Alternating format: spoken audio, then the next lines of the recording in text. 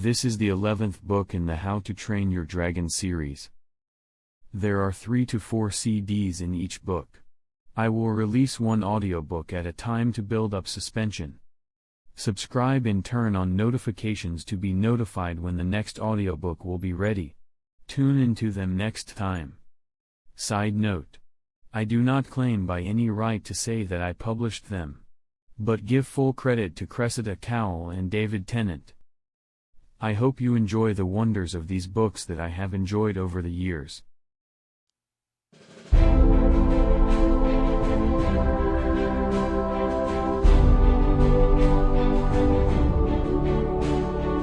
How to Betray a Dragon's Hero by CRESSIDA COWELL. Read by David Tennent.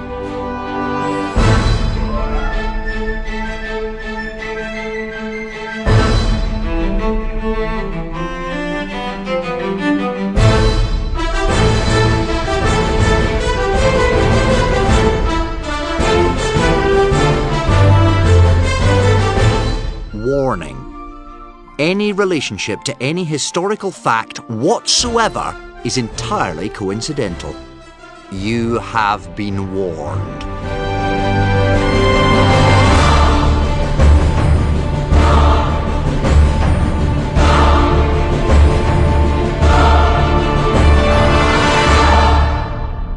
About Hiccup.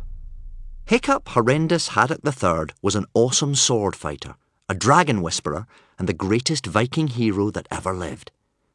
But Hiccup's memoirs look back to when he was a very ordinary boy, and finding it hard to be a hero. The Cursed Island of Tomorrow.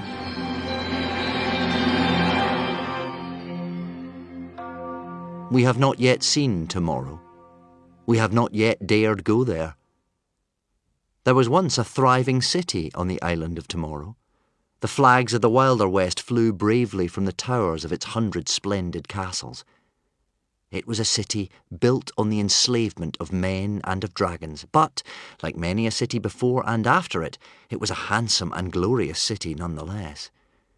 But a century ago, Grimbeard the Ghastly, the last king of the wilder west, did a truly dreadful thing. Grimbeard's son, Hiccup Horrendous Haddock II, with his dragon, the Dragon Furious, was leading a peaceful dragon petition to plead with his father to end the misery of slavery. Grimbeard mistook the petition for rebellion. He killed his very own son by his very own sword, the Stormblade, and the blood of his son was spilt on the seat of his very own throne. That was the beginning of the curse upon the throne and the island of Tomorrow. The city was destroyed by the dragon forces that had come at first in peaceful protest.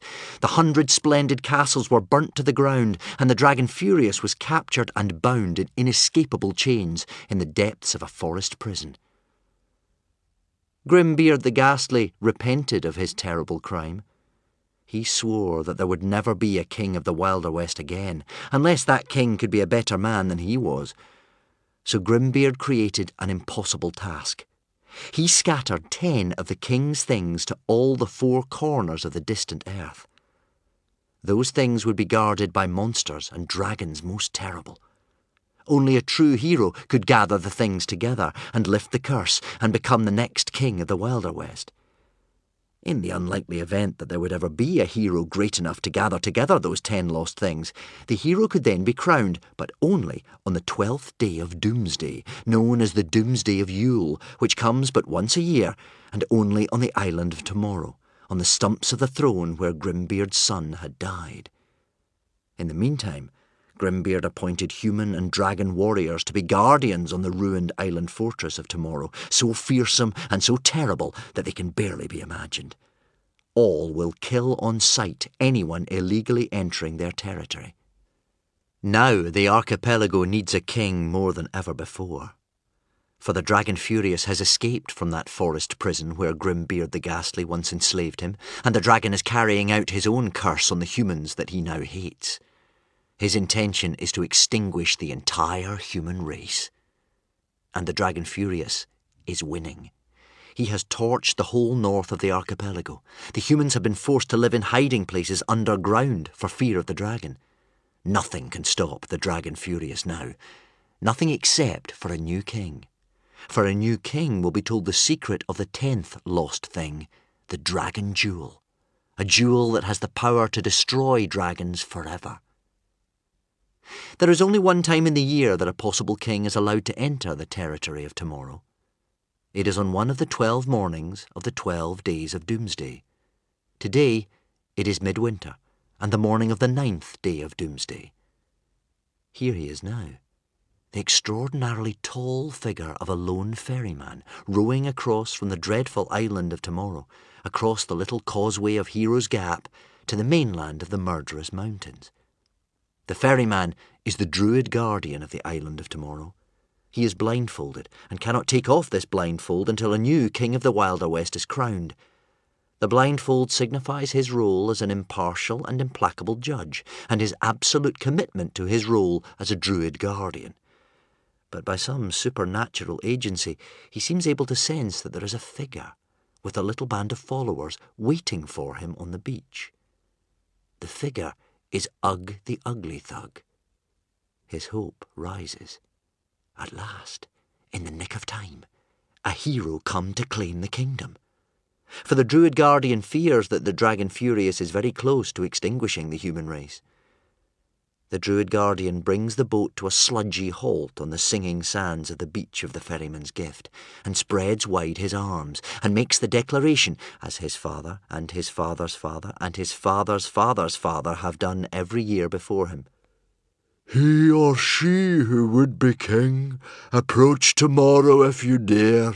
Only the one with the king's lost things can be crowned the king and live. And then he turns to Ugg the Ugly Thug and asks these solemn words, Are you he who would be king?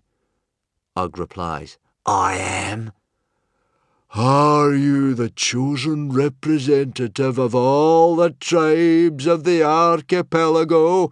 Asked the Druid Guardian. Ugg nods. Have you brought a gift for the ferryman? Asks the Druid Guardian. I have, replies Ugg the Ugly Thug. The Druid Guardian says solemnly, but with eager hope, Then show me the things. Ugg the Ugly Thug snaps his fingers to his followers, and one by one they bring forward the things. They are a fang-free dragon, Grimbeard's second-best sword, the Roman shield, an arrow from the land that does not exist, the heartstone, the ticking thing, the key, the throne, the crown, the dragon jewel. Ugg the Ugly Thug's followers lay them out on the beach before the Druid Guardian and retreat. The Druid Guardian steps forward to examine the things. A long, long time he spends, picking up each thing with his long, clever fingers, taking care to feel each individual object from all angles to check whether it is right. And then he steps backwards. A grim note enters his voice as he declares, These things are fakes.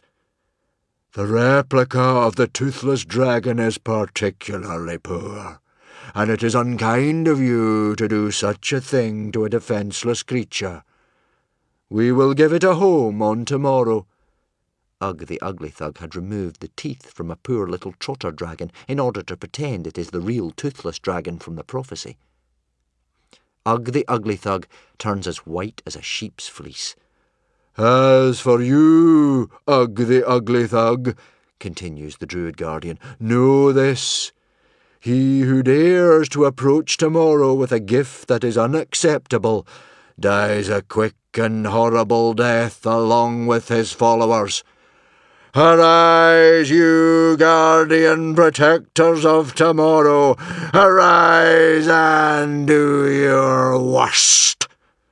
All around Ugg the Ugly Thug and his followers on the beach, the sand begins to bubble. And then the land gives birth to creatures of unimaginable horror, huge and terrible, screaming vengeance. There is no time for reaction, no time for defence. Ugg the Ugly Thug and his followers have no time to see even what they are, whether they are dragons or something worse. These creatures take hold of Ugg the Ugly Thug. They take hold of the followers, screaming and struggling. They shoot upwards and ever upwards, up into the sky, up and up and up, into the clouds beyond, into the choking freeze of ice and fire of the upper atmosphere. And those people are then no more. They will return to the earth only as ash and purple rain. Such is the vengeance of the Guardians of Tomorrow on those who try to approach their shore without the correct things. The Druid Guardian sighs. He gently caresses the head of the poor toothless trotter dragon, reassuring it softly that all will be well. He mutters to himself, 2 more days. Only 2 more days for a hero to arrive and save us all. Wearily, he clambers back into his little boat. He is not really expecting that right hero to come, you see. Why would he? This is a ritual that has taken place every year for 99 years, and only the unworthy have come. Wearily, the old man begins to row back to tomorrow. He will call for a hero to come and claim the crown for 2 more days. If a hero does not arrive on the 11th day, on Doomsday Eve, then it will be too late. Grimbeard's rules set down a century ago are inviolate. The borders of tomorrow will close again until the following year. And next year really will be too late. By then, the Dragon Furious will have grown too strong. This year is their only chance. A hero must come to claim the throne with all of the lost things by the 11th day of Doomsday, or all is lost. Prologue by Hiccup Horrendous Haddock III, the last of the great Viking heroes.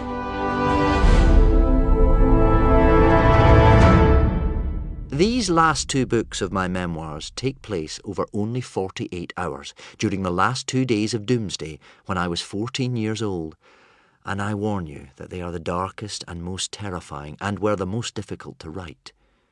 For this was the time in which I faced both Grimbeard the Ghastly's guardian protectors of tomorrow, and the true might and anger of the Dragon Furious. This was the time in which the dragons faced extinction.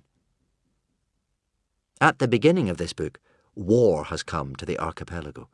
The dragons and the humans are trying to obliterate each other, and I am being hunted down by both the terrible dragons of the Dragon Rebellion and by the witch and Alvin the Treacherous.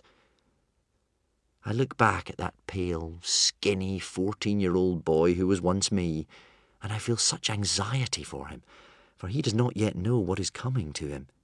He is living through this dreadful war, so he has seen death already, but he has not yet lost someone that he loves. He is beginning to understand what it means to bear the burden of the guilt and responsibility of being a leader, but he has not yet accepted that burden as his fate and his destiny. Will he be able to save the dragons in the end? I yearn to help him. I want to reach out across the chasm of space and stars and time and hold his hand to help him through it. But of course, he is living in the past, that distant country, and however hard I shout, he will not hear me. Now I am an old, old man looking back on my life. I can see the pattern and the reason for the darkness of that time. Great things are only made out of love and out of pain. A great sword must be made out of the very best steel, but what truly makes the sword great is what happens to the sword after it is made. We call this the testing of the sword. The sword is bashed and hammered and hollered into shape by the bright hammer. It is thrust into the fierce heat of the fire, where it softens, and then it is quickly quenched in water, where it hardens again. The higher the temperature, the fiercer the fire, the tougher and the greater the sword eventually becomes. The whole testing process can make a sword or break it. The same could be said for the making of a hero.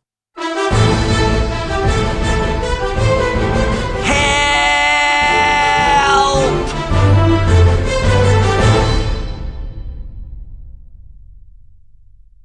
One. Your mother said, not to leave the hideout. It was a chill and foggy night in the murderous mountains. A good night for treachery. Humans should not have been out in the forests of the murderous mountains in those times of war. If the dragons of the Dragon Rebellion caught even one hint that there were humans moving in the burnt trees of those misty mountain passes, they would hunt them down and kill them. But somewhere, deep in that forest, far away from any aid, a terrified human voice was shrieking, "Help! Help! Help!" And a little party of brave but foolish humans and dragons had set out to offer their assistance. Hiccup Horrendous Haddock III was sitting on the back of a deadly shadow dragon, flying so low over the treetops that every now and then the slow downward beats of the dragon's wings brushed the scorched topmost twigs of the trees. Deadly shadow dragons are chameleons, and so this beautiful three-headed dragon was exactly the colour of the midnight sky, complete with stars slowly shifting across its shining sides. Hiccup's knees were trembling with the effort to keep a grip on the saddle. Hiccup was a very ordinary-looking boy, for one so sought after by so many people. A ragged little string bean of a teenager, his fire suit torn to ribbons, his face bruised and scratched, with the wild hair and scared eyes of one who had been hunted by too many for too long. War and exile had turned him into a scarecrow of a boy. His sword was drawn, his ears ringing from the piercing coldness of the biting wind, and he was peering over the deadly shadow's wing as it flew, his heart beating horribly quick at the blackened wasteland down below. He was trying to work out where that piteously shrieking voice was coming from. "Help! Help! Help!" screamed the voice, and now they could see the little flaring light of a campfire burning deep in the woods, flickering on and off like a firefly, or the flickering of your curiosity. No wonder Hiccup was nervous, for this was the scorched, fire-ravaged territory of the Dragon Furious and the Dragon Rebellion, and the Dragon Furious was hunting more than anything for Hiccup, and Hiccup alone. The Dragon Furious had made a solemn pledge to turn this world to ashes looking for him. He had sworn that no rock, no island, no cave nor cliff would be a safe hiding place for the boy. The results of the Dragon Furious's crazed lunatic hunt lay in the melted, mutilated landscape around them, the ragged corpses of the trees, the burnt remains of the smashed-up cliffs. "Oh, for Thor's sake," whispered Hiccup's best friend, Fishlegs, who was sitting behind him on the deadly shadow. Fishlegs was, if anything, even skinnier and more ragged than Hiccup. His smashed glasses were perched perilously on the end of his nose. "We could be torn to pieces by the Dragon Rebellion. Your mother said on no account to leave the hideout," protested Fishlegs. "We just need to stay in hiding for 2 more days, until Doomsday Eve, when we meet the rest of the dragon markers at the Singing Sands of the Ferryman's Gift. That's all we need to do. Your mother said she would take care of everything else." "But what if it were one of us all alone out there in that forest?" Hiccup argued. "You're right," said Fishlegs, getting a good trembling grip on his sword. "I know you're right. It's just that it's so scary." Hiccup and his 2 human friends were as white as grubs, having not seen daylight for a month. This was the first time they had been outside in all that time. Their dragons, Toothless, Windwalker, Stormfly, Woden's Fang, and the 3-headed Deadly Shadow, had taken it in turns to venture out and collect food and firewood. Now, the 10 companions of the Dragon Mark had crept out of the safety of their hideout at the sound of that distant, terrified human voice. As they swooped nearer to the little light, the desperate sound of the human voice came closer and closer, and it was impossible not to respond to the fear in that voice. What could be happening to that human to make them scream like that? "Help! Help! Help!" A human calling out to another human cannot be ignored. Hiccup swallowed, looking down at the trees below him. This was once a living, breathing forest. Now it was as still as death, scorched and burnt and wasted by the intensity of the Dragon Furious's anger. The 3rd human on the Deadly Shadow's back was a small, fierce little bog burglar called Kamikaze. Her hair looked like a family of overexcitable squirrels had been having an all-night party in the back of it. "Oh, come on, Fishlegs," whispered Kamikaze, whistling happily. "You know we have to do this. Besides, I feel like a bit of exercise. We've been cooped up in that hideout for way too long." Frankly, at this point, Kamikaze had grown so fed up that if Hiccup had suggested hang-gliding off the toe talons of the Dragon Furious, she'd have been up for it. "A bit of exercise?" blustered Fishlegs. "A bit of exercise? This is not some kind of Viking version of Girls Keep Fit." 3 little hunting dragons and 1 riding dragon were flying just above the deadly shadow. 2 of the hunting dragons belonged to Hiccup, a very old one, the Woden's Fang, with wings all tattered and torn, and a very young one, Toothless, the smallest, naughtiest hunting dragon in the archipelago. The 3rd hunting dragon was a golden chameleon mood dragon called Stormfly, and she belonged to Kamikaze. The riding dragon, the Windwalker, was a long-limbed, gentle, raggedy creature. He wagged his flag of a tail, hopefully waiting for everyone else to decide what to do. "Let's go home," pleaded Toothless in Dragonese, the language that dragons speak to one another. Only Hiccup could understand him, for Hiccup was a dragon whisperer. Toothless's huge green-gauge eyes were bulging wide in terror. He didn't really care about stranger humans who didn't belong to him. He just wanted to go home, but he didn't want to admit it in front of Stormfly. Toothless was rather in love with Stormfly, so tended to show off in her company. "It's too chilly to be outside," wept Toothless. Toothless had a stammer, but this was even more pronounced because he was shivering so hard. "Well, I told you to wear your coat, Toothless, didn't I?" Hiccup countered. "I told you and told you, but you said, oh no, you'd be too hot in your coat." "That coat is sissy," Toothless objected. "And actually, Toothless not cold after all. Toothless very warm, but maybe a little too warm. Toothless needs to go back to the hideout so he can cool down." The too warm Toothless was in fact so cold he had turned almost blue. "It's not because Toothless scared of the Dragon Rebellion dragons," huffed Toothless. No.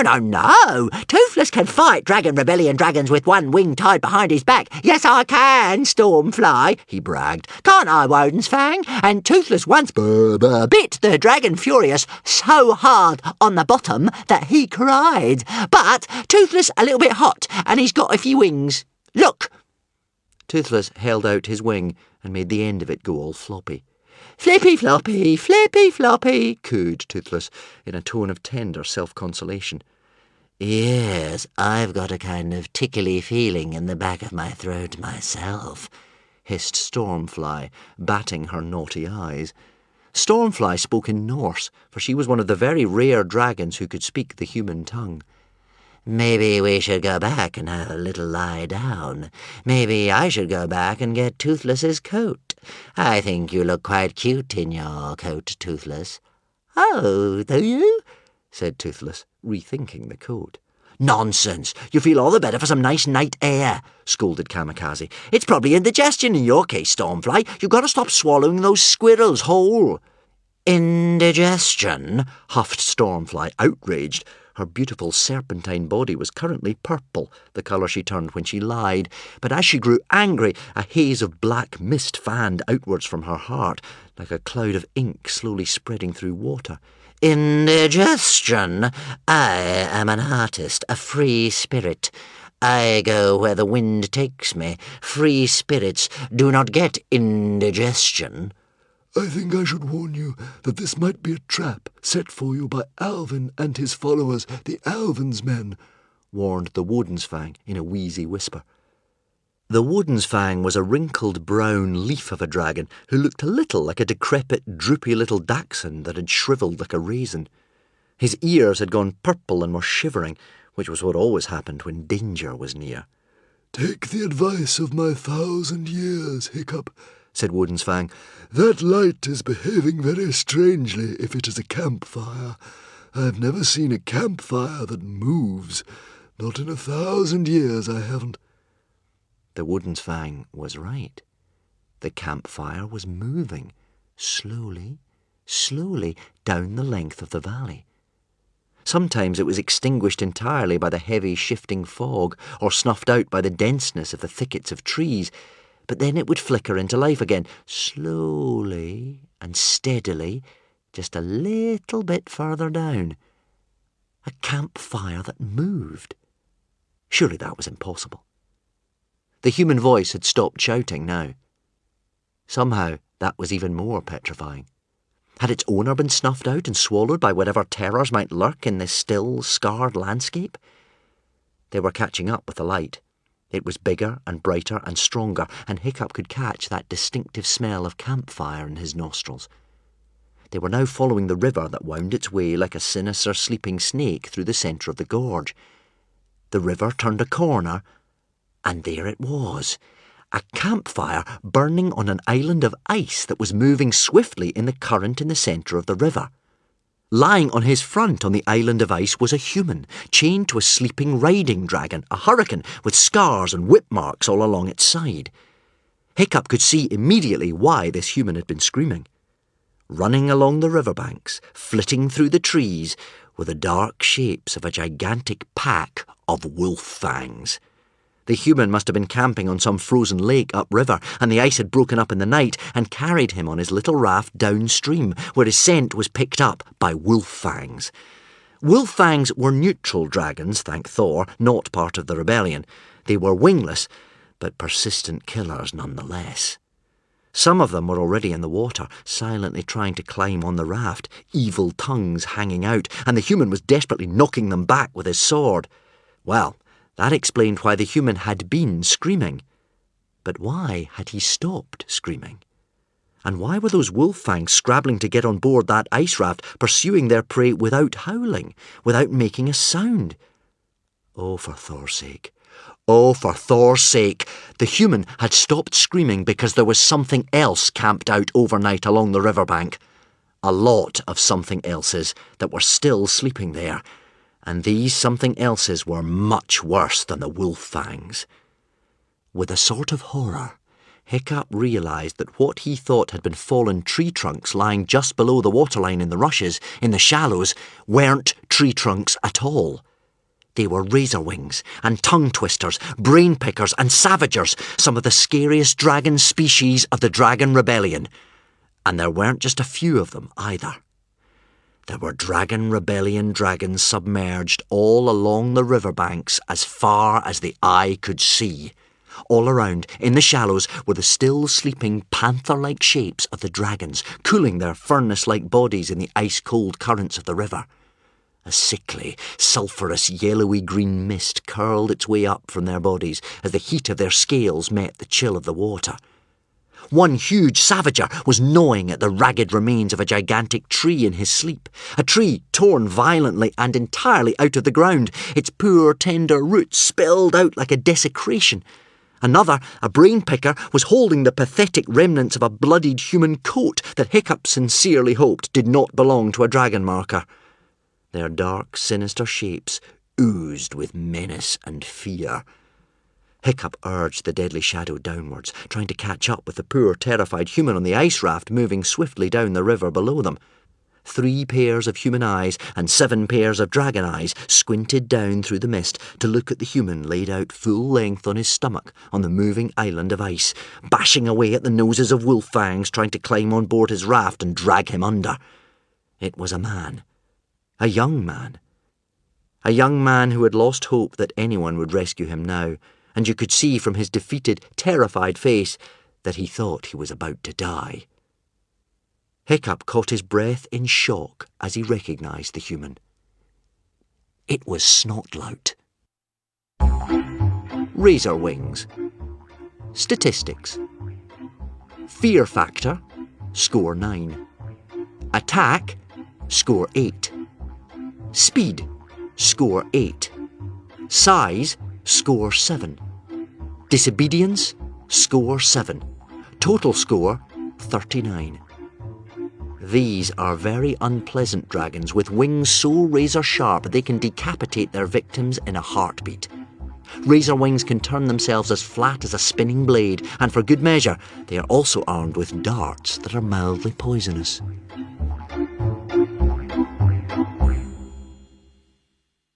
Two. We were just wondering whose side you are on. Hiccup was as shocked to see Snotlout there as if someone had hit him suddenly in the stomach. Snotlout was Hiccup's cousin, and he had been Hiccup's enemy ever since Hiccup had been born. When they last saw Snotlout on the battlefield back in the Amber Slave Lands, Snotlout was trying to decide whether to be on their side or the side of Alvin and the witch. So which side had he chosen? It appeared that Kamikaze and Fishlegs thought they knew the answer to the question already. "Let's get back to the hideout," whispered Kamikaze in disgust. Fishlegs sighed. "I'm afraid I agree." "Hang on a second," whispered Hiccup. "We can't just go home and leave Snotlout here." Fishlegs looked at Hiccup with the hollow eyes of someone who has been on the run from the Dragon Rebellion for too long. "Hiccup," said Fishlegs, "I don't think that Snotlout will have chosen to be on the Dragon Marker side. He is a lying, two-faced, treacherous villain who has betrayed you more times than I can remember, and he is almost certainly working for the Alvin's men." "People can change," said Hiccup. His eyes lit up with enthusiasm. "You have to believe in people, and then maybe they can change." Fishlegs kept count on his fingers. "Let's see. He tried to kill you back in that sword-fighting at sea lesson. He tried to kill you when we were on Hysteria that time. He threw that stone that revealed you had the slave mark back in the school of sword-fighting. He just keeps betraying you again and again." "This time it's going to be different," whispered Hiccup optimistically. "This time I'm sure he's changed. I'm convinced of it." "If you try and save Snotlout," warned the Woden's-Fang, looking very nervous, "you will put us all in peril. By being kind to Snotlout, you may be endangering the lives of those who are loyal to you, who have never betrayed you. Sometimes kindness can be cruelty. These are the kind of difficult decisions that a leader has to make." "Oh, thank you, Woden's-Fang. Very helpful. I may have mentioned this before, but most of us are lucky not to be kings and heroes because we do not have to make the choices that kings and heroes have to make." The ice raft creaked as one of the wolf-fangs tipped it. Was it Hiccup's imagination, or did the dragons submerged along the edges of the riverbanks move too at the sound of that groaning ice? At that moment, Hiccup noticed a very small, very ugly, miniature scent dragon sleeping innocently beside Snotlout and the hurricane on the ice. It looked like a happy little pig. It was called a hogfly. Hogflies. Statistics. Fear factor, score 0. Attack, score 1. Speed, score 2. Size, score 2. Disobedience, score 1. Total score, 6. Hogflies are very gentle and eager to please. However, they are one of the stupidest dragon species in the entire dragon world. They do, however, have an extraordinary sense of smell, so they can make very good tracker or scent dragons, if you can overcome their profound stupidity.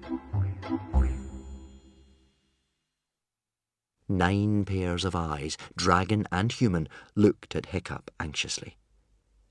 Hiccup loved his friends. It was his responsibility to keep them safe. But he couldn't leave a fellow human being, even if he was on the other side, let alone a poor, scarred riding dragon and a sweet, stupid little hogfly, to a horrible fate at the talons of the dragons of the Dragon Rebellion. "Let's save him," whispered Hiccup. "Let's save him." "Oh, brother," moaned Fishlegs. "I know you're right, but oh, brother." "We'll have to try and rescue him from above," said Hiccup. "I'll get the deadly shadow flying directly above the ice raft, and then Kamikaze can let down a rope for Snotlout to climb up." "Let me just say that I completely disagree with this decision," whispered Kamikaze fiercely. "This is madness! This is crazy! You've lost the plot now, Hiccup, you hooligan half-wit." In one of her instant bewildering turns of mood, she drew her sword. "I'd better go down there," she resolved. Before anyone could stop her, Kamikaze tied a rope to the Deadly Shadow's saddle and lowered herself until she was hovering above the ice island like a little black spider. "Was that part of the plan?" Fishlegs asked. "Suffering scallops, no! Kamikaze!" Hiccup hissed. "Get back up here!" But bog burglars can be surprisingly deaf when they want to be. "Ask him whose side he's on," Fishlegs whispered down helpfully from above. Kamikaze dangled from the rope below the Deadly Shadow Dragon just above Snotlout's head. Holding onto the rope with one hand and stringing her bow with the other, she shot a wolf fang one-handed, one of Kamikaze's more show-offy moves. "Hello there," she said cheerily to Snotlout. "Hiccup thinks we should help you, but what Fishlegs wants to know is, whose side are you on? Because if you're on the side of the Alvin's men, I just want to leave you to it." Snotlout was busy fighting off the wolf fangs, but he whipped round his head in amazement as he heard this voice coming out of nowhere and let out a small, surprised noise of astonishment. Kamikaze gave Snotlout a little soothing wave and her biggest, brightest smile. Snotlout goggled at her, for she appeared to be dangling in mid-air, and for a second he thought he was seeing things. But then, pointing a shaking finger at the terrifying sight of the dragon sleeping in the riverbanks, he mouthed with dazed relief, "Help me, but be quiet." Kamikaze ignored this, talking in her perfectly normal voice. "Yes, that's interesting. You should ask that, because we were just wondering whether to help you or not," explained Kamikaze, swaying chattily above him. "For Thor's sake, you little bog burglar madwoman! Those are Dragon Rebellion dragons. Have you seen what those dragons have done to this forest? And if they wake up, they could call the dragon furious." Kamikaze dropped down from the rope and landed like a little cat on the ice raft beside Snotlout. "You haven't answered the question," said Kamikaze. "Whose side are you on?" Snotlout made a frustrated, inarticulate gurgling noise as he bashed away at the paw of a grinning wolf fang who had nearly made it onto the raft. "Okay," he rasped. "I'm on your side, most definitely on your side, indisputably on your side. I came up here to find you so I could take you to the witch's camp so that you can find the rest of the lost things." "He says he's on our side," Kamikaze shouted up, "but I wouldn't trust him further than I could throw him." "I told you," whispered Hiccup from above, "but keep it down a bit, Kamikaze." "Are you quite sure that we should save him?" said Kamikaze wistfully. "He really is not very nice." "Can you speak quietly, you horrible little bog burglar?" hissed Snotlout.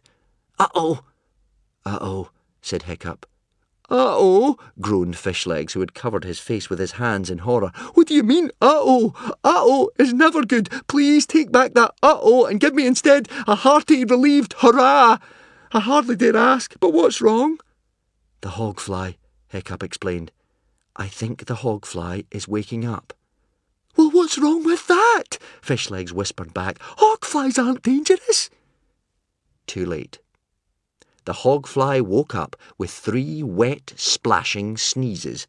It bounced up from the stomach of the sleeping hurricane and shot out its wings so it hung in the air, buzzing like a fat pink bumblebee, its curly pink tail wagging vigorously as it looked to the left and right. "Woof, woof, woof!" barked the happy hogfly. The hogfly was so stupid it thought it was a dog.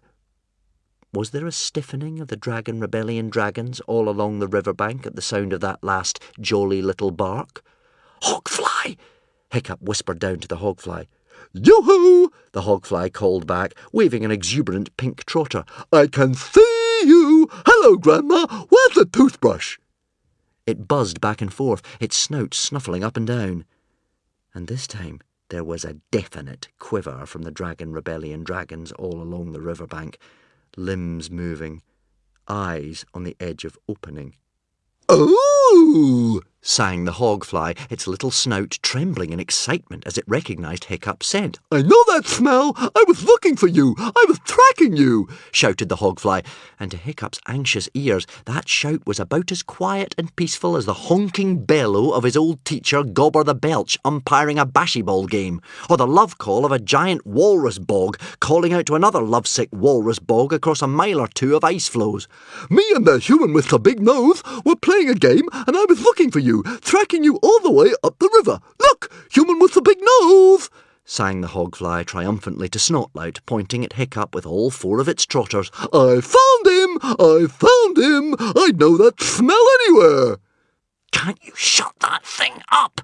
hissed Snotlout, bug-eyed with terror. "Hogfly!" Hiccup whispered down from the deadly shadow's back. "Well done, clever you, but we're playing a different game now, a very different game. The new game is the being as quiet as possible game. It's a really fun one. Will you play with us?" "Oh, I'll play," squeaked the hogfly. "Let me play. Look at me playing." Quiet as possible, reminded Hiccup, putting a finger up to his mouth. Shh!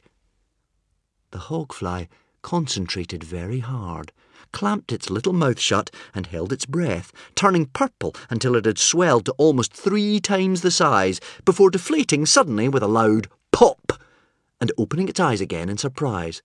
"Pardon me, is it your birthday? I won!" squealed the hogfly. Yes, whispered Hiccup, looking nervously at the edge of the river. But remember, quiet as possible. "Quiet as possible," repeated the hogfly good-naturedly. "Tee-hee-hee, this is a very funny game." It concentrated very hard again, holding its breath and hovering in the air, and swelling 2, 3 times. Hiccup bent down from the back of the deadly shadow and tried to catch it, for it was floating within arm's reach, but just as he made a grab for it, pop! The hogfly deflated again, zooming out of the reach of Hiccup's outstretched arm and tumbling around in circles in the air, shrieking with giggles. "Pardon me, how's your father? I won! The revolting Dragon Rebellion dragons were moving restlessly in their sleep. The hogfly fluttered innocently up to one grisly little group, a tongue twister with its giant hairy tongue hanging out, a brain picker with its pick fixed into the head of a poor dead badger, and a razor wing sleeping low and evil in the shallows like a lurking velociraptor, its body submerged but its razor-sharp wings skimming the shallows. Happy and giggly and bustly, the hogfly ignored Hiccup's strangled cries of, "Hogfly! Come back here, hogfly!" "Oh!" it squeaked in delighted confusion. "You all look so lovely! How am I to choose which one of you to be my friend?" It perched on the sinister swoop of the razor wing's nose. "Where's my biscuit? Are you married? Be my Valentine." "I can't bear to watch," groaned Fishlegs. It was like seeing an enthusiastic bunny rabbit trying to make friends with a heavily armed bunny-eating cobra. The razor wing did not open its eyes, but slowly,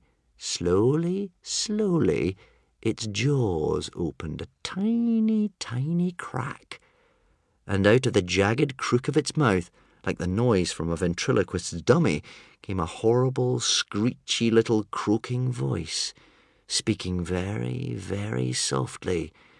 "Make red your claws with human blood. Obliterate the human filth." "Oh, that's a nice song," said the hogfly, ever polite, but suddenly a little nervous and confused, for the Song of the Red Rage is not a nice song at all. "Torch the humans like a wood." And all around the riverbanks, the other Dragon Rebellion dragons did not open their eyes, but their mouths, and in similar croaky voices they joined in this disgusting robotic chant. Oh, brother, whispered Fishlegs. "Here we go, this is going to be bad." The dragons began the chant again, louder this time, and snap! The eyelid of the razor wing snapped open, and the eyeball of the razor wing fixed on the hogfly with a thoughtful gaze just about as kindly and as reasonable as the stare of a great white shark. The tongue-twister dragon opened its eyes simultaneously and stretched out its long, repulsively thick and hairy tongue towards the hogfly's frantically blurring wings, hoping to twist one of them off. I'm sorry, but it's true. Slowly, the cavernous jaws of the razor wing opened to their widest extent, to reveal 2 little poisoned darts lurking like little evil gnats in the fire holes at the back of its throat. This time, when the chant got to the part about torching the humans like a wood, the poor, stupid little hogfly finally realised what was happening. These dragons were not friendly or nice dragons at all. In fact, they were quite the opposite.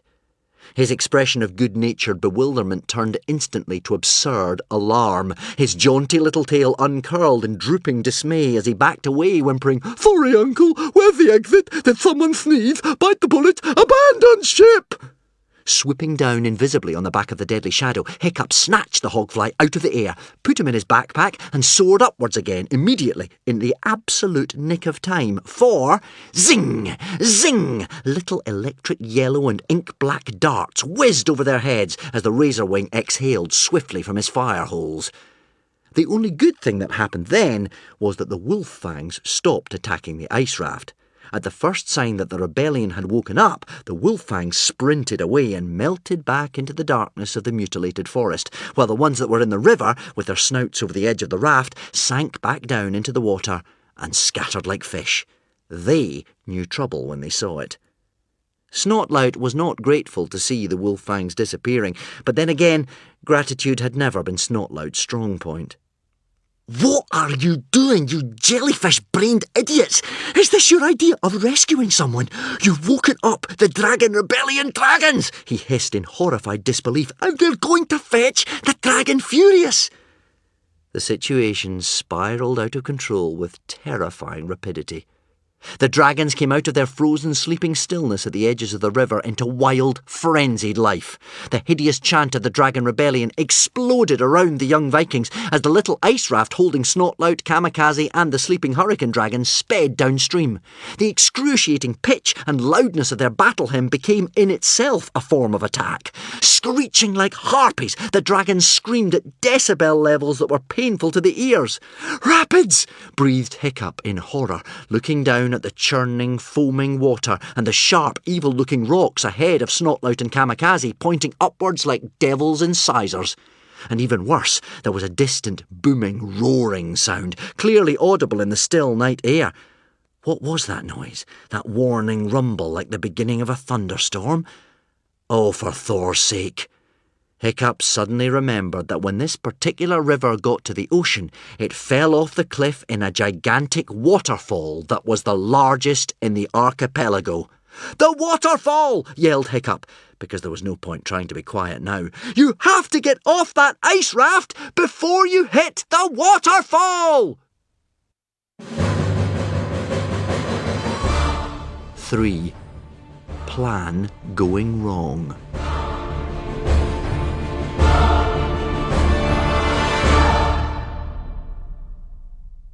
The dragons of the Dragon Rebellion attacked with full, mind-numbing force, their chant at an unbearable pitch, diving, swooping, shrieking, shooting poison darts and terrible fire and shocking bolts of exploding lightning. Kamikaze and Snotlout fired arrows at the swooping horrors as they clung desperately to the tilting island of ice, bucking and speeding madly down the river like an out-of-control sleigh ride. Inexplicably, Hurricane, the riding dragon, was still fast asleep. The roar of the waterfall downstream got louder and louder, growing into a great watery din of noise, and even in the night air they could see a billowing mist of spray swelling up above the forest ahead like clouds from a smoking volcano. The waterfall was very close now. One more bend and they would be rocketing over the edge. Hiccup and Fishlegs caused chaos and confusion by shooting at the attacking dragons from the back of the all but invisible Deadly Shadow, but the dragons were attacking in such nightmare numbers that it would be mere minutes before they overwhelmed the raft. Meow! Another razorwing leapt from the rocky riverbank and landed with an evil vulture grin and a scrape of razored wings on the other end of the ice island, tipping it downward so violently that it was practically submerged. "The plan's going really wrong," whispered Kamikaze as the razorwing prepared to leap and slice and bam! The bucking, jostling island of ice slammed into a rock and shattered into pieces, catapulting Kamikaze, Snotlout, the razorwing and the hurricane into the numbing cold of the river. The freezing shock of the water woke the hurricane at last. With a screech of alarm, the poor creature started swimming, trying to disentangle its wet wings in the chaos of the raging rapids. Snotlout was still attached to Hurricane by a long chain, and so he was dragged behind the panicking riding dragon, buffeted over and half drowned by the water. Like an untidy scarecrow, Fishlegs valiantly jumped from the Deadly Shadow onto Windwalker's back so that he could help try and catch Kamikaze. Hiccup urged the Deadly Shadow on, and Fishlegs flew Windwalker down through the hail of razorwing darts towards the blonde head of Kamikaze bobbing in the river. "Down, Shadow, down!" Hiccup shouted. The triple-headed Deadly Shadow swooped and missed as a manic surge of water swept Kamikaze out of the dragon's reaching talons.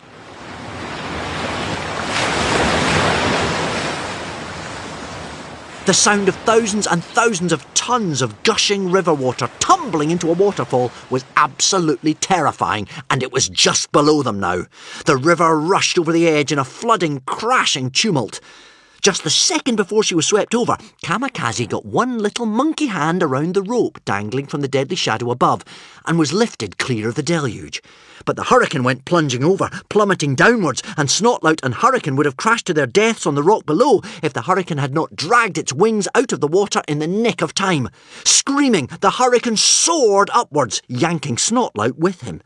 Fishlegs steered Windwalker beneath the dangling Kamikaze, and she dropped onto Windwalker's back in mid-air. He then flew Windwalker alongside the hurricane, and Kamikaze jumped across onto the hurricane's back so that she could heave the dangling Snotlout up on the chains and into the saddle. The three dragons now wheeled about, and the deadly shadow shot back upriver towards the hideout in the mountains, closely followed by Windwalker and the terrified, snorting hurricane and a pack of howling, murderous Dragon Rebellion dragons driven mad by the arrow attack and sensing a meal on the horizon. They didn't have long to get back to safety. And now Hiccup heard a sound that really chilled his blood.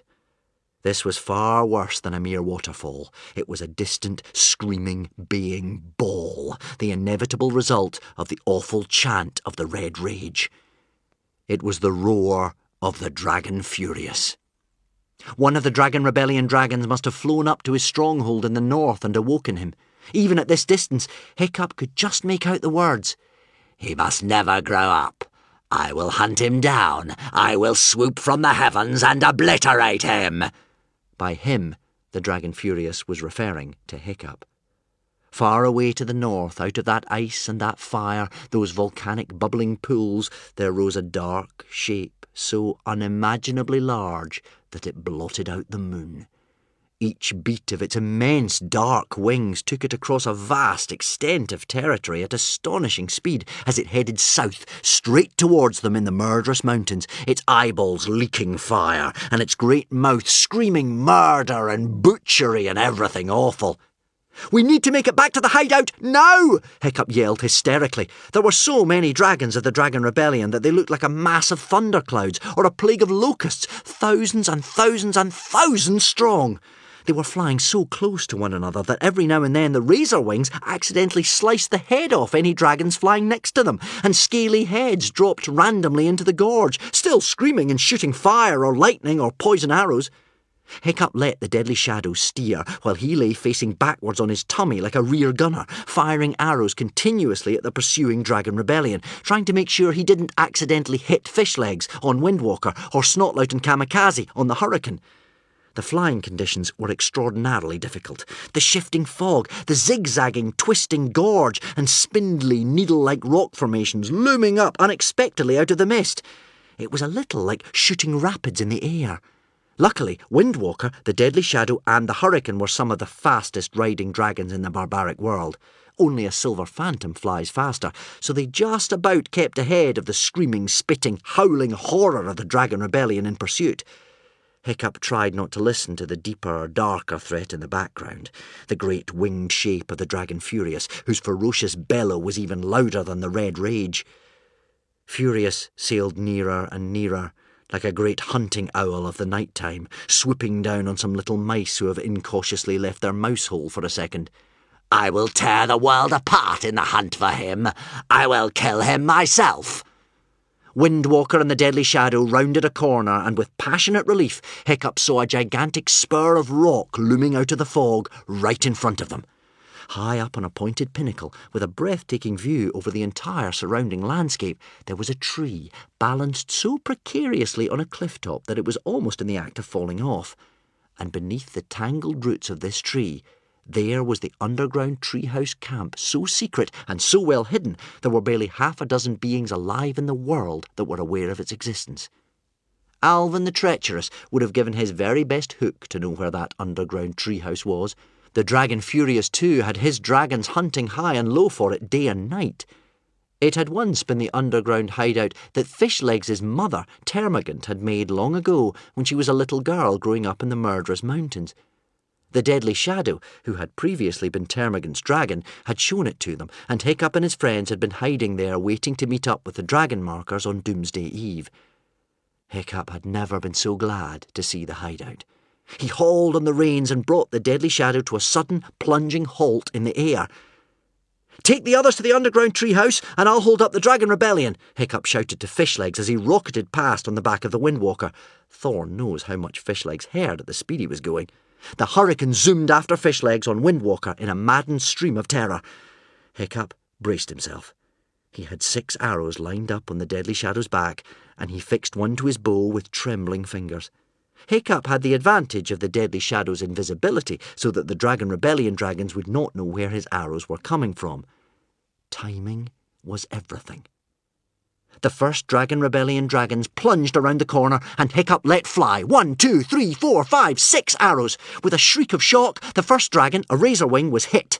It went spiralling into the pack behind and then plummeted down into the gorge. There was a brief, squalling moment of confusion, but it was enough. By the time the pack had righted themselves and recovered their concentration, their prey had disappeared. Windwalker, the Hurricane and their riders had vanished down the entrance to the underground treehouse, and the Dragon Rebellion, drooling and enraged, could not see Hiccup hovering only 20 feet away from them on the back of the Deadly Shadow, which had reared up to conceal its rider. The Razorwings swam in the air, barking at each other, and eventually set off further down the gorge where they supposed the prey must have gone. Hiccup breathed again. And then it happened. 4. 2 red eyes suspended in the air. There were 2 red eyes suspended in the air right in front of where the Deadly Shadow was hovering. Red eyes narrowed to slits with the pupils slightly shivering. Hiccup blinked, his brain unable to comprehend the sight of 2 red eyes floating before him. In the heat of the Dragon Rebellion chase, he had forgotten that the humans, Alvin the Treacherous and his mother Excellinor the Witch, were also looking for Hiccup, and the Witch was using vampire spy dragons to hunt and spy for her. Hiccup had never seen a vampire spy dragon before, but he knew they were chameleons that could turn every part of themselves invisible, apart from their glowing red eyes. Slowly, the rest of the vampire spy dragon materialised around those 2 red eyes hovering in front of Hiccup. It was a ghastly, shrieking creature, with the head of a vampire bat and the body of an enormous monkey. For 1 second, Hiccup saw this vision, and then there was a searing pain in his left arm. He looked down in confusion, as if it were happening to someone else, to see the head of the vampire spy dragon attached to his arm. The creature did not have time to latch on properly with its clamping jaws before the Deadly Shadow turned its head and tore the vampire spy dragon off Hiccup, throwing the bloodsucker into the air like a dog tearing a rat off its back. 1 second the screaming monster was visible, the next it faded into invisibility again, red eyes descending into the gorge. Before Hiccup could move or think, the flames of the Dragon Furious reached the forest. "I will hunt him down!" A great horizontal wall of fire blasted across the night sky with such white-hot heat that it sheared off the top of the mountain behind the underground treehouse. The entire summit, tons and tons of rock and boulders plummeted into the gorge below. The 3 mouths of the Deadly Shadow screamed simultaneously as the fire poured on and on over their heads, and in a few swift flaps it shot through the ivy-draped entrance to the underground treehouse. Just in time. "He's been hit! He's been hit!" Hiccup heard a shaking Fishleg say as he helped Hiccup down from the Deadly Shadow's back, and because Hiccup was nearly fainting, it sounded like Fishlegs was talking from a long distance away. Outside, the Dragon Furious, full of vengeful hope, finally reached the place where the boy had last been seen. But his prey had disappeared, and Furious had been robbed of his victory once again. The Dragon Furious exploded in an Armageddon of anger, and as the Dragon Rebellion's fires of rage torched the battered remains of the landscape below, a trembling Toothless, Stormfly and Hogfly flattened themselves against the walls of the hideout around the entrance. Woden's popped his little ancient head above the hole to peer out, and he swiftly ducked down again. "He won't find us in here," wheezed the Woden's trying to reassure himself as much as anyone else. "He won't find us. He's hunted us before, and he won't find us now." But it was difficult to stay calm as the Red Rage Rebellion struck, relentless, terrible, and unremitting. They could hear the burning and the crackling and the shrieking as the forest went up in flames again, and the wood shriveled up like paper, and the little forest creatures screamed as they fled the inferno. "Kamikaze," panted Hiccup. "Where is Kamikaze? Hang on, Hiccup, you're wounded." Fishlegs was winding something around Hiccup's arm. "Hang on!" But Hiccup ignored him and staggered into the underground treehouse's second room. Kamikaze was not there. Hiccup limped back through the rooms again and tried to climb the ladder up to the hole of the entrance, only to be blown back, almost like he had been punched in the face by a fist of heat. The wall of flame was so burning hot that it seared the skin, even a few feet into the room. The Woodensfang shook his head gently. "You can't go out there, Hiccup. Not at the moment." "But we have to go after her," panted Hiccup. "Not now, Hiccup." "Where has she gone?" asked Fishlegs with round, solemn, horrified eyes. "She was taken," said a voice from behind them. There on the floor, still attached to the hurricane by a long chain, lay Snotlout, his face hidden in shadow. He repeated the same words in the same dead, flat voice. "She was taken." "What do you mean, taken?" asked Fishlegs. Hiccup already knew what Snotlout was going to say. A horrible lightning image of the vampire spy dragon with the red eyes flashed into Hiccup's mind. It seemed to be laughing at him. If there was one vampire spy dragon in that gorge, maybe there were more. "She was taken alive," said Snotlout, "by one of the witches' spy dragons." Vampire spy dragons. Statistics. Fear factor, score 8. Attack, score 9. Speed, score 7. Size, score 5. Disobedience, score 7. Total score 36. Vampire spy dragons are chameleons that can turn invisible apart from their red eyes. They have bodies of monkeys and heads of gigantic vampire bats. There is nothing more terrifying than being surrounded by floating red eyes in the darkness of a forest, often the last thing their victims see before they die. 5. The bite of a vampire spy dragon. "I saw it," said Snotlout quietly. "She showed me in here. But just before she climbed in after me, a vampire spy dragon swooped down out of nothing and nowhere, and it took her." "Windwalker, is this true?" Hiccup turned to the Windwalker, who was lying on the floor, his long, shaggy body riddled with razor-wing stings. Hiccup had some vague, desperate hope that Windwalker might deny it, but Windwalker gave a miserable nod and continued that low, keening whining. "No," whispered Hiccup. "Oh, no." He put his arms around his thin, white, trembling body, trying to comfort himself. His arm sang with pain. All my fault. Kamikaze had trusted Hiccup's instinct over her own. She hadn't agreed with his decision, but trustingly, loyally, she had followed Hiccup into battle, and now she had been lost. What had the Woodensfang said? "If you try and save Snotlout," he had warned, "you will put us all in peril. By being kind to Snotlout, you may be endangering the lives of those who are loyal to you, who have never betrayed you. Sometimes kindness can be cruelty. These are the kind of difficult decisions that a leader has to take." "Well, what do you expect?" said the cold, hard voice of Snotlout contemptuously. "You made a complete bird's nest of the entire operation. You woke up the dragons of the Dragon Rebellion. The noise probably told the witches' vampire spy dragons that we were there. What did you think was going to happen?" Fishlegs was trembling with heaving anger, and he turned on Snotlout. "We were only out there in the first place to save your poxy little life. Why didn't you at least try and go after her, Snotlout? She risked her life for you, and you couldn't even be bothered to follow her." "Of course I was dying to go after the dear little bog burglar brat," drawled Snotlout, and I'd have jumped on my trusty steed like a shot. You know what a gentleman I am, Fishlegs, but my own riding dragon has most unfortunately been hit by razor-wing stings and can hardly move his wings. How do we know that you didn't hand over Kamikaze to the witch? Maybe this has all been a trick to betray us to the Alvin's men. Fishlegs' hot, angry words said aloud what Hiccup was thinking.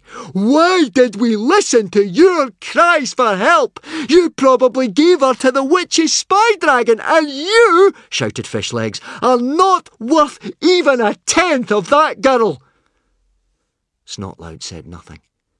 His face was in darkness, but perhaps there was a quivering in his fingers when Fishlegs said he was not worth a tenth of Kamikaze. But then again, perhaps not. "That little bog burglar," he drawled. "Come on, she's only a bog burglar after all." It was as if Snotlout was deliberately trying to provoke them. That was when Fishlegs really lost his temper. Snotlout had bullied Fishlegs all his life. Anybody who has been bullied knows what that is like. Fishlegs had spent all of his first 10 years in pure fear, too terrified to go out the door of his lonely little hut in case he got caught by Snotlout and his bullying sidekick, Dog's Breath the Direbrain, who would hit him and kick him and take no notice if he pleaded or cried. And now they had saved Snotlout's life, and Snotlout had repaid them by betraying Kamikaze, who was one of the only 2 human friends Fishlegs had ever had. 15 years of being bullied, of hatred, of anger, welled up in Fishlegs.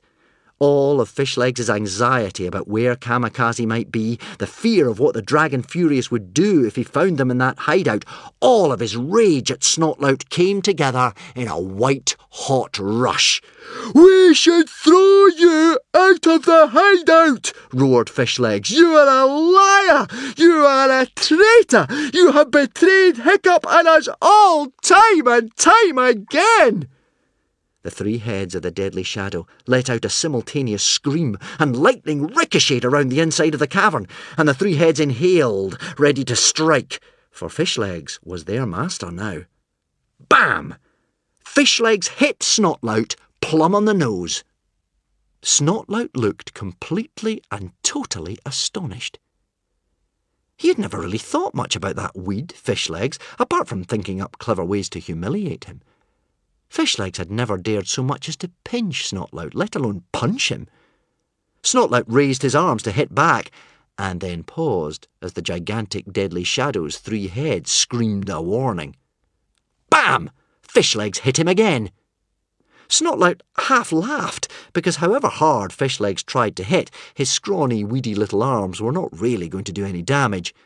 That enormous 3-headed monster of his, though, well, that could do Snotlout some real damage. Snotlout eyed it fearfully. "How does it feel," said Fishlegs through gritted, furious teeth, "to know you are completely at someone else's mercy?"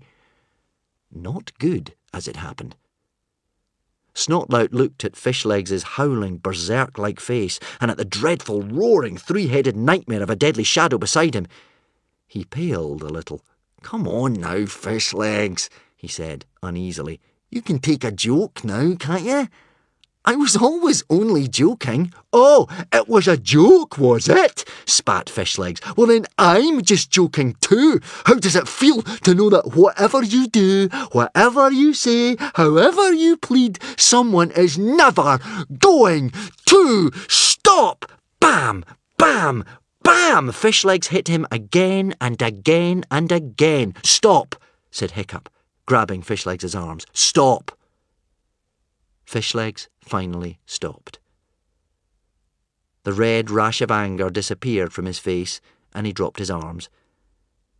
There is something truly dreadful about this war, thought Hiccup in weary horror. It had made even gentle, unwarlike Fishlegs, who wanted to be a bard, actually strike Snotlout in anger. "Snotlout would kill us, wouldn't he? He has tried to kill you on many occasions," said Fishlegs flatly. "You can't be weak, Hiccup. You can't give him so many second chances." "That is the way that Alvin and the witch talk," said Hiccup. flushed because he felt so guilty about Kamikaze, and yet with a horrible suspicion that Fishlegs might be right. You have to give people a chance. He was still holding on to Fishlegs' arms. You have to keep on giving people a chance. Fishlegs looked at Hiccup, startled. And then Fishlegs sighed and pushed his curly hair out of his eyes. The last peppery speck of berserk anger faded from his cheeks, and he scratched a little eczema patch inside his left elbow and whispered despairingly, "You're right. It's this war. It does things to you after a while." Snotlout was absolutely white, stiff with anger and humiliation because he had been hit by that weed Fishlegs, and the three-headed deadly shadow dragon had actually scared him, and everyone in that cave had seen that he was scared. "Talk about giving a Viking a bad name," he jeered bitterly. "Talk about giving people a chance. I know we've been enemies in the past, but I too have risked my life to come up here to warn you. Even to help you." He shrugged his shoulders. "But if you don't want to believe me, then don't. See if I care." "Let's calm down," said Hiccup quietly. "We're not going anywhere at the moment. We can't find Kamikaze until the Dragon Furious goes away. If the Dragon Furious ever does go away, for it is sounding like he will not rest this time until he has fried us in our beds. And a lot of us are wounded," said Hiccup. "Let's see to that, and then Snotlout can tell us his side of the story." Most of the injuries were razor-wing poison darts, which had to be removed, leaving a numbing pain that hurt more than the sting of a bee or a hornet. But more seriously, a great purple-black bruise, like a spreading flower, was making its way up Hiccup's left arm where the vampire spy dragon had bitten him. And when Hiccup took away the rags that Fishlegs had wrapped around the wound a couple of minutes ago so that he could put some herbs on the injury to heal it, he started in horror. The bite was not deep, but a single tooth from the vampire spy dragon was embedded inside his arm. Hiccup was a dragon watcher, so he knew a great deal about the various dragon species and the way they hunt. Vampire spy dragons catch their prey a little like Komodo dragons. They bite their victim, leaving one of their teeth in the wound, and let go. The poison in the bite then slowly paralyzes the prey, and the vampire spy dragon locates its dying and helpless victim by the tracking device of its own tooth. "Don't try and get the tooth out," warned the Wodensfang. "Your body will work to reject it, and in time it will fall out naturally. The tooth has serrated edges, so if you try and dig it out in the meantime, you will just do yourself more damage. There will be a lot of numbness, paralysis even, for a bit, but it is not a deep bite, so you will not die. The same applies to the razor-wing stings. The stings are painful but not fatal." "But in the meantime, that vampire spy dragon will be tracking me," thought Hiccup. Toothless had no real idea what was going on, but he understood that his master was upset, and lovingly he went and sat on Hiccup's head. "Don't be sad, master. Toothless is here," Toothless reminded him, sliding down to Hiccup's shoulders, and he put his wings around Hiccup's neck with a tenderness that nearly strangled him. Toothless searched for something that might cheer Hiccup up. "I'll wear my coat if you like," said Toothless. "Look, Toothless will wear his coat. That will make you feel better." He fetched his coat, which was half charred because Toothless had hidden it helpfully in the fire. "Does that make you feel better, master? Toothless is cute, and he won't catch cold now. Tissue!" Toothless sneezed a large amount of dragon snot right in Hiccup's face. "Oops, sorry." "Thank you, Toothless," lied Hiccup automatically, wiping his face and putting a hand out to the little dragon. "That makes me feel much better." The hogfly nestled under one of Hiccup's arms and squeaked sympathetically. "Tickle my birthdays, it's bath time, hold the peanut." It didn't make much sense, but Hiccup was touched that both dragons, in their different ways, were trying to comfort him. Snotlout watched them all moving about, quiet and sad, wounded and frightened, as the rage of the dragon rebellion roared on outside. At least they had each other. He was out of place and out of time, shut out from their companionship, an interloper, watching them from the shadows. Snotlout had a deep cut on his right arm, and one or two on his face, both near misses with a razor wing's wings, but nobody was going to help him clean or dress his wounds. The hatred in the room towards Snotlout was so thick and heavy that you could reach out and touch it. Both dragons and humans avoided looking at him, as if he had a nasty smell. Snotlout had to tear bits of his own shirt and wind them round his gashes, and his pride made him pretend they didn't hurt too much. "It is only that wimp Hiccup who is giving me a chance," thought Snotlout resentfully. "Does anybody feel like helping me finally unpick the lock of my chain?" he drawled. "And then I can tell you my side of the story, and you may just find that I was on your side all along." "If you are on our side, where is your dragon mark?" demanded Fishlegs, still very hostile. "Show it to us, you traitor!" Snotlout coolly took off his helmet to show a forehead entirely free of any tattoos whatsoever. "I have no slave mark," said Snotlout, "but I am still on your side." "Huh!" snorted Fishlegs, and the dragons joined in the disbelief with smoky sniggers of derision. "Give him a chance to explain," shouted Hiccup. "Thank you," said Snotlout, bowing to Hiccup ironically.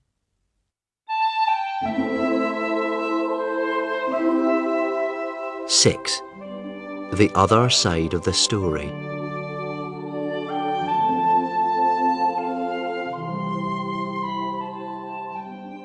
"The doomsday of Yule is in 3 days' time," said Snotlout, "and you are running out of time.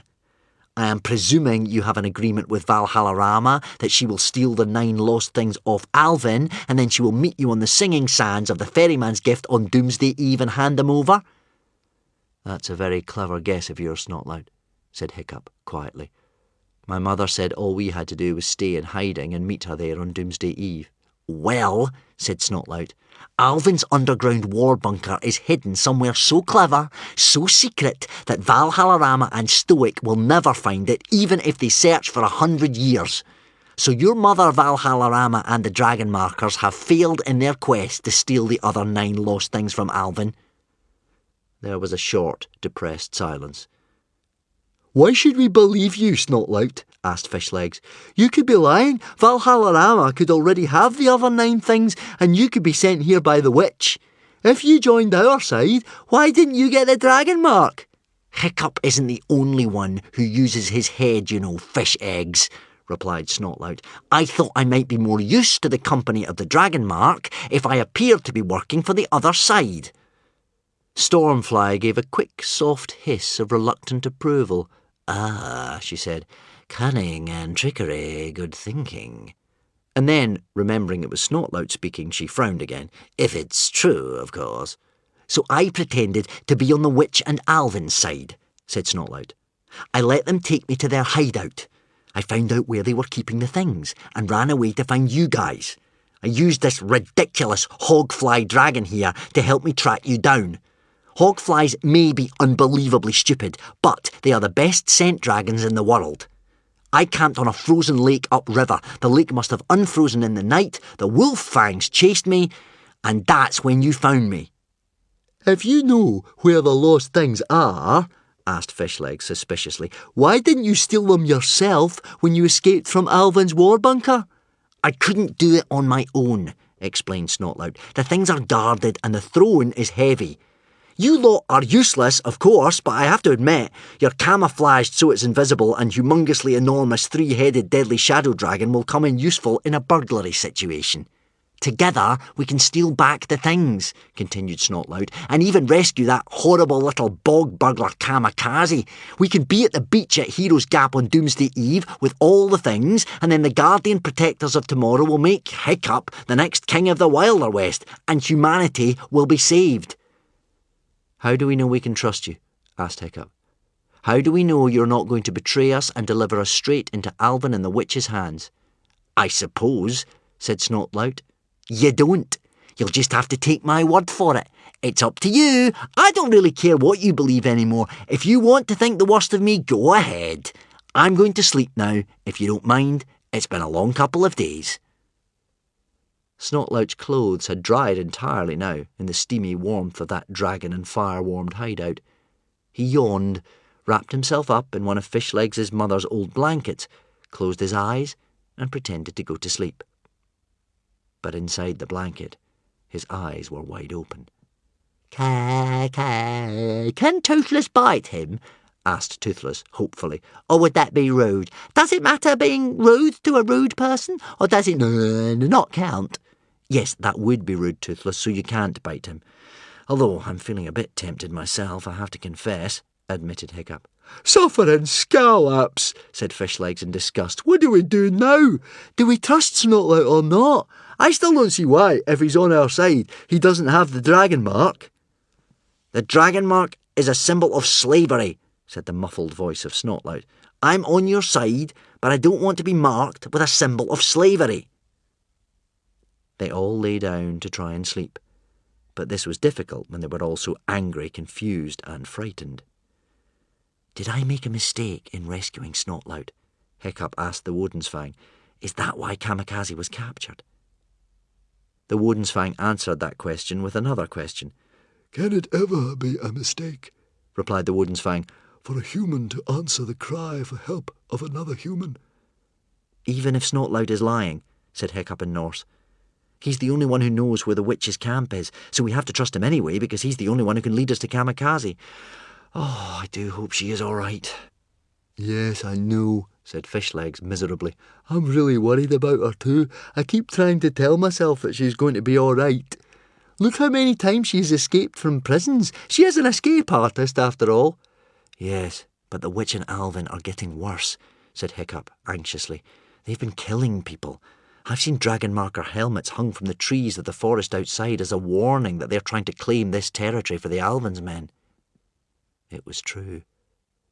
Out in the forest, there were long stakes driven into the ground, and hanging on the end of each stake were either the heads of dragon rebels or dragon marker helmets that had been taken as trophies and put there to warn other dragon markers that this land was claimed by Alvin's men.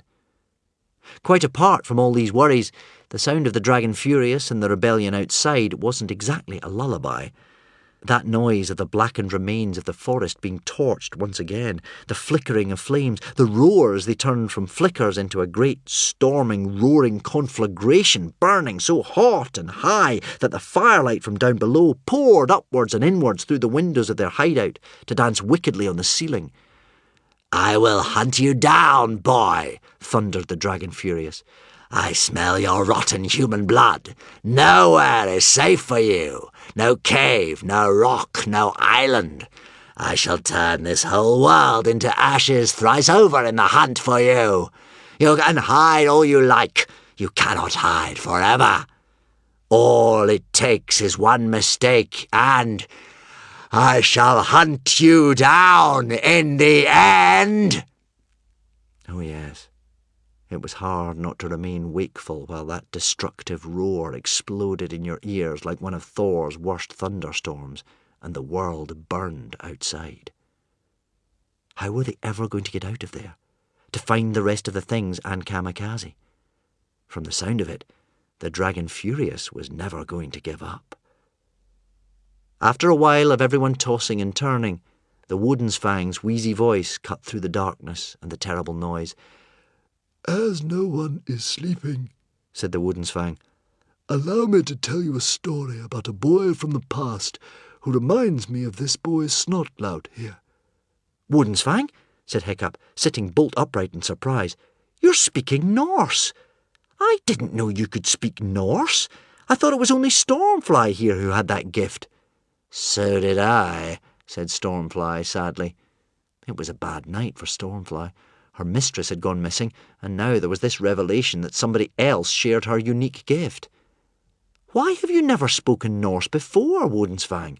Asked Hiccup. Just because you have a gift, it doesn't mean you need to tell everyone about it, replied the Woodensfang simply. I think the boy Snotlout might be interested in this. And in the darkness, the Woodensfang told the story of how the dragon mark became the slave mark. Once upon a time, said the Woodensfang, I was not the wrinkled little thing that you see before you now. You see, explained the Woodensfang, I am a sea dragon. Hiccup gasped. "You? A sea dragonus giganticus maximus? That's so silly," squeaked Toothless. "You're even smaller than Toothless. How could you possibly be a sea dragon?" "There are many silly things that turn out to be true, Toothless," said the Woodensfang, smiling. "Sea dragons start out small," the Woodensfang continued in Norse, "but they grow to immense size, like the fat full moon, and then they wane again. Once upon a time, Hiccup, 1,000 or so years ago, when I was young and about the size of a saber-toothed driver dragon, I met your ancestor, Hiccup Horrendous Haddock I, and I gave him the dragon jewel and trusted him with the jewel's secret." "You told me this," said Hiccup. "I did," said the Woodensfang. "I told you how Hiccup I used the secret of the jewel to gain power over dragons and train them. But what I did not tell you was that in return for the secret, Hiccup I put a mark upon himself. He put a mark upon himself on the side of his forehead. It was a mark in the shape of a dragon, made out of his blood and the blood of his dragon brother. My blood. The mark was the symbol of a promise that the two of us were brothers, that we thought as one, that we would die for one another. As symbols will, it also became the symbol of the kingdom of the Wilder West. All the warriors wore the symbol, blazing on their foreheads, so they were known as the Dragon Riders. The mark was known as the Dragon Mark." The young humans in the cave gasped in amazement. "So the mark was originally called the Dragon Mark in the first place?" exclaimed Fishlegs. Snotlout was very still, but his eyes were open. He was listening. Hiccup touched the mark, blazing purple on his forehead. "So the first dragon mark," Hiccup whispered, "was made out of your blood, Woodensfang." The Woodensfang nodded. "For over 1,000 years, it seemed like I had made the right decision to entrust the secret of the jewel to the humans. The kingdom of the Wilder West was a place of peace and prosperity, in which dragons and humans lived in harmony with one another. The secret was passed down from generation to generation, and its power was not abused. I grew huge as a mountainside, so large and splendid that I had to live in the ocean for a while. Ah, it was a golden age," sighed the Woodensfang. "Even as I began to shrink into my old age many hundreds of years ago, I was still content that I had founded a new dynasty, a dynasty of happiness that would last forever. And then—" "And then?" Hiccup whispered. "And then it seemed like I might have made a mistake in entrusting the secret of the dragon jewel to the humans after all. You see, not all humans are as good as Hiccup I. About a century ago, when I'd shrunk to the size of a Viking hunting dog, a new king inherited the throne. He was too young, really, about your age. His name was Speedfast," said the Woodensfang. "Speedfast was not a bad character as a boy, but he was quick of temper and he had a tendency to bully his inferiors. This is the boy that reminds me so much of Snotlout here. He even looks like him. Like Snotlout, this boy refused to take the dragon mark when he came of age. 'A king is brother to no man or dragon,' said the boy arrogantly. 'The dragons shall take the mark to show loyalty to their king, but I shall not take it.' That was all it took. The mark that had been the symbol of brotherhood between man and dragon became a symbol of enslavement. For where the king went, his followers went too. The boy warrior, the future of their tribe, refused to take the mark, and in time the older generation became ashamed of the tattoo that had been a source of such pride, and wore their helmets low upon their foreheads. And so it was with everything else. One by one, All the achievements of Hiccup the First were spoilt and ruined. And well, looking back, I do not think that I helped matters. For I did judge Speedfast harshly, then and now. I nagged him constantly about what he was doing. I told him he was betraying the memory of his ancestors.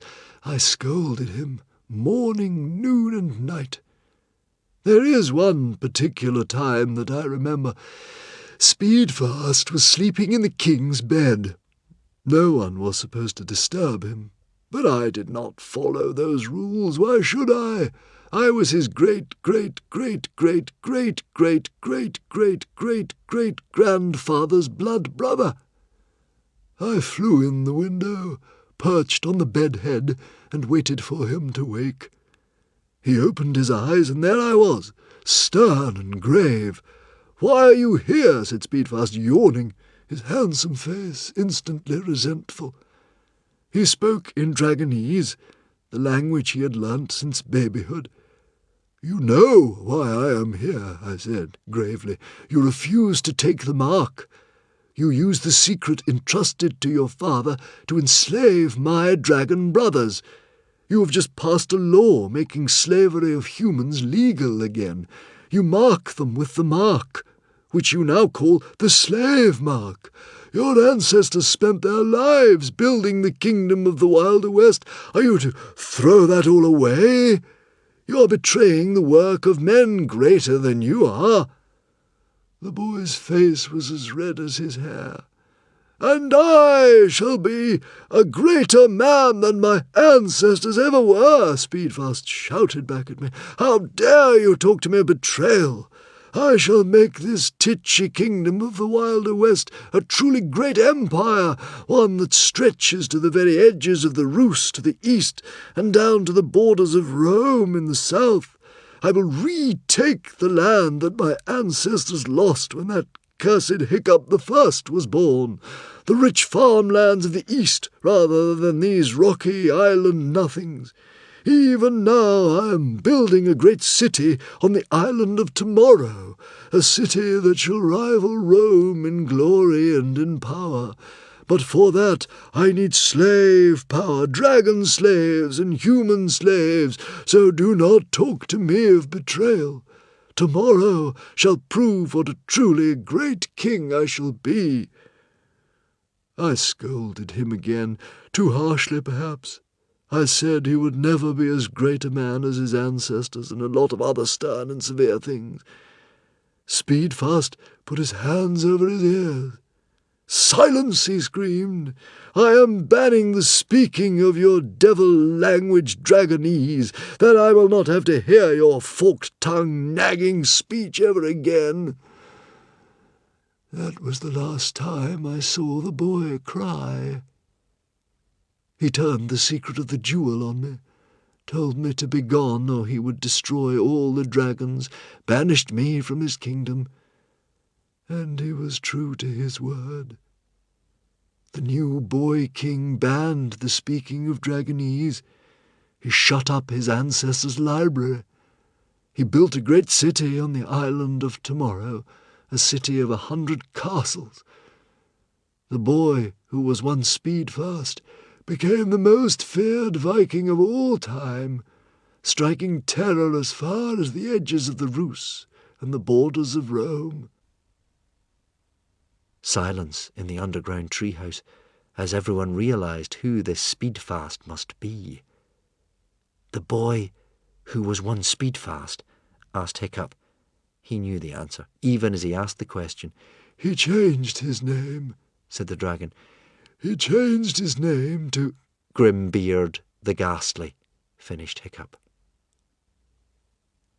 There was a long, long pause. Hiccup felt slightly sick. "Grimbeard the Ghastly. And, as is often the way of these things, the gods set out to punish Grimbeard. Grimbeard had his own son, who was a runt, and also called Hiccup the Second.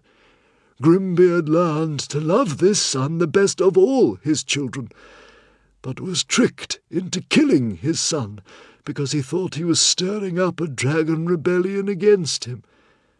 It was only then that he realized what a terrible mistake he had made, how he had betrayed both his own ancestors and his own son. That was why Grimbeard hid the things. He threw them to all quarters of the archipelago, so that only a true hero could find them. A new king must be worthy. He set up a terrible bodyguard of almost superhuman warriors and otherworldly dragons to ensure that only a hero with the 10 lost things can be crowned king. And these dreadful bodyguards are known as the Guardian Protectors of Tomorrow. Hiccup shivered. I have heard bad things about those guardians. The Wodensfang nodded. Yes, they must be terrible indeed to have guarded Tomorrow for so many years. The Guardian Protectors of Tomorrow pass the secret of the Dragon Jewel on from generation to generation. Only the hero with the 10 lost things can be crowned the king and live. Only he or she can be told the secret. But that hero must be worthy. Why are you telling us this? Said Hiccup. It's just a story, said the Wodensfang, so that Snotlout can realize that the slave mark was not always the slave mark, and how quick good things can be lost, and how a boy can change from being Speedfast to being Grimbeard the Ghastly, and also the other way around. Silence. Can somebody tell that ancient old dragon to shut up? Said Snotlout rudely. I'm trying to sleep. Silence in the cave again. One by one, the exhausted humans and dragons fell asleep, despite the noise from outside, despite their fears for Kamikaze. But Hiccup remained awake, tossing and turning and worrying about Kamikaze, about the rebellion, about whether Snotlout was a traitor or not. These were the last thoughts he had before he drifted off to sleep. Much later, Snotlout awoke. He reached into his ragged breast pocket behind his armour and drew out a black star. Snotlout had won that star for outstanding bravery in the Battle of Lucky 13 years ago, when Snotlout and Hiccup first met Alvin the Treacherous. See How to Be a Pirate. Gobber the Belch, his old teacher, had told Snotlout it was one of the proudest days of his life to see a pupil of his win such an honour. Snotlout's face was expressionless as he looked at the star. The Deadly Shadow, who happened to be awake at that hour, let out a small warning growl, just to let Snotlout know that he was being watched. Snotlout put the black star back in his pocket and turned over so that the dragon could not see his face. Snotlout was crying. 7. Toothless's Dream.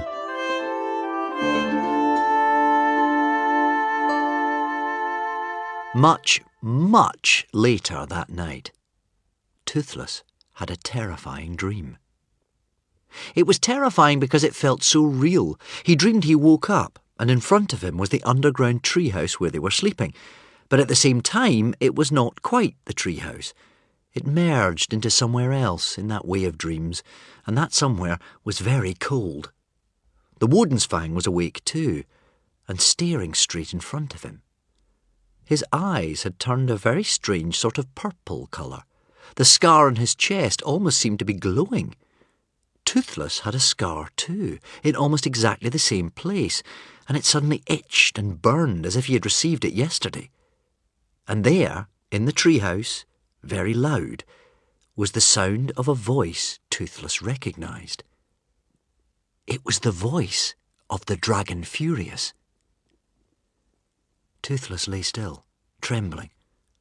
Toothless could hear the roaring of the Dragon Rebellion outside, screaming and raging at full catastrophic force. But to Toothless's absolute terror, it sounded as if the voice of the Dragon Furious was coming from inside the treehouse. But how was that possible? The Dragon Furious wasn't there, and he was too big to fit inside. Maybe he had lifted up the mountain top and was looking down at them from above.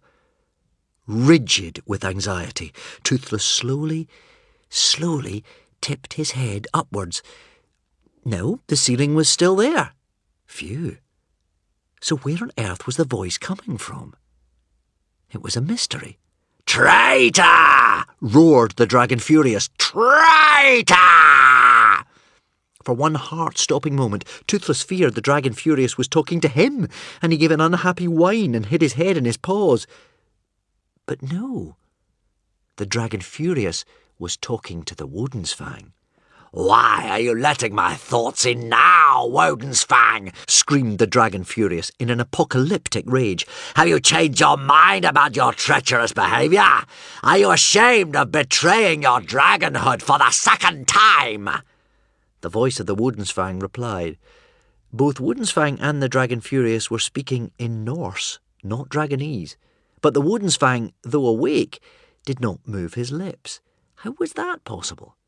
Now, Furious," replied the Wodensfang. "Calm down. The anger is exhausting you, and do not be so quick to think I am betraying us." The Dragon Furious quietened his rage for a moment, but his tone was still bitterly resentful. "You are a sea dragonus giganticus maximus, Wodensfang, and a very old one. So you can see into the future even better than I can. You know that the boy will be the end of us all if we let him live." The Wodensfang sighed. He did not contradict the Dragon Furious. "But I will not let that happen," roared the Dragon Furious. "I have pledged that Hiccup the Third shall not reach tomorrow, and he is near. I sense it. I smell you both in my heart. Although you are protecting him, I will not give up. I will stay here until I hunt you out, however long that takes." The dragon paused in his rage for a moment and tried to reason with the Wodensfang. "There is no time any more for the foolish hopes of a silly old dragon. Do you think you're the only one who has ever loved a human? I loved one once. His name was Hiccup the Second. But in the end, these Hiccup boys, wonderful as they are, will not be able to defeat the strength of the evil that runs through humanity. Look how the kingdom of Hiccup the First fell into the hands of the boy who was once Speedfast and ended up Grimbeard the Ghastly. And see how this boy, Hiccup the Third, finds the lost things, and they fall again and again into the hook of the evil one, Alvin the Treacherous." The Wodensfang sighed. "That has been worrying me, I confess." "Fate is trying to tell you something, Wodensfang. We have to learn from the past as well as the future." The Wodensfang sat still, looking into the future. "You are mistaken if you think this has not occurred to me," said the Wodensfang, almost as if he were talking to himself. "In part I am doing this because I want to believe in the impossible, and young humans are so touching in their belief in the impossible." "When we are old, we must be wise and give up what is unrealistic," said the Dragon Furious. "You had the chance to kill the boy in the fire cavern. You could not do it. So bring the boy to someone who can do it. I will kill him for the sake of us all. I am the king of the dragons, and a king has to act for the greater good." "That is the way the witch talks," said the Wodensfang softly. "You may love humans, but you are in the end a dragon. You have to put your dragonhood first. Bring the boy to me, as you know you must," said the Dragon Furious. "Furthermore, you know you will." The Wodensfang sat silent for a long time. Toothless had the impression that he was playing some game of chess with the possibilities in his mind. Eventually he said, All right, Furious. I will betray whoever is made king. Toothless stiffened in horror. But not yet, said the Warden's Fang. I want this story to play out to the very final moment. I want the boy to have the chance to be the biggest hero he can be before the story ends where it must. He is so close now to being a hero. I do not want to bring him down before he makes it there. Once I helped a boy become a king, let me do this one more time before I die for this human, even if it ends in the destruction of a species. I will make you a bargain. Stop stalking us. Call off your hunt. Take your dragon rebellion north to prepare for the war on tomorrow. Why would I do that? Scorned Furious. I am close to you now. I feel it. But you're wasting your strength in these angry attacks, the Warden's Fang pointed out, and you need to save it for the final battle.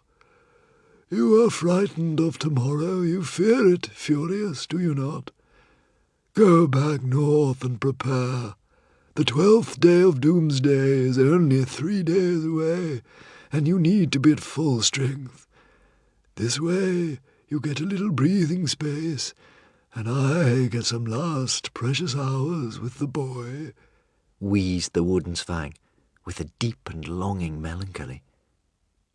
The Dragon Furious considered this. If I were to give you this time, growled the Dragon Furious, if I were to halt my rebellion, only to strike with greater strength on the day of Doomsday of Yule itself, what would you offer me in return?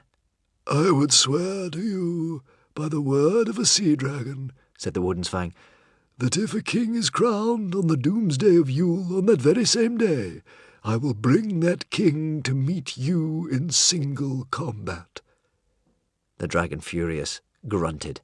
That is no use to me if the king is carrying the jewel. But before the king rides out to meet you, said the Warden's Fang, I shall take the dragon jewel from them and bring it to you.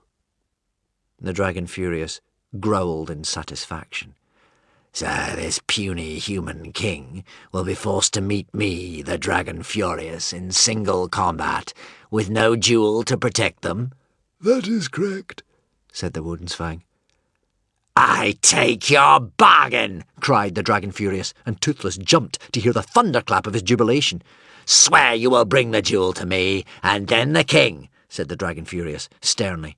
I swear on the word of the sea dragon that I shall bring them both to you, said the Warden's Fang, sighing miserably. But it is a bitter bargain. No, shrieked Toothless in his thoughts. The word of a sea dragon cannot be broken. No, no, no, no, no. And I swear that I will call off the hunt in return, said the Dragon Furious. You are right. I confess that this anger is exhausting. It will be good to rest for the final conflict. Dragons of the Rebellion, called the mighty beast. Halt the red rage! And Toothless could hear the sound of the Dragon Rebellion outside quietening down. Then the Warden's Fang smiled. And now at least you can stop tracking us, Furious, through the thoughts of the gummy one, and I can stop blocking you, which will be more relaxing for both of us. The Dragon Furious laughed. Such thoughts as they are, I can't believe he's a Sea Dragonus Giganticus Maximus, the little stammering toothless one. He's so stupid, and he seems to think of nothing but food. He's just young, scolded the Warden's Fang. He doesn't yet know what he is. Here, I've heard to say, protested Toothless, and he was so distressed he spoke aloud. You're not talking about Toothless, are you? How can Toothless be a sea dragon? That's even sillier than the Warden's Fang being one. Toothless doesn't want the dragons listening into his thoughts, and Toothless does know what he is. He's a common Actually, no, he's a toothless daydream. Well, whatever he is, Toothless not a sea dragon. He's far too small. This is a very bad dream. The Woden's turned his head towards Toothless. "That's right. It is a very bad dream, Toothless," said the voice of the Woden's still without opening his mouth, but looking straight at Toothless with his hypnotic eyes. "But you can go back to sleep now, and when you wake up, you will have forgotten all about it." A very bad dream, said the fading voice of the Dragon Furious. Toothless yawned. Slowly he closed his eyes and went back to sleep. When he woke up in the morning, he shivered. The sound of the Dragon Rebellion outside had gone. That was a very bad dream he'd had last night. But what was it about? He couldn't remember for the life of him. Meanwhile, somewhere in the darkness, Kamikaze was crying. Even though bog burglars do not cry. And in a greater darkness still, a pair of floating red eyes were moving slowly, inexorably, toward Hiccup. My tooth. Where is my tooth? When I find the horrid little boy who has taken my good tooth, I shall kill him. Where is my tooth?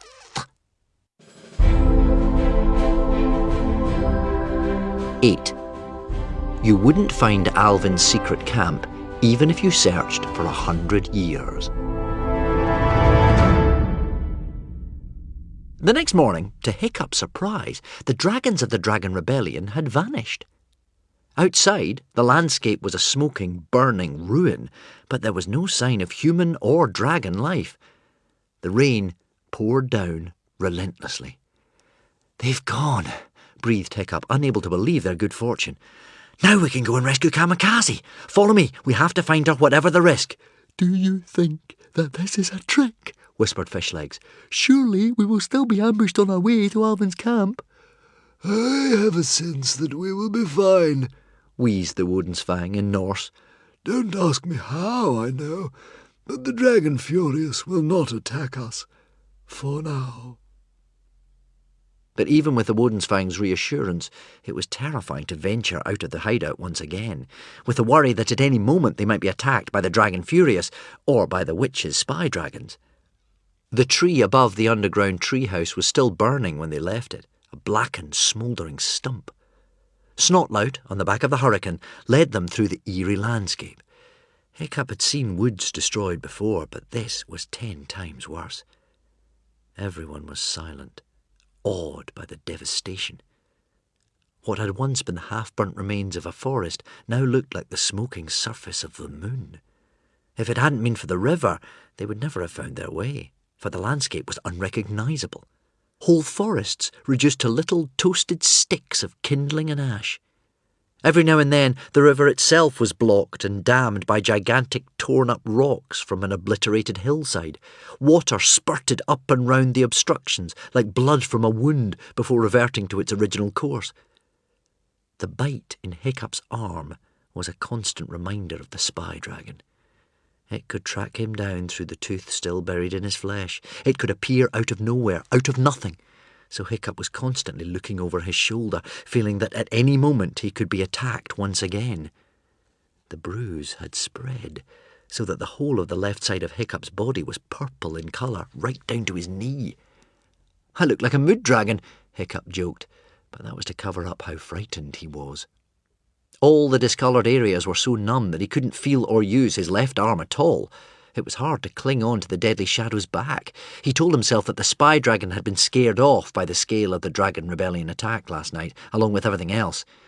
They crept through the devastation, scurrying, terrified to hide behind the corpse of one blasted tree and then onto another, and even though they were shaded by the wings of the deadly shadow, they felt painfully visible, the only moving things in a wasteland of nothing. This must be what it is like at the end of the world, thought Hiccup. Wow, breathed Snotlout. That dragon really does want to get you, doesn't he? Useless. I wouldn't want to be in your shoes if he ever finds you. But why isn't the Dragon Furious here? Muttered Hiccup, the tick in his eye working as he squinted all around them. Why isn't he stalking us? He knows we're in these mountains somewhere. Why is he not hunting? That isn't like a dragon. It doesn't feel right. When a dragon has something trapped, it goes in for the kill. Where is he gone? The Woden's fang fluttered innocently above Hiccup's head.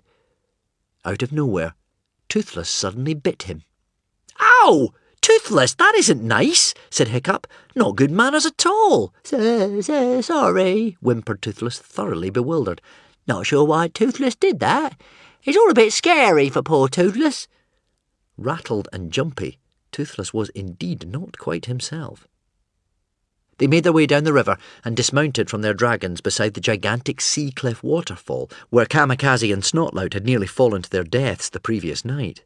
"Alvin's camp is right here," announced Snotlout proudly. "It's colossal. Hundreds and hundreds of boats and a whole floating town."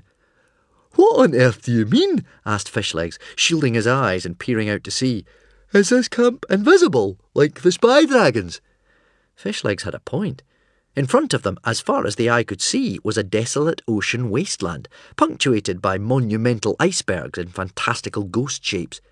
There was no sign at all of an enormous hidden camp. "I mean exactly what I say, fish eggs," said Snotlout. "Here is Alvin's camp." Hiccup and Fishlegs looked at Snotlout with open mouths. "Are you mad, or just lying?" asked Fishlegs. "A camp can't be invisible." "That's why you need me," said Snotlout smugly. "It's right underneath us." He paused for effect. "The camp is behind the waterfall." The humans and the dragons looked at him with round, amazed eyes. "Behind this waterfall is a truly immense sea cavern," boasted Snotlout. "Inside that cavern, on stilts over the water, the witch and Alvin have built their war bunker." Hiccup and Fishlegs looked in awe at the tremendous cascade of water falling down, down, down into the sea below. "Well, I'll be hornswoggled," breathed Woden's Fang. "No wonder Stoic and Valhallarama haven't found this camp." Hiccup swallowed. "So what's the plan, Snotlout? You know the territory. How do we get behind this waterfall? And once we're there, how do we steal the lost things and rescue Kamikaze?" "Nice to see you're putting me in charge for once, useless," drawled Snotlout. "Listen and learn, Hiccup, and you'll see how a real leader plans a military operation. Now," he said briskly, "flying behind the waterfall is quite easy. In the centre of the waterfall, the water is an impenetrable force that would sweep you down and smash you on the rocks below. But at the edges, the fall is quite light, and you can fly right through it." "Ingenious," said Hiccup, impressed at his enemy's cleverness in spite of himself. "But once we're actually in the cavern, things get dangerous." "Oh no," shivered Toothless. "Toothless hates it when it's dangerous." "The cavern is patrolled day and night by Alvin's men sentries, on foot and on the back of bull guards. We'll have to fly inside in formation, with the Windwalker and the Hurricane flying low under the deadly shadow so that hopefully the sentries won't spot them." "Hopefully," groaned Toothless. "Toothless hates hopefully." "The underground village is built on wooden platforms over the water, so we'll head straight for those wooden platforms and fly underneath them. There are hatches along the way where the Alvin's men throw rubbish down and catch fish. I can take us to the hatch, which leads up into the room where they are keeping the lost things. We'll sneak in, steal the things, and load them onto the Deadly Shadow's back through the hatch." "That's a ridiculous plan," howled Fishlegs. "I can't believe you're even thinking about it, Hiccup." "Your fish-legged friend is suspicious, Hiccup," said Snotlout, his eyes glinting. "The question is, are you?" "I'm going to trust you," said Hiccup. "Oh, frizzling fuzzy fish fingers of Loki," moaned Fishlegs to no one in particular. "All I wanted was a nice quiet life as a bard. A little cottage, a nice lyre. It's not much to ask, is it? But what did the gods make me instead? A major contestant in an interspecies war. I mean, I ask you, talk about bad luck." Windwalker huddled next to Fishlegs and gave him an affectionate and understanding lick on the face. Fishlegs grinned in spite of himself. "Dragon slobber always makes everything better."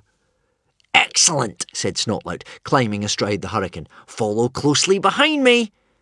Snotlout took off, but before the others could follow, Hiccup motioned them into a huddle.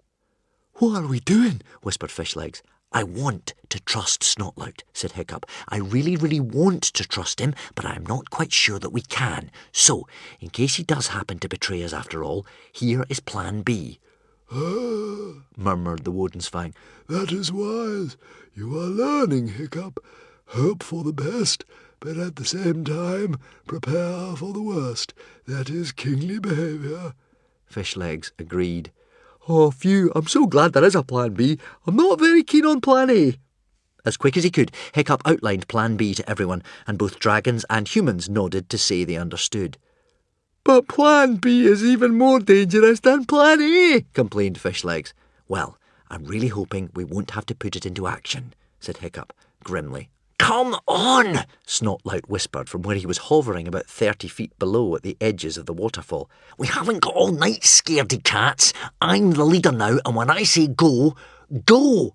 Honestly, Hiccup, you and your sidekicks have no idea of military obedience. No idea at all.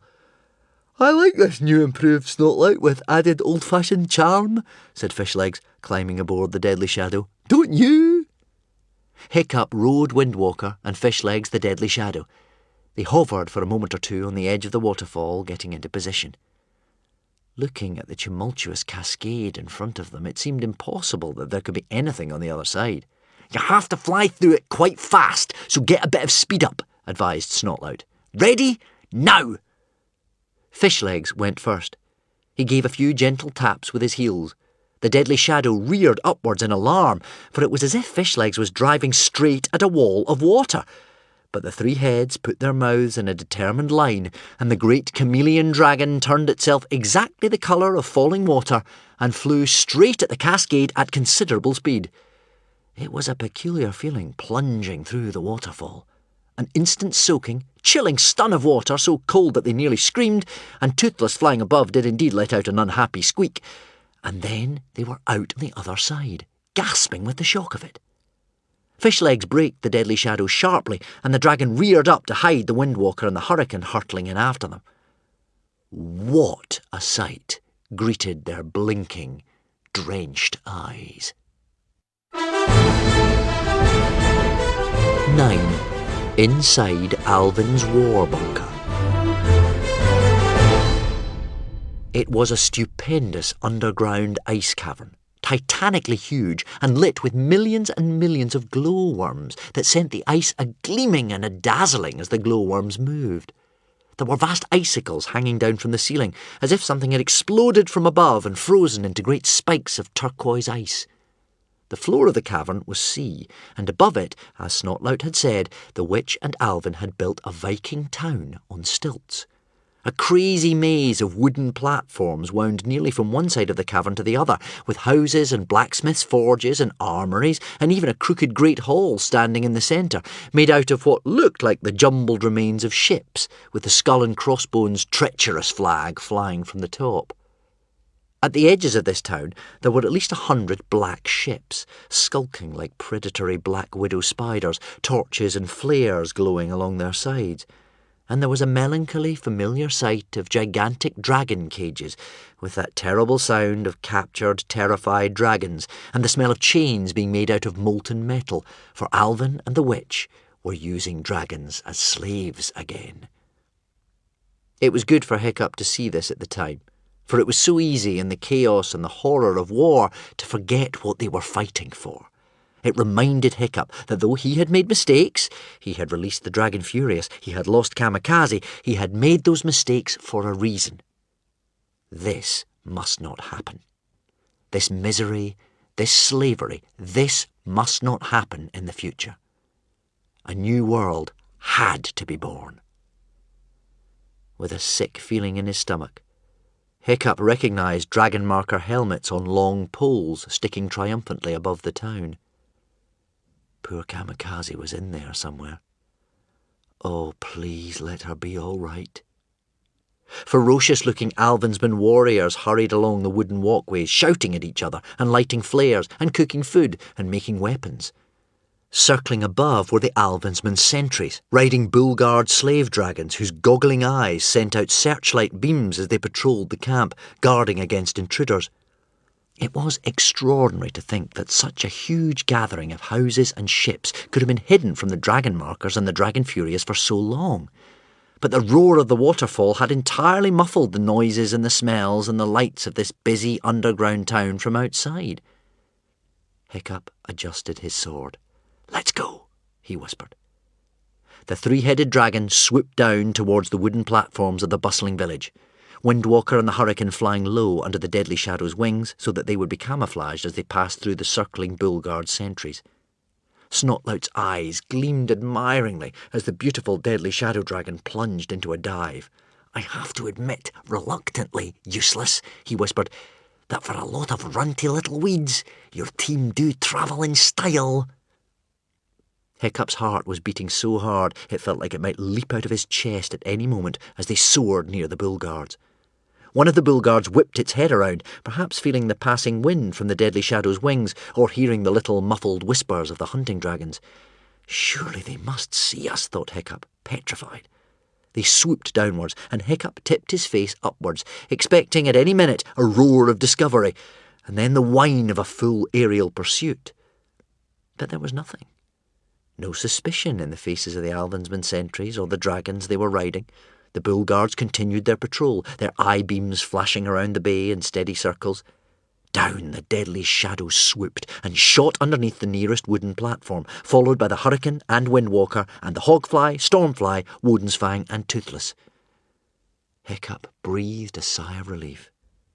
There was barely room for the Deadly Shadow underneath the maze of wooden platforms. Its wings dipped into the sea as it flew, swerving through the stilts that stood in the water like legs. It was bizarre to be flying underneath the streets of a city. Looking up, in between the wooden boards, Hiccup could see the shoes of people walking up and down the walkways above.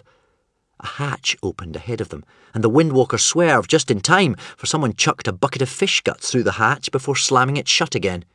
Below them, in the water, were the rotting carcasses of sunken ships. Snotlout landed the Hurricane on the upturned hull of one of these submerged wrecks and gestured upwards with his thumb. "This is the hatch," he whispered. "Before the witch caught us, the Hurricane and I went on loads of spying operations searching for the things. Look, I've marked the hatch with an X to be sure I get the right one when I came back." Hiccup and Fishlegs landed their dragons beside him, and the three dragons sat in a row on the hull of the sunken ship, like three great cormorants roosting on a rock. "And who is in there guarding them?" Snotlout's eyes gleamed. "Oh, a couple of dozy Alvinsman guards, but we can deal with them, can't we?" "He lies," whispered Stormfly in Dragonese. "Trust a liar to know a liar." "If all three of us climb up," said Snotlout, "we can carry the throne through the hatch and balance it on the back of the Deadly Shadow, and then we'll go into the prison and rescue Kamikaze." Hiccup drew his sword and swallowed hard. "Okay," said Hiccup. "Woden's-Fang, Hogfly and Stormfly, you stay here with Windwalker and the Deadly Shadow." "Woof woof," said Hogfly obediently. "Keep to the left. Marry me, sunshine. Where's the exit?" "Toothless," said Hiccup, "you can come with me. I don't want to let you out of my sight." "Because Toothless is the best lost thing." Toothless smiled radiantly. "See, Stormfly? See, Woden's-Fang? See, very, very stupid dragon who looks like a pig? Toothless, so important, Hiccup can't let him out of his sight. Toothless, very, very important." "The Deadly Shadow can give all three of us a lift up to the hatch. Windwalker, would you open it for us, please?" A single breath from Windwalker incinerated the bolts around the hatch, and it fell open. Hiccup, sitting on the back of the Deadly Shadow, who was hovering just underneath the hatch, peered up inside. It was completely dark and completely quiet. "I'll go in first," whispered Snotlout, "because I know my way around." Snotlout's eyes were curiously bright. Was it excitement, or was it something more than that? Snotlout laughed at Hiccup's expression, which was a little dubious. "You do trust me, don't you, Hiccup?" Toothless doesn't trust him," said Toothless's deep little voice from down in Hiccup's waistcoat. "It's like trusting a snake not to bite you." "I want to trust you," said Hiccup steadily. "I really, really want to trust you, Snotlout." Snotlout dropped his own gaze. Did he look guilty, just for a fraction of a second? Then he drew his dagger and put it between his teeth. Snotlout stood up on the Deadly Shadow's back and hauled himself onto the ledge of the hatch, where he swung for a moment before climbing into the darkness above and disappearing. "It's madness," said the muffled voice of Toothless. It was madness. Snotlout hadn't really given Hiccup cause to trust him in the past, but barely had Snotlout's feet disappeared through the hatch and into the room than Hiccup scrambled up after him. Hiccup swallowed hard and got to his feet and tried to make out where Snotlout was. "Snotlout," he whispered nervously. There was no answer. The darkness was so absolute it muffled the senses. Hiccup's eyes peered desperately into the blackness, but he could see nothing. "Snotlout," he whispered again, a little louder, but again there was no reply, just a faint rustling. Why was Snotlout being so silent? He must be in the room somewhere. He had only climbed through the hatch 2 seconds before Hiccup. Hiccup automatically edged softly backwards as he began to suspect what this silence might mean. And then a familiar smell reached his nostrils, a faint stink of rotting eggs. Hiccup would have recognised that stench anywhere. That delicate little aroma was the foul skunk smell of the murderous tribe, and every single member of the murderous tribe was a loyal Alvinsman, servant of Alvin and the witch. He could hear a shuffling of immense feet and a hoarse breathing of not just one great warrior, but many. It only meant one thing: betrayal. Treachery and betrayal. Snotlout had betrayed him. Down in the depths of Hiccup's waistcoat, Toothless was giving Hiccup gentle, desperate nips on the tummy. I should run, thought Hiccup, drop back through that hatch and fly away on the back of the Windwalker. But if Snotlout had betrayed him, it meant that Snotlout did not really know where the lost things were hidden. So there was only one thing left to do. It was time to put Plan B into action. Hiccup thrust his head down through the hatch. Fishlegs was already standing on the Deadly Shadow's back, screwing up his courage to squirm up behind Hiccup. "Plan B," whispered Hiccup. Fishlegs looked back at him with shocked eyes. "No, not Plan B. Has Snotlout betrayed us already?" "Plan B," Hiccup repeated. And then Hiccup ignored all those instincts screaming at him to run away and moved away from the hatch, from escape and freedom, back into the unknown of the darkened room. 2 more steps, and Hiccup was grabbed by rough hands. "Got him!" yelled the Alvinsman, and 3 more warriors seized Hiccup as well, punching him, hitting him, even though Hiccup put up no resistance. From darkness, he was hauled into dazzling light, into a room full of chattering people. The noise died away as soon as he was dragged in. Blinded by the light, Hiccup recognised the person who spoke next from the sound of their voice. It was strangely changed, that voice, muffled and disfigured into a ghastly, shrieking rasp, but nonetheless, it was definitely the voice of Hiccup's greatest enemy, Alvin the Treacherous. "One Hiccup Parandus Haddock the Third, as I live and breathe. Thank you so much for joining us."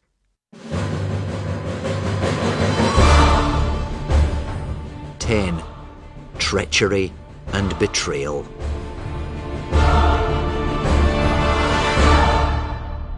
As his eyes grew accustomed to the light, Hiccup realised he must be in the crooked Great Hall, right in the centre of the floating town. This assembly room was crudely fashioned out of the upturned hulls of 3 ancient Viking ships that had once been sunk by the reefs of Wrecker's Bay. Around the edges of the room were cages containing human and dragon prisoners, stacked on top of one another right up to the ceiling. In the centre of the hall stood the Alvin's men. The Alvin's men were a grim, tattooed, unsightly crew of vicious and murderous criminals who had once been the more unpleasant members of the Visi Thug, Murderous, Outcast, Hysteric and Ugly Thug tribes. The nastier side of the archipelago had all followed Alvin and the witch, and had grown ghastlier as a result. It had brought out the worst in them. The Alvinsmen dragged Hiccup into the centre of the hall and pushed him forwards in front of a man in an iron mask. Snotlout swaggered in afterwards. It took a few seconds for Hiccup to recognise the man in the iron mask as Alvin the Treacherous. Alvin's mother had given Alvin a nasty case of warts. As Alvin had gained in power, so too had his warts, multiplying, blossoming, and blooming in mushrooming abundance. Big warts had given birth to little warts, and those little warts in their turn had grown and swelled and had babies and burst across his face like joyful volcanoes, spewing pus, ripening and germinating in such rosy profusion that his face had swelled beyond all recognition. What had begun as happy additions, spotty little adornments to his beauty, had ended, finally, in disfigurement. So Alvin was wearing an iron mask to hide his swollen face. Beneath the mask, the warts had swollen up his lips, as if they'd been stung by bees. That, and the grill across his mouth, gave his breathing and his voice a dreadful rasping quality. He was wearing none of the lost things, not even the ruby heart stone bracelet. Alvin was now a man of war. He was a warrior made almost entirely out of metal, from his gleaming hook to the spears and swords and arrows hanging around his person. Even his ivory leg was capped in steel. Along with many other dreadful instruments of war suspended around his waist, he had not only dragon marker helmets, but the sad remnants of their beards. On recognition of Hiccup, he let out a yell of delight that was distorted by the grill of the mask into a rasping animal screech. The witch Excellinor bounded over on all fours. She was a long, lean wolf skeleton with a terrible dead whiteness to her, bleached of all human kindness and colour. She ought to have been a woman, but her semi-baldness and her tattoos and the long white hair sprouting in a little beard on her jutting chin seemed to suggest something else. In one bound, she pinned Hiccup to the floor, a wild animal about to strike, and she opened up her terrible jaws with those shark-like teeth ground and sharpened into points, and screamed so loudly that she showered poor Hiccup with her horrible witch spittle. "We've got him! We've got him, the little wretch! Victory is ours!" Hiccup shrank away from her, for she was terrifying, and whatever dead animal she had been chewing on had stuck between her teeth and made her breath stink. Great cheers went up from the Alvinsmen, groans from the dragon marker prisoners held in the cages on the edges of the room. The witch reared up on her hind legs, dragging Hiccup to his feet. "Oh, well done, Snotlout, well done," she caroled. "Well done, my poisonous boy. Hiccup believed you." "He believed every single subtle word," smirked Snotlout, high-fiving the Alvinsmen and even Alvin himself, which was actually a slightly painful experience, because Alvin had a hook rather than a hand. "Oh, this is excellent news," sang Alvin. "It means I shall be eating Hiccup's heart by this evening." "You're revolting!" snapped a voice. It was coming from inside a large box in the corner of the room. "Kamikaze?" Oh, thank Thor and Woden and pretty much everybody. Hiccup was quite limp with relief. "Are you all right in there, Kamikaze?" "I'm fine," said the voice from the box cheerfully. "I could not be finer. Don't you worry about me, Hiccup. I am absolutely okay." "Why have you put Kamikaze in a box?" Hiccup demanded of the witch. "I don't want the little escape artist to escape," purred the witch in reply. The box was neatly wrapped up in heavy chains and padlocks. The witch was taking absolutely no chances. "Are you sure you're all right, Kamikaze?" Hiccup shouted at the box. He hadn't forgotten her for a moment in all this time. How could he? "Oh, yes," said the box. "It's roomier in here than it looks, quite comfy, really, and there are plenty of air holes. But eating his heart, indeed? You should be ashamed of yourself, Alvin. And you never learn, witch. Hiccup will trick you again, just like he always does, and it'll be you who is checkmated, just like all the other times." "Poor little bog burglar," cooed the witch. "The winds of war can change, my pretty love. The winds of war can change. Your boyfriend has a weakness, you see." Hiccup is not my boyfriend, protested the box furiously. "He wants to believe the best of people," continued the witch, ignoring her, "and as a result, Snotlout seems to have tricked him pretty easily." "That traitor!" spat the box. "I expect you warned Hiccup not to trust Snotlout, didn't you, Kamikaze?" purred the witch. By the silence from the box, the witch knew she had scored a hit. "Tut, tut," soothed the witch. "You see, my pretty one, kings must not be so easily tricked. Can you not see that you have backed the wrong side? The boy's father has failed to find our hideout. The boy's mother has failed to steal the lost things. The boy himself is so weak that he has walked straight into my trap. He isn't really the right stuff to be a king, is he?" "You are evil!" shouted the voice of Kamikaze from inside the box. Thank you," smiled the witch. "As I was saying, the winds of war can change in a heartbeat, and you too can change sides if you want. Everyone in this room should know that it's not too late to change your loyalties and be on the winning side." "Never!" cried Kamikaze. "You can't see me, Hiccup, but inside this box I am quite definitely not turning my back." "Why would you want to follow Hiccup? He's a fool!" screamed the witch. "The fool! The fool! The fool! Believe the word of someone who has betrayed him twice before? How could he be such an idiot?" "Because I know there is good in Snotlout," said Hiccup, stubbornly trying to cross his arms, but failing to do so because one of his arms was sort of floppy. "Oh, for Thor's sake, Hiccup," snapped Snotlout. "Stop forgiving me. It's really irritating." "Snotlout, you are a traitor!" came a bellow from a cage in the corner of the room. It was Gobber the Belch, Hiccup's old teacher who must have been captured by the Alvin's men. His magnificent golden yellow beard, a sign of his proud warriorhood, had been hacked off at the roots. It was hard to look at his face now. It was edged with that rough, ragged desecration. That was the worst thing you could do to a Viking warrior. It was like hacking off a lion's mane. Gobber's ex-beard was now hanging like a scalp from Alvin's waist, and Alvin ran it jeeringly through his fingers and shook it at Gobber tauntingly. "I have your beard, old man," he chanted softly through his mask. "I have your beard."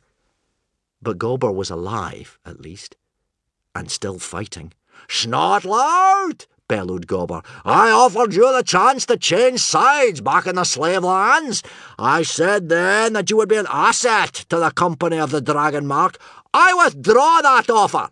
You are a disgrace to your name and your tribe." Snotlout bit his lip.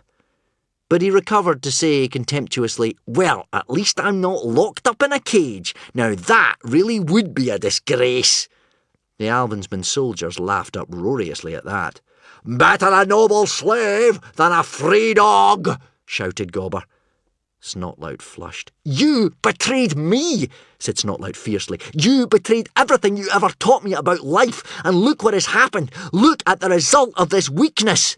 Snotlout gestured to the world outside. "The world at war, the dragons on the edge of destroying us all, and still you are saying that it is I who am the traitor?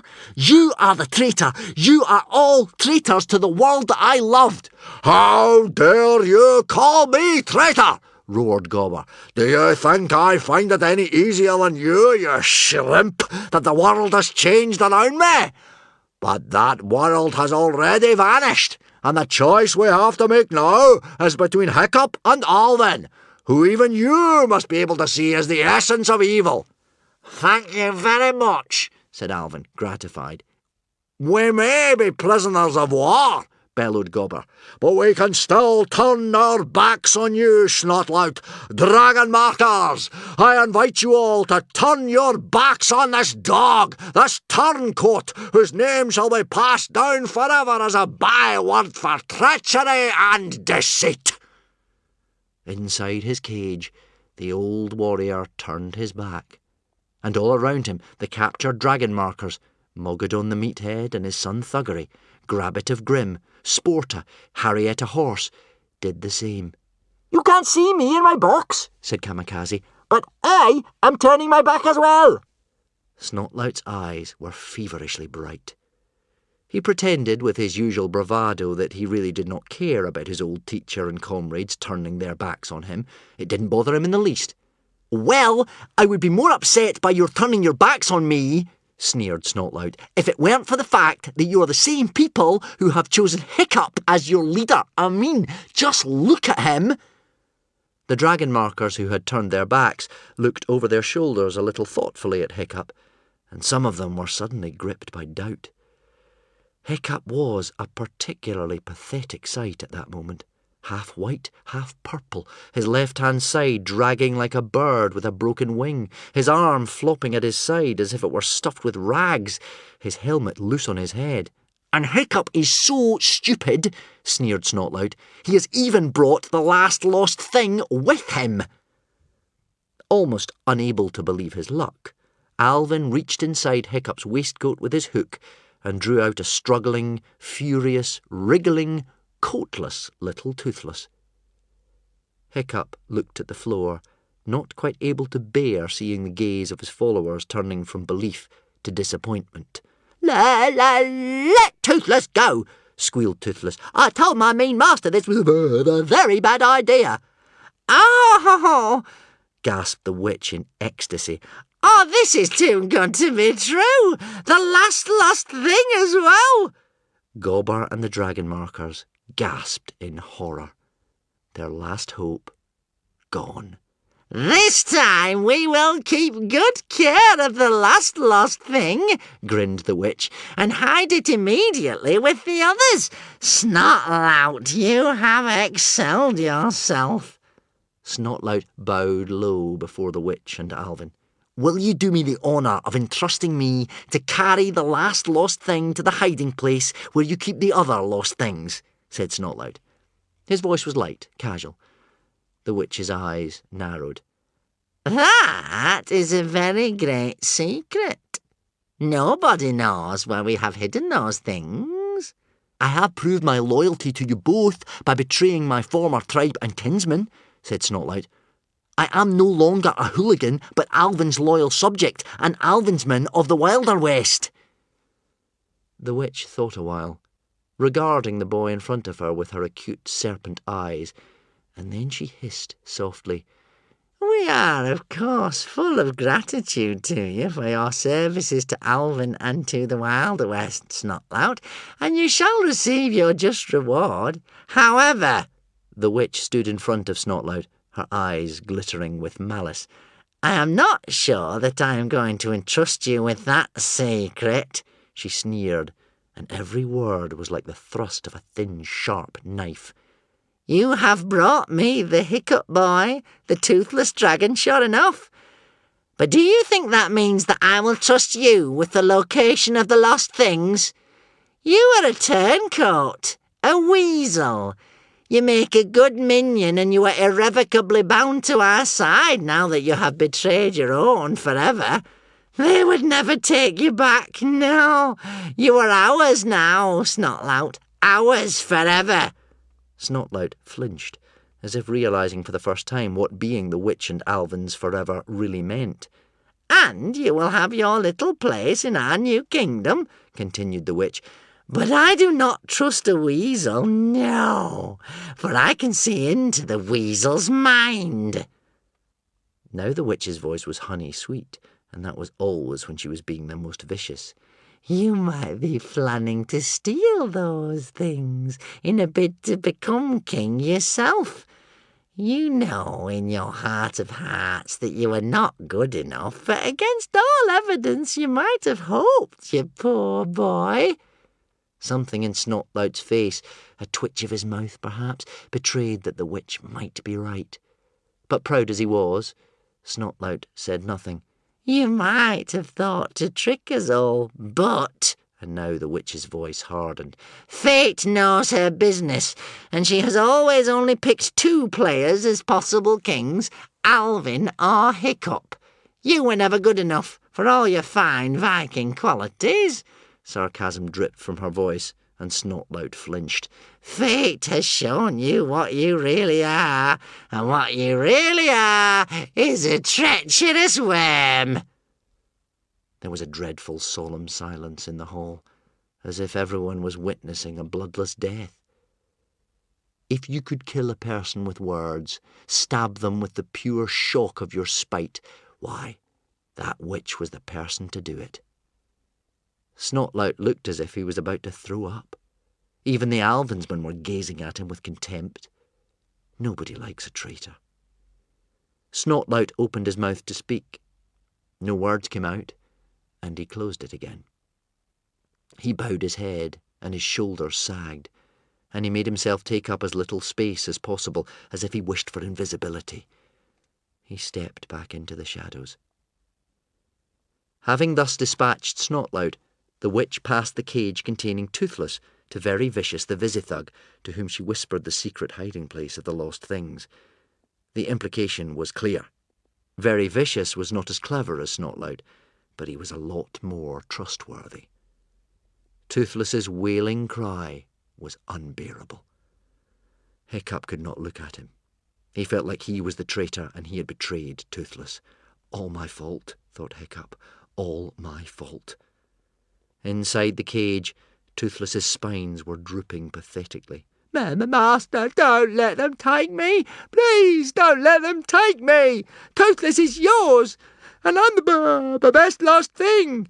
"Trust me, Toothless, it will be fine. I'll rescue you, Toothless, don't worry. It's all part of Plan B," Hiccup called after him in Dragonese so that no one else could understand. But he couldn't be sure that Toothless heard, as Very Vicious had already hurried out of the door.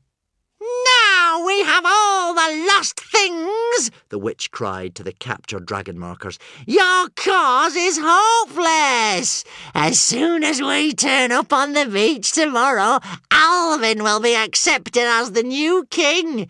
It is not too late to repent and turn to Alvin's side." "We will stand by Hiccup," roared Gobber the Belch. The dragon markers yelled their defiance, some more certain than others. "Hiccup! Hiccup! Hiccup forever!" "That's very loyal of you," purred the witch between gritted teeth. "Very loyal indeed to stand by Hiccup. But the question is, will the boy stand by you? Chain the boy up!"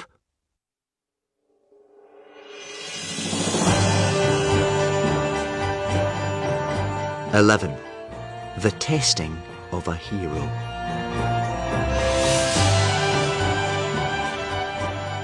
Rough hands wound chains around Hiccup until he was trussed up like a chicken. "Mother, what are you doing?" said Alvin uneasily through his mask. "What did I tell you last time? I've been dealing with this kid for quite a while, and the only thing to do with him is to kill him the second we have him in our hook. We have all the things now. We should just kill him, and then we should kill all his dragon marker followers." "We can't go around killing everybody, Alvin sweetest," said the witch piously. "For if we did, we'd have no subjects left. We need to change the minds of his followers, turn them into Alvin's men, and then we won't have to kill them. It's politics, Alvin, darling. Leave the politics to me. Open up the trapdoor!" A huge trapdoor opened in the middle of the room, directly onto the sea below. "Hiccup is going to break the loyalty of these irritating followers of his by telling us where Stoic and Valhallarama and the rest of the dragon markers are hiding," said the witch. Stoic and Valhallarama's secret underground hideout was at Coral Beach, the other side of Wrecker's Bay, but neither the witch nor the Dragon Furious had discovered this yet. "I most certainly am not," said Hiccup, as strongly and as defiantly as he could, given that he was almost paralysed with fear. "I can assure you, you most certainly are," said the witch.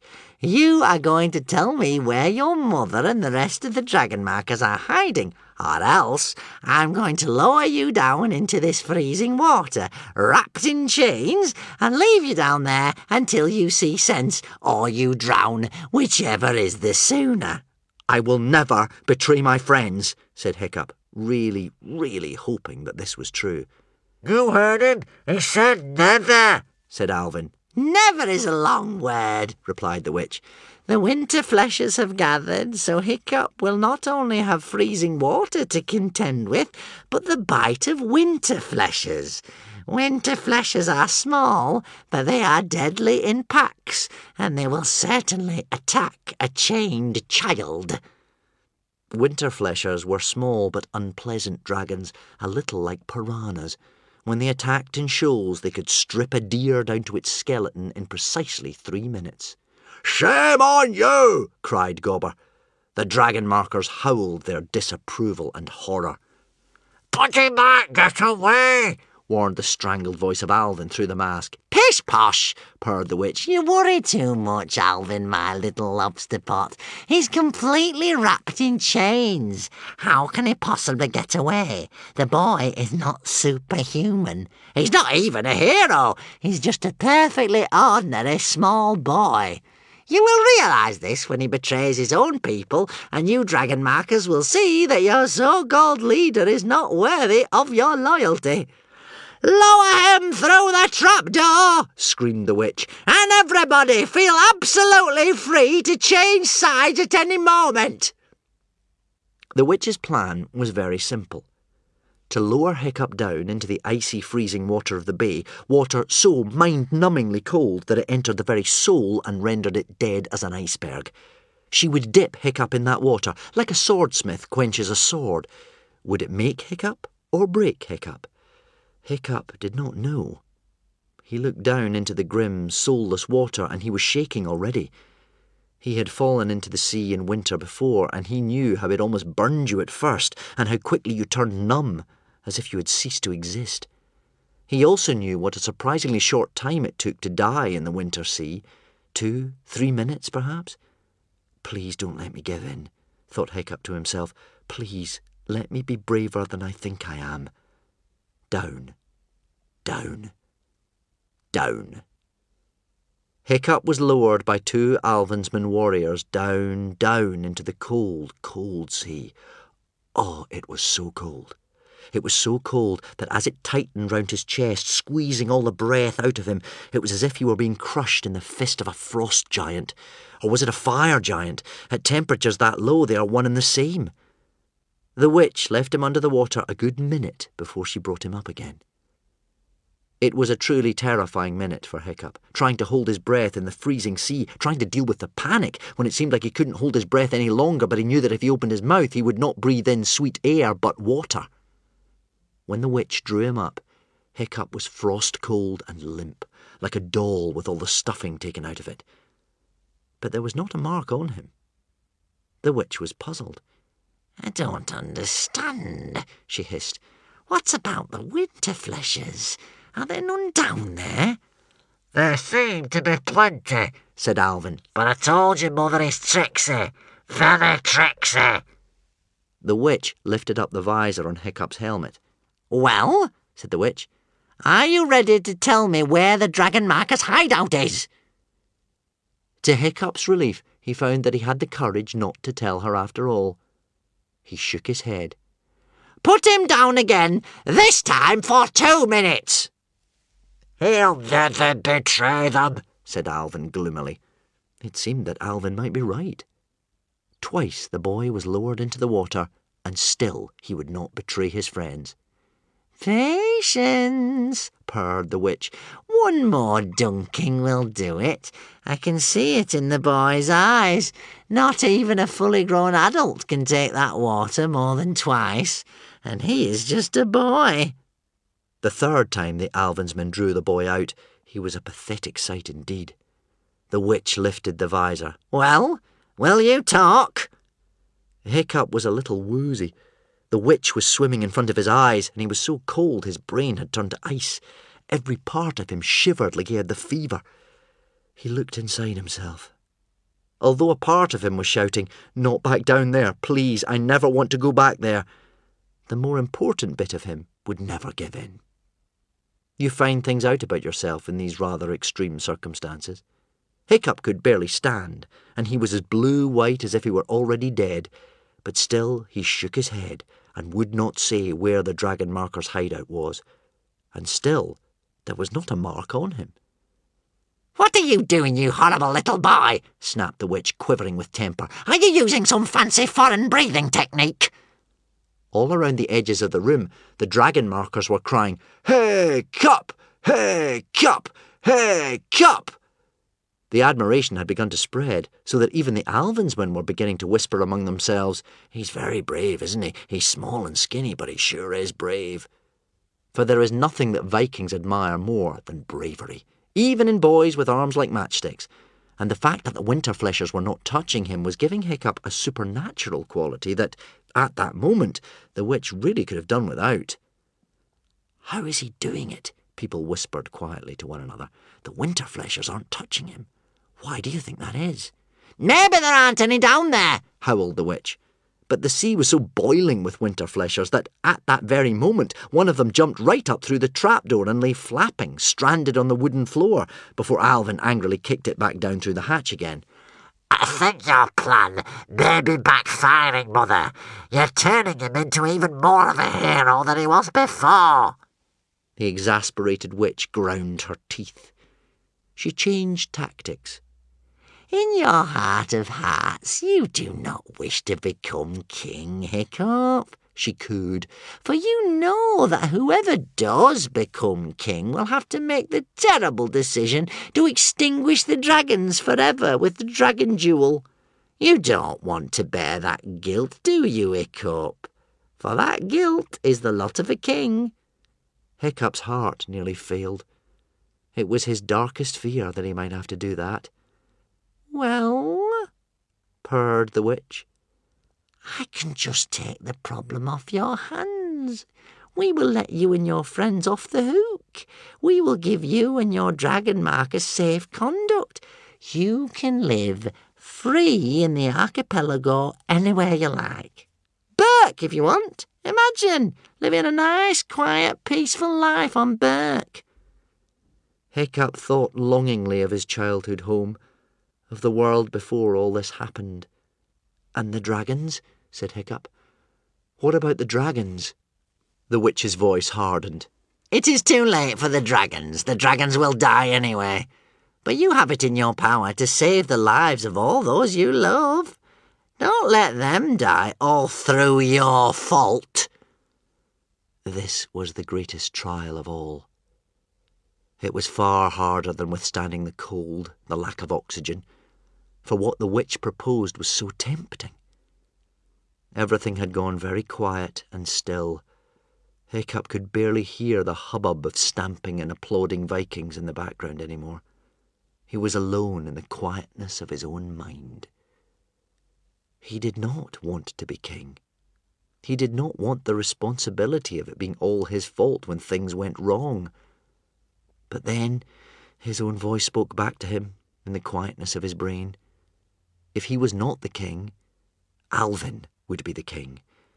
And Hiccup knew what that meant now. That meant the horror of the dragon's extinction. That meant the tyranny of evil dominating the archipelago and ruling over tomorrow for this generation and the next. He could not let that happen. Even though he did not want it, he had to be king now. He had to fight for it, not half-heartedly, but with everything he had. That was the moment Hiccup took on his destiny. He lifted his drooping head. "I will never give up fighting you, even though it is too late. Even though all is lost. Even though it is impossible. Never, never, never." The witch had failed again. "Leave him down even longer," yelled the witch, quivering with temper. "Leave him for 8 minutes."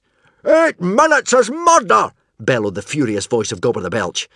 But the Alvinsmen lowered Hiccup down into the sea and left him down there for 5 minutes, 6 minutes, 8 minutes. Gobber the Belch feared he must be dead.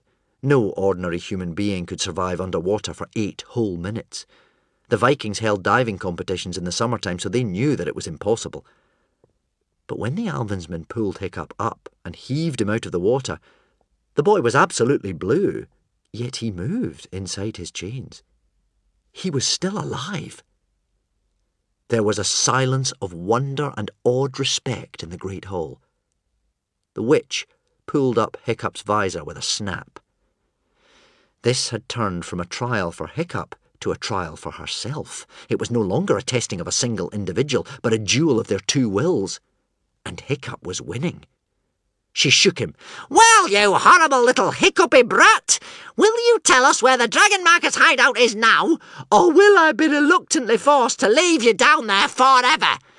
I am trying my best not to kill you, you ungrateful little so-and-so, grated the witch. But if you remain so absurdly stubborn, I shall have to go ahead and do that. There is nothing you can do to me, panted Hiccup, that will make me change my mind. At that, the witch's eyes gleamed. Aha! She said triumphantly. Of course! Why didn't I think of this before? I have been conducting this trial on the wrong person. We all have our little weaknesses, don't we, Hiccup? She gloated. And yours is soft-heartedness. You care more about other people than you do for your runty self. So, how about we throw this box containing your dear little bog burglar friend into the water instead of you? At last, Alvin felt that his mother was thinking along the right lines. This is why you will always be weaker than I am, Hiccup. Kamikaze is a very good friend of yours, isn't she? And although she is a great little escape artist, even she will not be able to get out of a box wrapped in chains and thrown into the sea. She is not a magician after all. Tie a rope around the box and throw it in the water. 6 burly Alvinsmen threw a rope around the box, with Kamikaze's voice shouting, Stay strong, Hiccup. Don't worry, I can get out of this. Don't betray everyone on account of me. The box went into the water. Think of something clever, Hiccup, begged Gobber. I will haul up this box, Hiccup, said the witch, very, very patiently, the minute you tell me where the Dragon Marker's hideout is. For the last time, will you tell me where it is? Silence, while the Dragon Marker strained forward. Don't give in, Hiccup. Don't give in. Don't give in. Please, don't give in. But Hiccup looked broken. He nodded. Yes, he would tell her. Perhaps we all have limits to our endurance. There was a groan of despair from the Dragon Markers in the cages. Their hero had been found wanting after all. It was too hard a test, murmured Gobber forgivingly to himself. Far too hard a test for one young boy. You see, smiled the witch, faint with relief that at last she had triumphed. All it took was a little bit of light persuasion. You see, she glowed, holding wide her victorious arms. The boy is human after all. Just a poor squiggly worm like the rest of us. Now talk! Talk! Talk! Yelled the witch. It appeared that Hiccup was coughing too much to talk. Show me on the map! Yelled the witch. Show me on the map where the Dragon Marker's hideout is. Hiccup tried to indicate with his head where the hideout was on the map. He's too exhausted to talk. Untie his arms from the chain so he can point, snapped the witch in a fever of impatience. No, said Alvin. The witch ignored her son. Leave the chain around his ankle. Bar the doors. He's only one boy. Hiccup's arms and legs were untied. He stumbled forward, his left-hand side trailing behind him, a dead, unconscious weight. And then he sprang. To the witch's astonishment, Hiccup suddenly leaped into awkward, limping life like a shaking ghost and used his good right hand to slap the map up into the witch's face. He dodged clumsily past 2 Alvinsmen and hauled himself up the dragon marker's cages with one hand, one leg, and a reserve of strength he did not know he had. I knew it! Catch him! Bellowed Alvin in horror as Hiccup climbed. Don't panic, Shrieked the witch. he can't go anywhere. He's got the chain around his ankle. Hiccup hung off the topmost cage, a lopsided scarecrow, his right fist clenched and defiant. I will never betray my friends, witch, and the dragons must never be destroyed. Never, never, never, shouted Hiccup. All around the edges of the room, the dragon markers burst out cheering. Never, never, never! Hiccup, Hiccup, Hiccup! The witch gave a shriek of fury. But we can still kill him. Alvin, you were right. Forget about the politics. Kill them all. Kill everybody. Shoot! Shoot your arrows! Shoot him down! With a cry of delight, Alvin gave the order, drew out his own longbow, ready to shoot. But he was too late. Hiccup looked down at Snotlout. I did not turn my back on you, Snotlout, he said. Remember that. And then Hiccup threw himself off the edge of the cage, down through the trapdoor and into the icy sea below. No! Screamed Alvin, hurling himself at the chain still attached to Hiccup's ankle. Alvin hauled on the chain, desperate to reel Hiccup in, hand over hook, screaming for help. 3 burly Alvinsmen rushed to assist. The chain was coming up easily, for after all there was only one skinny young boy on the end of it.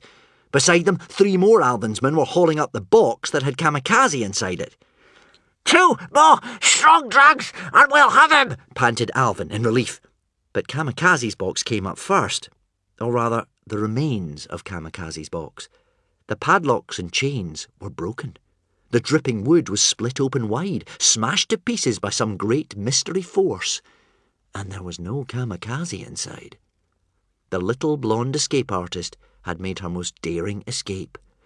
No! Howled the witch. Where is she gone? And then the chain that was supposed to have Hiccup on the end of it jerked once. Twice. It was as if Alvin and his Alvinsmen were out in the open ocean fishing for mackerel and the line was suddenly taken by a gigantic shark. The chain was wrenched back with such ferocity that it heaved all 4 warriors off their feet and up into the air and dragged them right to the edge of the trapdoor. Take this train! Screamed Alvin hysterically, leaning so far backwards that he was practically horizontal to the ground. More and more Alvinsmen joined the end of the chain, heaving for all they were worth. To the onlookers, it seemed like an almost mystical tug of war.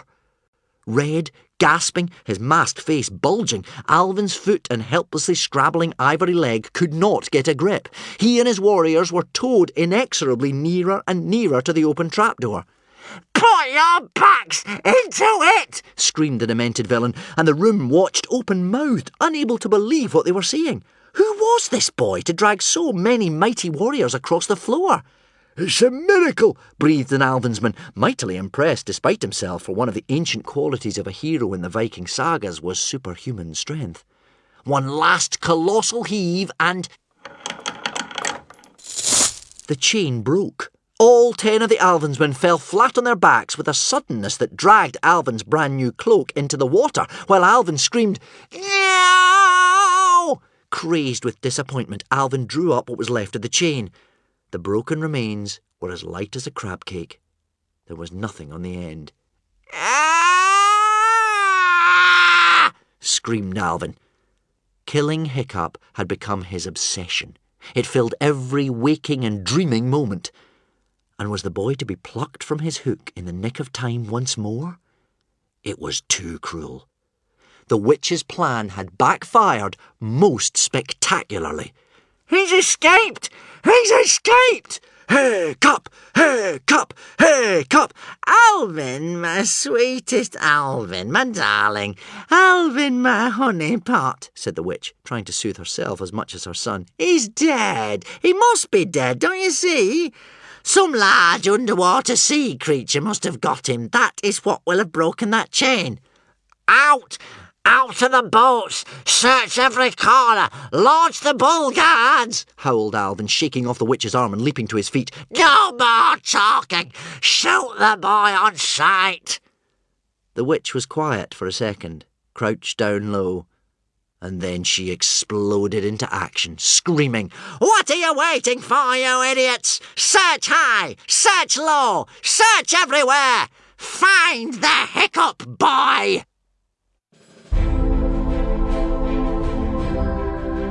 12. That treasonous traitor of traitors.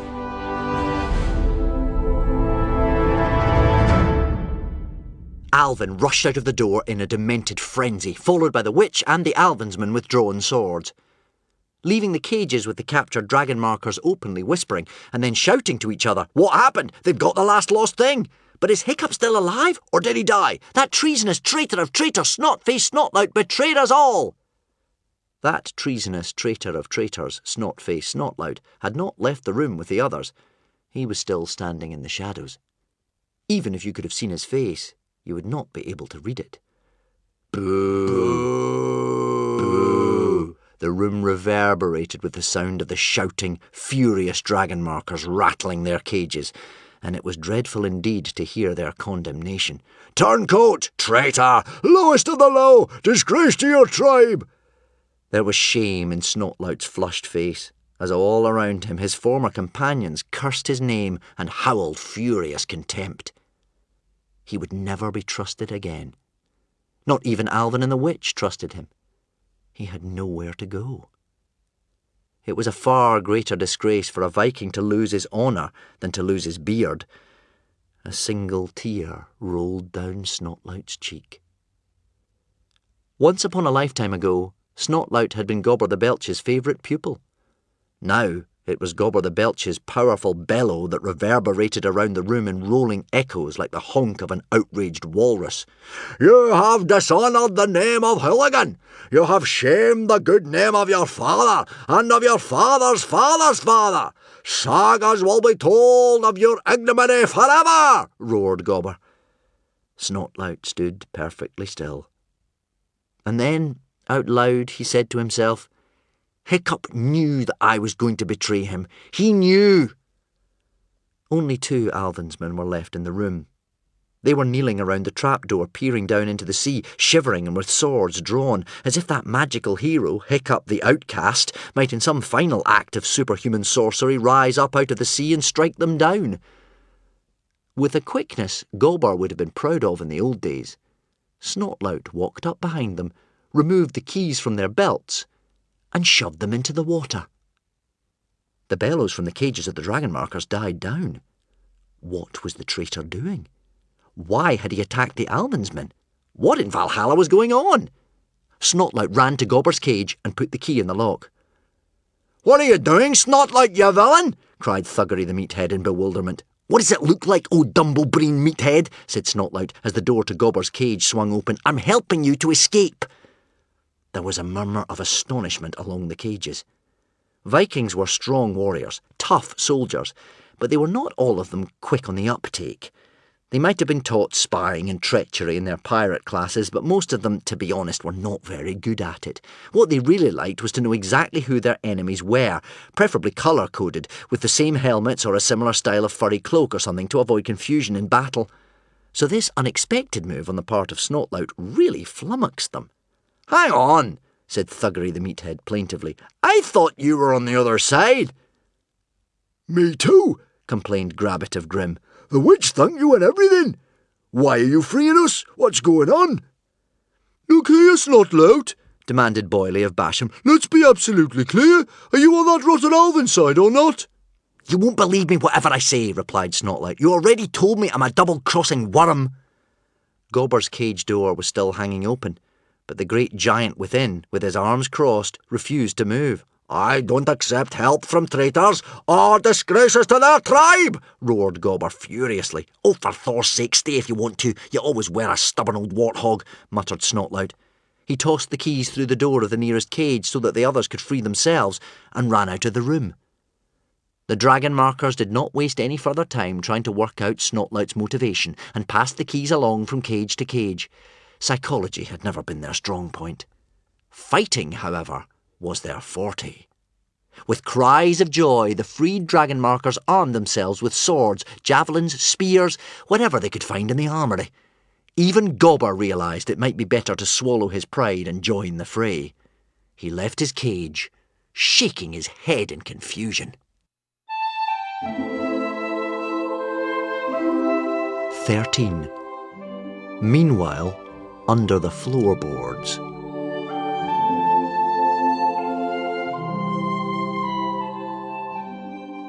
How did Kamikaze and Hiccup escape from the box and the rope? Well, it wasn't quite the miracle that the watching dragon markers and Alvin's men thought it was. Let us go back to earlier on, under the floorboards of the floating city, where a terrified Hiccup had whispered, Plan B, down to Fishlegs and slammed down the hatch, leaving Fishlegs sitting on the upturned hull of a boat in the darkness with 6 dragons, the Deadly Shadow, Stormfly, the Hogfly, Windwalker, the Hurricane and Woden's-Fang. Oh, for Thor's sake, moaned Fishlegs. Plan B? Plan B means that the lost things aren't there. The ears of the Woden's-Fang were bright purple and quivering, as if electric currents were running through them, which was always a sign that terrible peril was near. I told Hiccup, wheezed Woden's-Fang. I've seen the lost things in my dreams. They're under water somewhere. But I admire Hiccup's courage in trusting Snotlout. It's just a shame. Fishlegs swallowed and finished the sentence for him. It's just a shame that Snotlout has betrayed him again. As if to confirm this, Snotlout's hurricane dragon took off from the submerged boat and flew off. Where's he going? Asked Fishlegs, and then he answered his own question. He must be joining his treacherous master. This is fine, said Fishlegs to himself. I'm on my own here, but it's fine. He was trying not to panic. His asthma often got worse in times of stress. Luckily, deadly shadows give off a calming hormone in their smoke when they are in an action situation, and breathing in the milky clouds of steam drifting out of the 3 heads of the gentle giant beneath him gave Fishlegs the strength to remain calm and to focus. Fishlegs pushed his broken glasses more firmly onto his nose. He did not want to look like a coward in front of his mother's dragon. If his mother could be brave, then so could he. OK, said Fishlegs, making himself think reasonably. According to Plan B, we now have to surreptitiously rescue Hiccup. But how do we rescue him if we have no idea where he is? 200 yards away, a hatch opened in the long platform of the ceiling above them, letting a brilliant shaft of light down into the dark sea. The sound of the shouting and the stamping of feet became so loud, Fishlegs shrank behind the deadly shadow's backspines for fear they had been discovered. Hiccup, Hiccup, Hiccup, and then the witch's voice, clear and loud, Lower him through the trapdoor! Something was dumped through the trapdoor and into the sea. With horror, Fishlegs recognised Hiccup's helmet. OK, said Fishlegs. There he is. That's Hiccup. Let's rescue him. Windwalker had left Fishlegs' side before Fishlegs had even finished speaking, flying towards the spot where Hiccup had been dumped. In 2 flaps of his wings, Fishlegs could see from the bubbles that Windwalker had reached Hiccup underwater, closely followed by Woden's-Fang, Stormfly and the Hogfly. Fishlegs hovered near the spot on the back of the deadly shadow. Get him up! What are you guys doing? He whispered desperately from the shadows. Why aren't you getting him out of there? There are winterfleshers down there and everything. He could see the quick black silhouettes of the heavily fanged winterfleshers being chased hither and thither underwater by the hunting dragons. The Alvinsman pulled on the chain again. It drew taut, and up the blue, dripping figure of Hiccup was hauled, and Fishlegs watched, open-mouthed. Up rocketed Woden's-Fang out of the water. Why didn't you rescue him? Whispered an agitated Fishlegs. He didn't want us to, replied Woden's-Fang. He kept on pointing up towards the great hole. I think he doesn't want us to rescue him until he can get Kamikaze out. Oh, thank Thor, breathed Fishlegs. So Kamikaze is alive? We're just trying to keep him warm and alive, continued Woden's-Fang, and scare away the winterfleshers. Windwalker is blowing air into him so he doesn't drown. Down Hiccup was thrown again, and Fishlegs could see the large shadow of the Windwalker flying underwater like a giant ray, sending the little dark slivers of the winterfleshers shooting off in all directions in alarm. Again and again, Hiccup was hauled back up through the trapdoor, Again and again he was thrown into the sea, and each time he was left under water for longer and longer. Oh, what shall I do? Fishlegs whimpered to himself. This can't be good for him. Plan B was always over-ambitious. How on earth is Hiccup going to rescue Kamikaze when he's all tied up in chains and everything? Fishlegs' question was answered when the large box crashed into the water, and this time Windwalker attacked the box.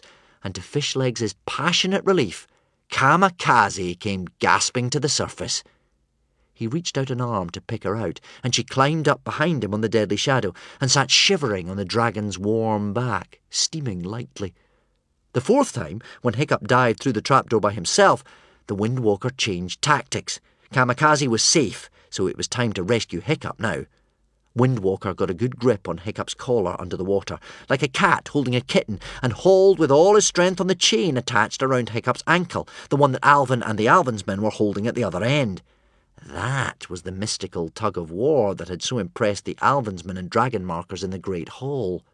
With a final heave, the chain broke, and with smooth, powerful strokes of his wings, Windwalker brought Hiccup gasping to the surface and deposited him on the boat beside Kamikaze. Thank you, Kamikaze, gasped Hiccup. I told you, said Kamikaze, I would never turn my back on you again. Hiccup grinned. Windwalker, Hogfly, Woden's Fang and I will find Toothless and the things. Fishlegs and Kamikaze and the others, cause a diversion. He had barely finished the sentence before Windwalker flew off, carrying Hiccup like a limp doll in his mouth, with Woden's Fang and the Hogfly anxiously following. Excellent news, said Kamikaze joyfully. Apart from burgling and escaping from impossible prisons and possibly surfing on Dragonback, diversions are a bog burglar's favourite thing. She sat back on the deadly shadow, unpacked her backpack, and put on a large blonde moustache. Kamikaze, said Fishlegs, no one is going to mistake you for a very small Alvinsman. Kamikaze ignored him. Now, she said, holding up a finger, we're going to have to be a little bit careful because I reckon there must be thousands and thousands of Bullguards and Alvinsmen up there. And there are 4 of us, bleated Fishlegs. 6, corrected Kamikaze, optimistically. Your deadly shadow counts as 3, which is why I need my super dangerous secret weapon. Now, where did I put it? Kamikaze rummaged away at the bottom of her escape artist backpack, pulling out ropes and keys and all sorts of extraordinary equipment. You have a super dangerous secret weapon? Fishlegs clutched at the faint hope of what a super dangerous secret weapon offered. Ideas of battering rams and spear launchers, and those gigantic Roman catapults swam into his head and made him feel a little braver. But no, it would have been hard to fit a battering ram into that teeny-weeny little backpack. Kamikaze whooped in triumph as she finally located the super dangerous secret weapon and held it up so that Fishlegs could see it. There was a short silence. Kamikaze, said Fishlegs, the 6 of us are about to face Alvin's entire heavily armed army, and that is a small glass jar filled with pebbles. It was indeed a small glass jar filled with pebbles. Small, grey, and very normal-looking pebbles. Ah, yes, said Kamikaze craftily, but these are no ordinary pebbles. My mother burgled them off a Chinese ship she raided when she was out east a while back, and I sort of borrowed them. Trust me, Fishlegs, these things are quite something. Oh, yes, said Fishlegs sarcastically. Those little pebbly souvenirs that your mother got on our holidays are really going to make the difference. Now, we are a little outnumbered, I have to admit, said Kamikaze, frowning and pulling out her lassos and her ropes and borrowing some of Fishlegs' bow and arrows. So we have to seem like there are more of us. We need to make those rotten, haddock-stinking, twister-evil Alvinsmen think they're being attacked by Valhallarama's whole Dragonmarker army. Can I borrow your helmet a second, Fishlegs? Without waiting for an answer, Kamikaze whipped it off his head. Watch this, Fishlegs. I think you're going to like it. What do you think this is, then? Kamikaze sang the Hooligan National Anthem into Fishlegs' helmet in an uncanny impression of Valhallarama's booming, magnificent tones. The helmet gave her voice the necessary deep, echoing quality. Up with your sword and strike at the gale, rider of seas, for those waves are your home. Fishlegs looked at her with his mouth hanging open. You sound exactly like Valhallarama. Good, isn't it? Grinned Kamikaze. I've been practising for ages. Winters may freeze, but our hearts do not fail. Yes, it's great, Kamikaze. Absolutely spooky. But this is no time for doing impressions, said Fishlegs, terrified. Again, Kamikaze ignored him. So, Fishlegs, get out your weapons, put on your hood, and I want you to imagine you're an army. Imagine I'm an army, said Fishlegs, getting out his bow and arrows and pulling up the hood of his fire suit. Imagine I'm an army. This is crazy. Kamikaze kicked her heels, and the deadly shadow swooped out from under the wooden platform and into the open air of the cavern. Fishlegs' eyes were shut, and he was whispering over and over again to himself, I'm an army. I'm an army. I'm an entire super scary dragon marker army. Kamikaze urged the deadly shadow higher and higher until it was hovering just below the icy ceiling of the cavern. Beneath them, the crazy, twisted streets of Alvin's town were curiously beautiful, with flares lighting up the edges of that maze of wooden platforms and the dark shapes of the floating armada. Little figures were shouting at one another, flares in their hands, peering over the sides of the wooden streets beside the great hall, looking into the sea. "Find the Hiccup, boy!" the witch was screaming, and the bull guards shot out random lightning bolts that formed a hissing, spitting, live maze of death in the air to match the mazy streets below. "Calmly," whispered Kamikaze, keeping Deadly Shadow circling. "We have to wait for exactly the right moment." "Now, dive!" ordered Kamikaze. "Dive, Deadly Shadow, dive!" Hang on, panicked Fishlegs. You can't dive now. There's no way you'll get through those random lightning bolts. You can't do it. Attack! ordered Kamikaze, more magnificently Valhallarama-ish than ever, shouting into Fishlegs' helmet in Valhallarama's deepest, most commanding voice. Even the moustache had a jaunty Valhallarama effect. Dragon markers, attack! Oh, brother, whispered Fishlegs, putting his hands over his eyes. The Deadly Shadow dived. 14. A little lesson from Kamikaze in causing chaos and confusion. A few minutes earlier, the Alvinsman had run out onto the platform above the icy sea and scanned the waters below for any sign of Hiccup. "He won't be able to hold his breath for long," shrieked Alvin. "Get the bull guard searchlight steady on the water." Hundreds of hovering bull guards illuminated the sea around the great hall, revealing a heaving mass of winter fleshers in a feeding frenzy. "Look, Alvin, my darling, they're eating something," sang the witch happily. "It must be the boy." "I want evidence," shrieked Alvin. "I want a body. Anyway, that's not Hiccup. That's my new cloak. It fell off earlier." Recently freed by Snotlout, Gobber and the dragon markers peered out the great hall door, uncertain whether to attack or escape. There were 22 of them, which wasn't really enough to put up a good fight in a straight battle with thousands and thousands of Alvinsmen. "Wait," hissed the witch, stiffening as if something had stung her. "What's that?" From nowhere at all came the disembodied sound of somebody singing the hooligan national anthem. Up with your sword and strike at the gale. "I know that voice," spat the witch. "Surely it can't be. Surely it can't be Valhallarama." On the song went, as jolly and as happy and unconsidered as if the singer were singing around the campfire on Berk. But our hearts do not fail. Hooligan hearts forever. Alvin, too, had frozen. "But that means the dragon markers have found our war bunker." "Impossible!" screeched the witch. "Unbelievable! Inconceivable!" But the next words were shouted, and to everyone's ears they were clearly the booming, clear, distinctive tones of Valhallarama, the mighty Valhallarama the terrible, Valhallarama the great and magnificent warrior. Attack! Roared the voice of Valhallarama. Dragon markers! Attack! Down swooped the Deadly Shadow in his invisible dive. Kamikaze must have had the luck of a drunk or foolish person, for how the Deadly Shadow made it through the complicated mess of bull-guard lightning bolts without being struck was an absolute miracle. The witch went even whiter than normal. "Valhallarama's forces," she whispered. "Quick! Counter-attack! Man the barricades!" Pandemonium ensued, with the Alvinsmen rushing for their weapons and firing randomly in the air as something enormous and invisible swooped down, sank a couple of lightning bolts into the great hall, and soared upwards again. Fishlegs opened his eyes shakily. OK, Kamikaze, I have to admit that was kind of brilliant. You see, grinned Kamikaze, we're an army. We're an entire Dragonmarker army. She winked at him, cheekily. Watch this. Kamikaze took out a handful of little grey pebbles and flung them in 6 different directions. They sailed through the air, just normal little grey pebbles, but when they landed, the little pebbles exploded, creating the impression that the town was being attacked in 6 different places by 6 different dragons, all at the same time. The 6th pebble caused a very large explosion indeed, as it scored a direct hit on Alvin's armoury and hit the blacksmith's fire burning merrily away in the middle. Hooligans forever! Bellowed Kamikaze, in what was supposed to be an impression of Stoic the Vast. Even with the help of the helmet, it came out a bit squeaky. Your Stoic impression isn't as good as your Valhallarama, advised Fishlegs. It's about as convincing as your blonde moustache.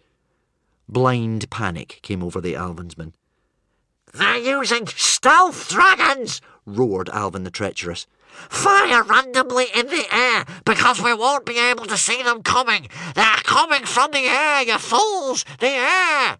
But it appeared these dragon markers were attacking from the land as well. Attack! Yelled Gobber the Belch. And the dragon markers that Snotlout had released leaped from the great hall and began to fight the Alvinsmen. They were massively outnumbered, of course, but fortunately most of the Alvinsmen army had already launched into the air on Dragonback to counter an entirely imaginary stealth dragon assault. They shot randomly in the air, mostly hitting Bullguards, who then thought they had been hit by dragon markers and started shooting back. So began the battle underneath the waterfall, which, thanks to Kamikaze's brilliance at causing chaos and confusion, mostly consisted of Alvinsmen and Bullguards fighting each other rather than the enemy. 15. You rang, madam? Windwalker swam at immense speed through the cavern's inner sea. With intense precision, he broke the surface for a few moments so that Hiccup could take huge, coughing, gasping, relieved breaths. In the moment that they surfaced, Hiccup heard Kamikaze's excellent impression of Valhallarama. What is happening? Thought Hiccup, confused and disorientated. Surely that can't be my mother. And then Windwalker took him underwater again, and Hiccup nearly passed out with the cold and the lack of air.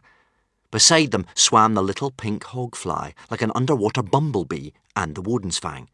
When at last Windwalker resurfaced, the floating town was some distance away, and they were alongside the barbarian armada, quietly rocking in the icy water. Windwalker gently spat Hiccup onto the nearest ship, and there he lay like a baby, flat on his front, panting on the deck, shivering uncontrollably, too cold to move. "Thanks, Windwalker," whispered Hiccup, closing his eyes. He was sleepy, too tired to take this in, and shivering too much. "Wake up, Master," whispered Windwalker urgently. "Wake up. You can't sleep now."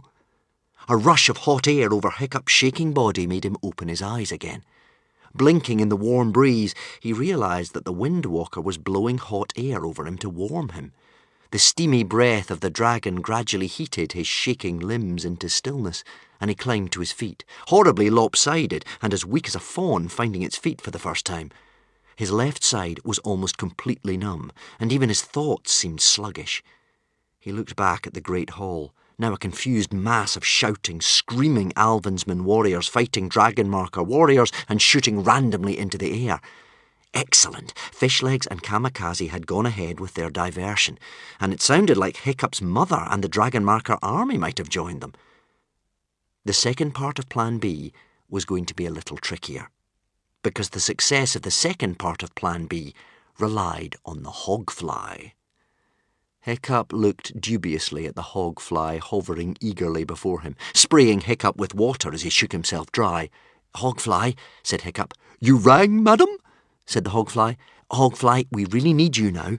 Everything depends on you." "Woof, woof," squeaked the amiable little creature, but he looked anxious. Even the hogfly seemed to realise that a plan that relied on him might be a plan in jeopardy. "Hogfly, I need you to fetch," said Hiccup solemnly. He reached into his backpack and pulled out the sad remains of Toothless's torn, burnt coat. Hiccup had hidden it for precisely this purpose, so the hogfly could follow Toothless's smell and find out where the Alvinsman had taken him. "That," said the Woodensfang admiringly, "is a clever plan, Hiccup." The coat was sopping wet, of course, and Hiccup had to hope that this wouldn't affect the scent.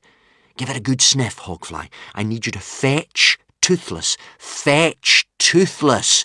Good Hogfly." The Hogfly gave a sigh of relief.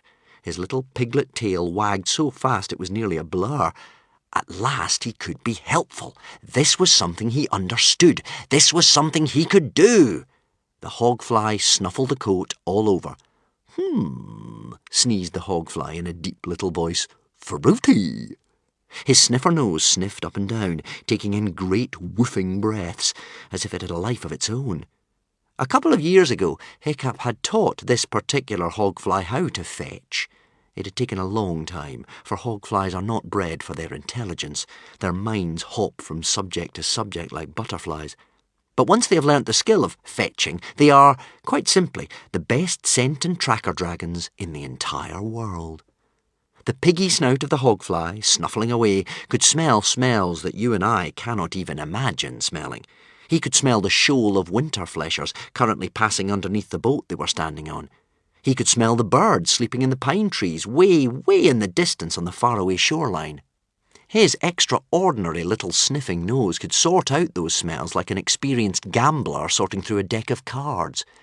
And somewhere in among those smells, in between the smell of a spider scuttling up the mast of one of the ships 100 feet away and the 24 slightly different smells of the 24 slightly different nano-dragons currently hibernating in one of the same ship's biscuit barrels, he caught a tiny little whiff of something that smelled a lot like Toothless. "Fetch Toothless!" trumpeted the hogfly, and zoomed after that smell as if he were being dragged through the air by a silver phantom. The Windwalker and Woodensfang could barely keep up. The little speeding hogfly, like a jet-propelled piglet, flew above the boats that were moored at the edges of the floating city. "Fetch Toothless! Fetch Toothless! Fetch Toothless! Fetch Toothless! Sorry, Grandma!" This last remark was addressed to a ship's mast that the hogfly dodged in his single-minded quest. "Fetch Toothless! Fetch Toothless! Fetch Toothless! Fetch Toothless!" There must have been at least 100 of those Viking warships, rocking dark and ghostly on the black water, as lifeless and silent as death boats. But right at the end, so near to the edge of the cavern that it was right next to the waterfall, were there dim signs of life? Were there tiny moving shadows that might have been people, and a faint flicker of light that could have been the light of a torch? The hogfly was heading straight for this boat. "Okay," thought Hiccup, "so that must be where the Alvinsmen have taken Toothless, and if Toothless is there, it will also be where they have hidden the other 9 lost things." Hiccup had to stop the hogfly now. The hogfly would not understand about being quiet and sneaking up on this boat. He would give them all away. Hiccup kicked his heels gently on the Windwalker's sides. Windwalker leaped forward and drew alongside the little speeding hogfly. The hogfly was muttering, "Fetch Toothless, fetch Toothless, fetch Toothless, fetch Toothless," to himself with impressive determination. Hiccup leaned down, grabbed the hogfly under one arm, and put his hand over the hogfly's nose. Hiccup's hand got in the way of the smell track the hogfly was following, and once a hogfly's concentration was broken, it could easily be distracted. After a few squeals of reproach and "Whoa, that tickles!" the hogfly forgot about Toothless and licked Hiccup's hand, nuzzling it affectionately. "Bedtime now, hogfly," said Hiccup. "Oh, bedtime! Is it my bedtime?" "Yes, we're going to bed now, hogfly." Hiccup took off his backpack and the hogfly hopped in, wedging his fat little bottom inside and woofing enthusiastically. "Night-night, hogfly," whispered Hiccup, "and well done. You were very useful there." Hogflies love to be helpful. This hogfly was so pleased to be praised, he blew himself up into a balloon again, and pop! He burst with pride, even though he had already forgotten what Hiccup was thanking him for. "Sleep tight," yawned the hogfly. "Anchor the way. Happy holidays. Good night, sweet ladies. Good night." The instant Hiccup put the lid on the backpack, deep, snuffling, catarrh-filled snores rumbled from within. Quiet as shadows, Hiccup and Windwalker and Woodensfang flew towards the moving light. They landed on a boat nearby and leapt like cats from deck to deck, keeping well in the shadows. Suddenly, there was the sound of running footsteps. Hiccup and the two dragons dived behind a boathouse to hide. The metal boots of Very Vicious ran past them, hastening back towards the pitched battle taking place around and above the great hall, which was now burning as merrily as a gigantic bonfire. Heart thumping, Hiccup waited until Very Vicious had disappeared. A ladder rested against one side of the final boat. Quiet as a ghost, Hiccup climbed that ladder and peered over the edge. There were 2 Alvinsman guards on deck, talking in whispers to each other.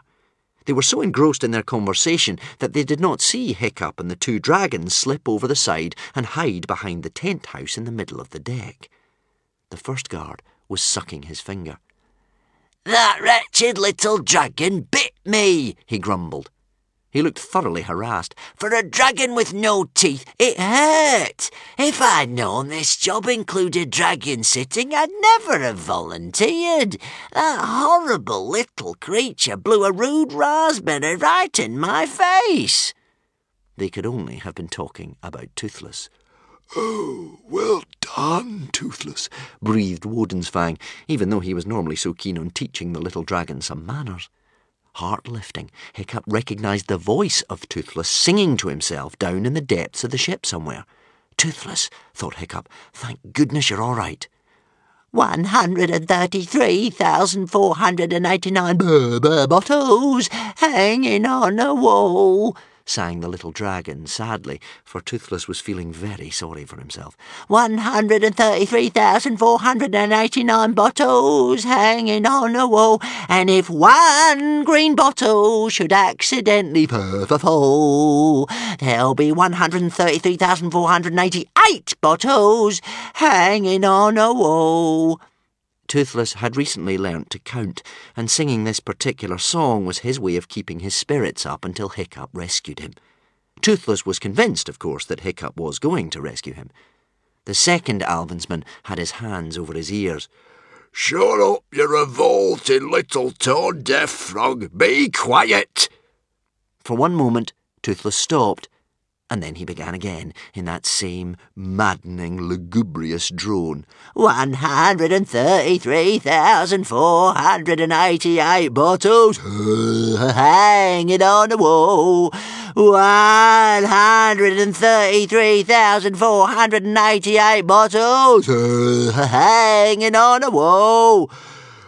"Go down and get him to stop," said the second Alvinsman. "Why me?" begged the first Alvinsman. "He's already bitten me. Done the rude raspberry, eaten half me lunch and the end of me favourite scabbard, and we've only had him for 5 minutes. Why don't you go down and get him to stop?" Okay. You have to be firm with these little pests. You're too soft," grumbled the second Alvinsman, and he climbed down a hatch in the middle of the deck. "It's all in your tone of voice. Watch me. Now, look here, you horrible little reptile. Pipe down. Oh, ow! He bit me too." "Don't, for Thor's sake, spank him," begged the first Alvinsman. "The witch said he was the last lost thing, and it was very important that he was kept in peak physical condition." "That's right, you ignorant Alvinsman. Toothless is the last lost thing, and he's the best one." Toothless shouted up from below. 133,487 bottles hanging on a wall. "I'm very tempted to lose him again right now," said the second Alvinsman, climbing up out of the hatch. "He threw up that lunch of yours down my waistcoat and he bit me right on the nose." The second Alvinsman had never been attractive, but he was even less pretty now, with his nose swelling up to twice its normal size. Well, you shouldn't go around kidnapping other people's dragons, should you? Thought Hiccup with satisfaction. Bang! One of Kamikaze's pebbles hit something explosive in the distance as the sound of the hooligan national anthem rang around the cavern. "Do you think that's the dragon markers attacking us?" said the first Alvinsman. It must be, replied the second Alvinsman. I'd recognise Valhalla Rama's singing voice anywhere. Very vicious, better hurry back with reinforcements. If we get attacked by dragon markers, we can't defend the things all on our own. The things. So it was just as Hiccup hoped. They had hidden Toothless with the other lost things. A ship was the obvious place to hide them, so that if they were attacked, they could quickly carry them to a new hiding place. The things must be right here on this ship.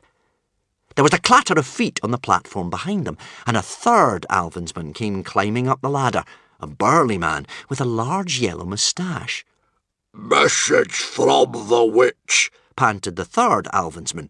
You need to get the things ready so that she can move them to a safer location.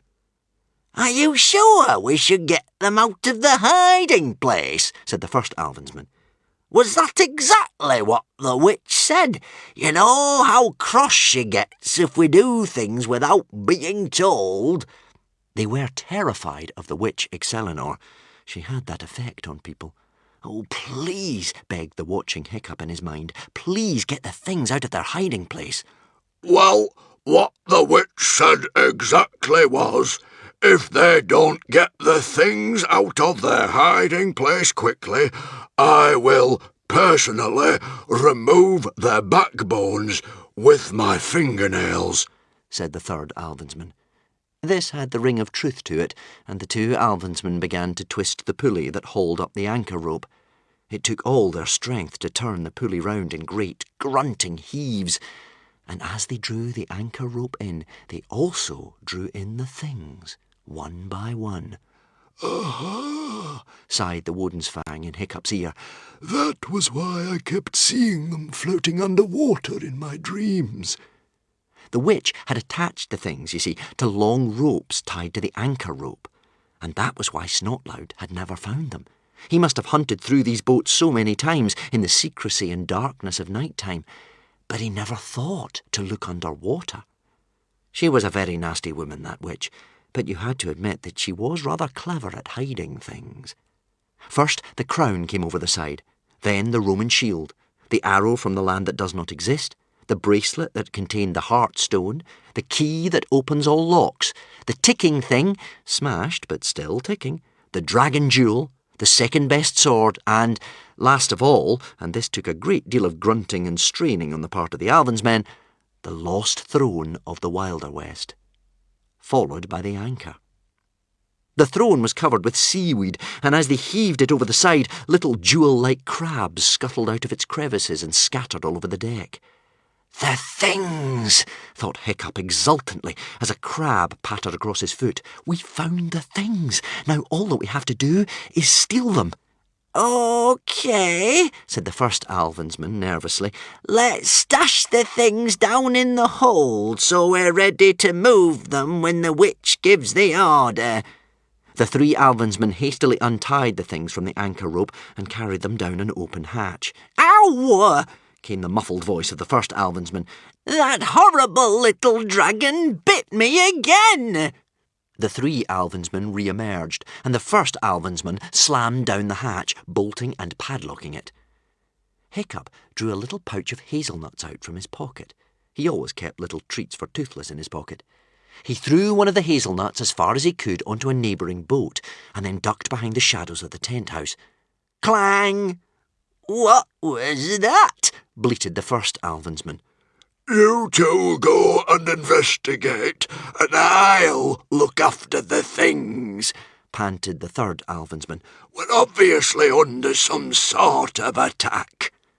The first and second Alvinsman climbed down the ladder onto the next boat, swords drawn, to investigate the noise. The third Alvinsman was leaning way over the side of the boat, flare held up high, watching them. Hiccup tiptoed up and gave him a big shove. The third Alvinsman gave a small, muffled scream, and with a satisfying splash, landed in the water below, and creak! Hiccup pushed the ladder down so that there was no way the third Alvinsman could climb back onto the boat again. Then he grabbed the boat hook and pushed off. He had the things! He had the things! Hiccup's heart was doing a happy little jig. He hadn't had a great deal of hope for Plan B, but so far it was working unexpectedly well. What Hiccup did not realise at the time was that the third Alvinsman was not, in fact, an Alvinsman at all. It was his own mother, Valhallarama. You see, Kamikaze wasn't the only one who liked to dress up in big blonde moustaches. Valhallarama had crept into Alvin's war bunker dressed as an Alvinsman, intending to steal the 9 lost things in time to meet Hiccup back on the beach on Doomsday Eve. And she would have done it too, if her son had not unfortunately mistaken her for a real Alvinsman. The blonde moustache disguise in her case was rather good, much better than Kamikaze's, because she had the acreage to carry it off, and given her a big shove in the back that had thrown her into the water. "Oh, Hiccup," sighed Valhallarama to herself as she trod water and accidentally let off an arrow in the direction of the second Alvinsman who was firing at the deck of the departing boat. "I told you not to leave the underground hideout. I told you to trust me and I would take care of everything." Valhallarama shook her head forgivingly. "But then," she mused, "maybe I have to learn to stand back and let the boy do it his way. Make his own mistakes," she sighed. "It is harder to do than I thought." But Hiccup knew nothing of this until much, much later. He was busy concentrating on the immediate problem before him. He had to row the boat out of the cavern before those Alvinsmen could raise the alarm. Luckily, the boat was very close to the waterfall. You could hear the roaring of the water like the bellow of a sea dragonus giganticus maximus. Once he was out of the cavern, he would be fine. The wind would take the sails. But even though it was such a short distance and not a particularly large boat, how was he to row it all on his own? Hiccup ran across the deck towards the oars and peered swiftly into the hatch just to check that Toothless was in there. "Toothless," he whispered. "Master!" the joyful voice of Toothless squeaked back. "Oh, thank Thor." "Don't worry, Toothless," Hiccup yelled through the hatch. "I haven't got time to unlock this hatch now, but I'm going to save you." 16. My tooth. Where is my tooth? And then Hiccup stiffened. All the hairs on the back of his neck rose like the quills on a fretful porcupine. Not 2 yards in front of him, hovering in mid-air, floating in the atmosphere as if they were being dangled by a malevolent god, was a pair of evil red eyes. And out of airy nothing there came a nasty, whining wisp of a whisper. "My tooth! Where is my tooth?" As soon as Hiccup saw those red eyes, he was conscious that his arm had been singing in agony around that horrible tooth for the last hour or so. There had been so much going on, he had ignored the pain. Slowly around those evil red eyes, with 2 little slits for pupils, there materialised the body of a vampire spy dragon, crouching on the hatch as if it was guarding it. The vampire spy dragon was a revolting sight, enough to give you nightmares for years.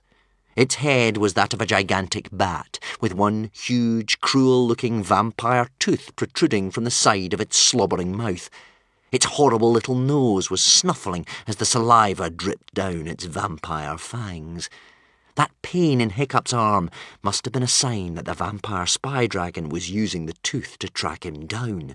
"My tooth," whined the vampire spy dragon. "Where is my tooth? For I need to eat what I have bit. Where is my tooth?" Hiccup said nothing, just backed away in terror, his left arm hidden behind him. "Ah!" rasped the spy dragon, its wicked red eyes lighting up in cruel triumph. "You are trying to hide it, you nasty little burglar, but you cannot conceal it from me. I think I spy it. I think I have found it. You stole my tooth, you horrible little thief. I didn't mean to, stammered the petrified Hiccup, taking a couple of steps backwards. You can have it back if you like. I don't want it. You stole my tooth, spat the vampire spy dragon savagely. And now I have found it, I shall finish the meal that I began. It crouched for a second, bat wings stretched out. And then it sprang and sank its vampire jaws deep into Hiccup's left arm, exactly where it had bitten him only 24 hours earlier. Hiccup screamed and desperately hit the vampire spy dragon around its ghastly head. Windwalker attacked it too, raking at its thick, hairy hide. But the vampire spy dragon would not let go. Ironically, Hiccup's whole left side, arm, shoulder, leg and everything had just begun to feel slightly better. Now he could feel the paralysis creeping back, a deadening numbness as he looked down. He saw the black-purple stain flowering again. Vampire spy dragons don't let go, thought Hiccup. They have jaws like bear traps, and they never let go. Hiccup tried to remember all that he knew about vampire spy dragons, whether they had any weak points, but his mind was so confused by the pain in his arm he could not remember anything at all. He desperately punched at the spy dragon's head with his right fist, but the spy dragon merely gripped tighter. Hiccup was aware that he was screaming, but he couldn't really hear the noise he was making. What could he use that was around him on the boat? A confused mess of rope lay on the deck from where the Alvinsman had hauled up the lost things and the anchor. Trying to ignore the pain, Hiccup pulled the spy dragon forward so that it stepped into the rope coils, then wriggled and threw himself around in the creature's grip. Iron jaws still holding tight, the spy dragon thrashed about, trying to keep hold of him, each maddened lunge getting its legs more thoroughly entangled with the rope. And then came Hiccup's chance. Windwalker leaped in and attacked the softer underside of the spy dragon's stomach, which was the rather repellent white of a maggot and provided little defence. At the same time, Woden's little old limbs creaking, launched himself at the vampire spy dragon's head. The double attack worked. The vampire spy dragon screamed in agony and dropped Hiccup for a second, turning to strike at Windwalker. Windwalker lunged back and the two dragons locked jaws. Hiccup limped to the anchor, which was balancing on the side of the boat. With all the strength he had left, he heaved it over the side. Splash! The anchor landed in the sea below, narrowly missing the head of Valhallarama, still swimming in the water just beside the boat and swamping her so thoroughly that it removed her blonde moustache. There was an intervening pause where the weight of the sinking anchor pulled on the rope, which then whipped around the deck as if it were a live serpent. The spy dragon shook off Windwalker and turned again to face Hiccup, jaws wide in an avenging scream, its red eyes fixed on Hiccup. It crouched down to pounce, and this time it would aim for Hiccup's heart with its one remaining vampire tooth. The death strike. But just as it leapt, the whirling, spinning rope of the anchor pulled tight around the spy dragon's leg, and an expression of comical surprise came over the spy dragon's face. If anything that terrifying could ever really look comical, as it was dragged violently across the deck and over the side and into the water, this time with a really resounding. Hiccup clasped his hand to his arm, which was bleeding profusely. Sticking out of the wound was another spy dragon tooth. Now I have a pair, thought Hiccup, a little hysterically. He tried to pull it out, but like the first one, it was in too deep, so he tore a strip from his shirt to bind up the wound. There was a slow, derisive clapping of hands behind him. Hiccup straightened and turned around unsteadily.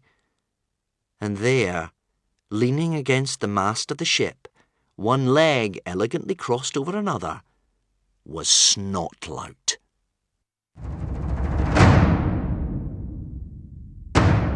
17. The Sword Fight.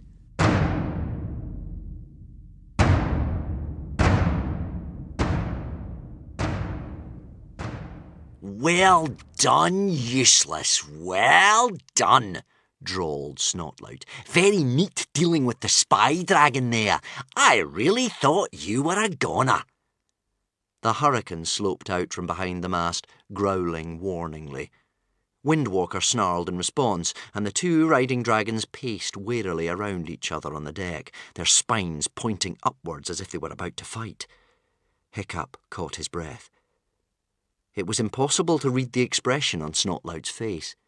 "Snotlout," he said slowly.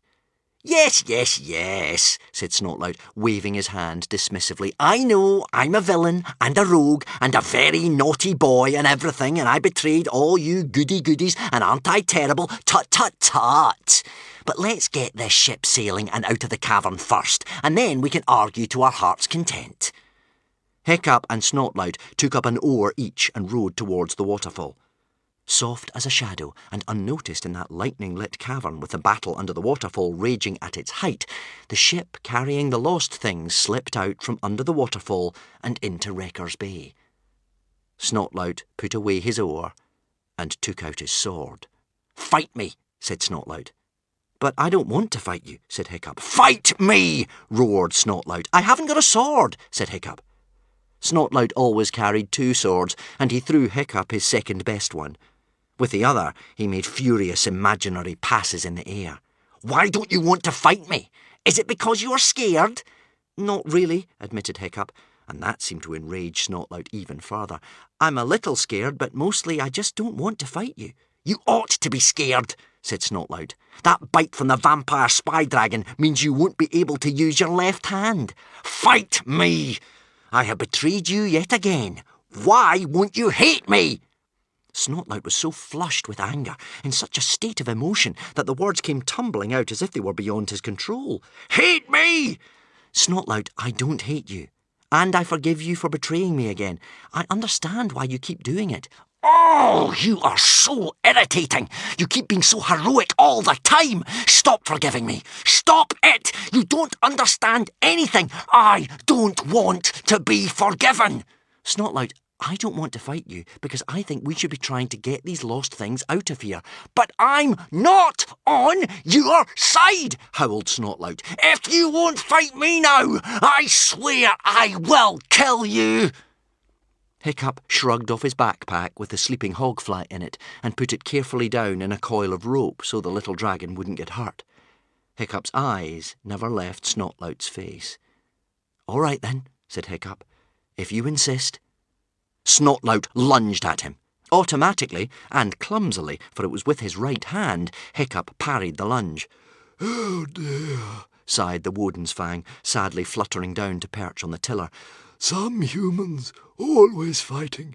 If only it didn't have to be this way." With a cry of horror, Windwalker dived down to protect his master, but was attacked in mid-air by the hurricane, who brought him rolling down into the sea. Snotlout slashed forward with a flash-burn fancy that overwhelmed Hiccup's guard and gave him a nasty gash on the shoulder that stung like a viper's bite. Hiccup only just managed to throw the larger boy off and roll out of the way, before clumsily ducking behind the masthead. His left side was so numb now it was like dragging a great dead weight. "All right," screamed Snotlout, beside himself with rage. "Mr. Smarty Pants, I'm such a hero. I'm so good at putting myself in other people's shoes. You tell me, Hiccup. You tell me why I keep betraying you all the time." He lunged forward, trying to reach Hiccup with his sword around the mast. "I think it's because you could have been a king yourself," said Hiccup. This was like adding another log onto a fire. "You bet I could have!" screamed Snotlout, attacking Hiccup with every single sword thrust he knew. "I should have been the hero. It should have been me. I have everything. The physique, the intelligence, the ruthlessness, the charm. All I ever wanted was to be a chief, a leader. Is that so much to ask? But it was denied to me just because I was the son of the second son, not the first. Is that not unfair?" "It is very unfair," admitted Hiccup. "Until I was 3 years old, I was the heir to the hooligan tribe," roared Snotlout. "I still remember the respect in everyone's eyes when they looked at me. Their eyes followed my every movement. And you know what, Hiccup? I would have made a great chief, a grand chief. Being a chief would have brought out the best in me. And then..." Snotlout's voice darkened. "And then you were born, a weak little mewling mistake of a runt. and everything changed. He spat out each word as if it were bitter as poison. Suddenly you were the centre of attention. Suddenly you were going to be the next chief. And then you were going to be the hero. And then you were going to be the king. Snotlout lunged forward, breaking through Hiccup's feeble guard, and Hiccup dodged out of the way in the nick of time. "Do you want to know why I call you useless?" yelled Snotlout bitterly. "Because that is what you made me, just by being born. However hard I try, I will only be the spare and not the heir. You made me useless, not needed anymore. Before you came along, I had never been jealous of anyone. You brought that out of me. You made me pinch you, hit you when no one else was looking. And then, afterwards, in secret, I despised myself for acting in such an unheroic fashion. Look what you brought me to!" "I'm sorry," said Hiccup, nearly losing his footing. "I didn't mean to." "And then you released the dragon Furious from Berserk." "I didn't mean to," said Hiccup. "It was an accident." "You never mean to. It's always an accident. You take my whole world from me, and it's all just an accident," said Snotlout savagely. "There was absolutely nothing wrong with the world that you have just wrecked. I loved that world and everything about it. I loved the danger of riding on a dragon's back, the hunting, the storms and the shipwrecks, stealing dragon's eggs from the dragon hatching grounds, sword fighting, bashy ball. My whole lost life on the Isle of Berk, I loved absolutely everything about it. And then it was gone." The ache in Snotlout's voice was unbearable. He fought in earnest with wild, plunging lashes, Hiccup dodging this way and that, handicapped as he was by the weak awkwardness of his right arm and his ridiculous numb leg, which made him hop around like a poor broken seabird. "All your fault!" As Snotlout pressed the advantage, Hiccup could feel himself tiring. The ache in his left shoulder was becoming unmanageable. "And then you keep on saving my life and forgiving me for it. And it just makes you look like this big hero. And I'm supposed to be grateful. Well, I'm not grateful, because you have taken away everything about my life that is worth living for." Snotlout kept ranting between ferocious lunges, either at the gods above or at himself. "Look, gods, see how good I am!" he shouted. He plunged forward in a flurry of ferocious lunges. He made a flashburn flunge, a very fancy lunge accompanied by a leap through the air. A baggy-bum balletic, one of his own father's moves, a jump and a stamp, followed by an aggressive launch at the opponent, simultaneously running very quickly past in case you missed them. And 5 cunning remisses in a row, as if it were showing those deaf old gods, Woden and Thor, exactly how wrong they were in not choosing him to be the finder of the lost things in the first place. Snotlout's last sword thrust sent Hiccup's own sword spinning out of his hand, and Hiccup's left side gave way beneath him, and he knelt before his cousin, with Snotlout's victorious face right above him. "Look," panted Snotlout, "I am not useless. I am the best. I am better than Hiccup in every way." His face contorted with emotion. Snotlout stood there, the sword pointing at Hiccup's chest, his arms shaking. "I could kill you now," said Snotlout. "But even if I kill you now," he raged, "even if I kill you now and take the things for myself, even if I do that—" And then he paused a long time before he spoke the truth. "No one will follow me." "Yes, I'm sorry, Snotlout," said Hiccup, although the words seemed inadequate. "Hate me! For Thor's sake, you horrible little cousin!" Snotlout shouted. "Why won't you hate me?" "I am so sorry, Snotlout," said Hiccup, and he really did mean it. "I just genuinely can't hate you." "You feel sorry for me, don't you?" said Snotlout fiercely. "You pity me, don't you?" Hiccup said nothing, because they both knew it was true. "How dare you pity me?" roared Snotlout. "How dare you? Stop forgiving me! Stop it!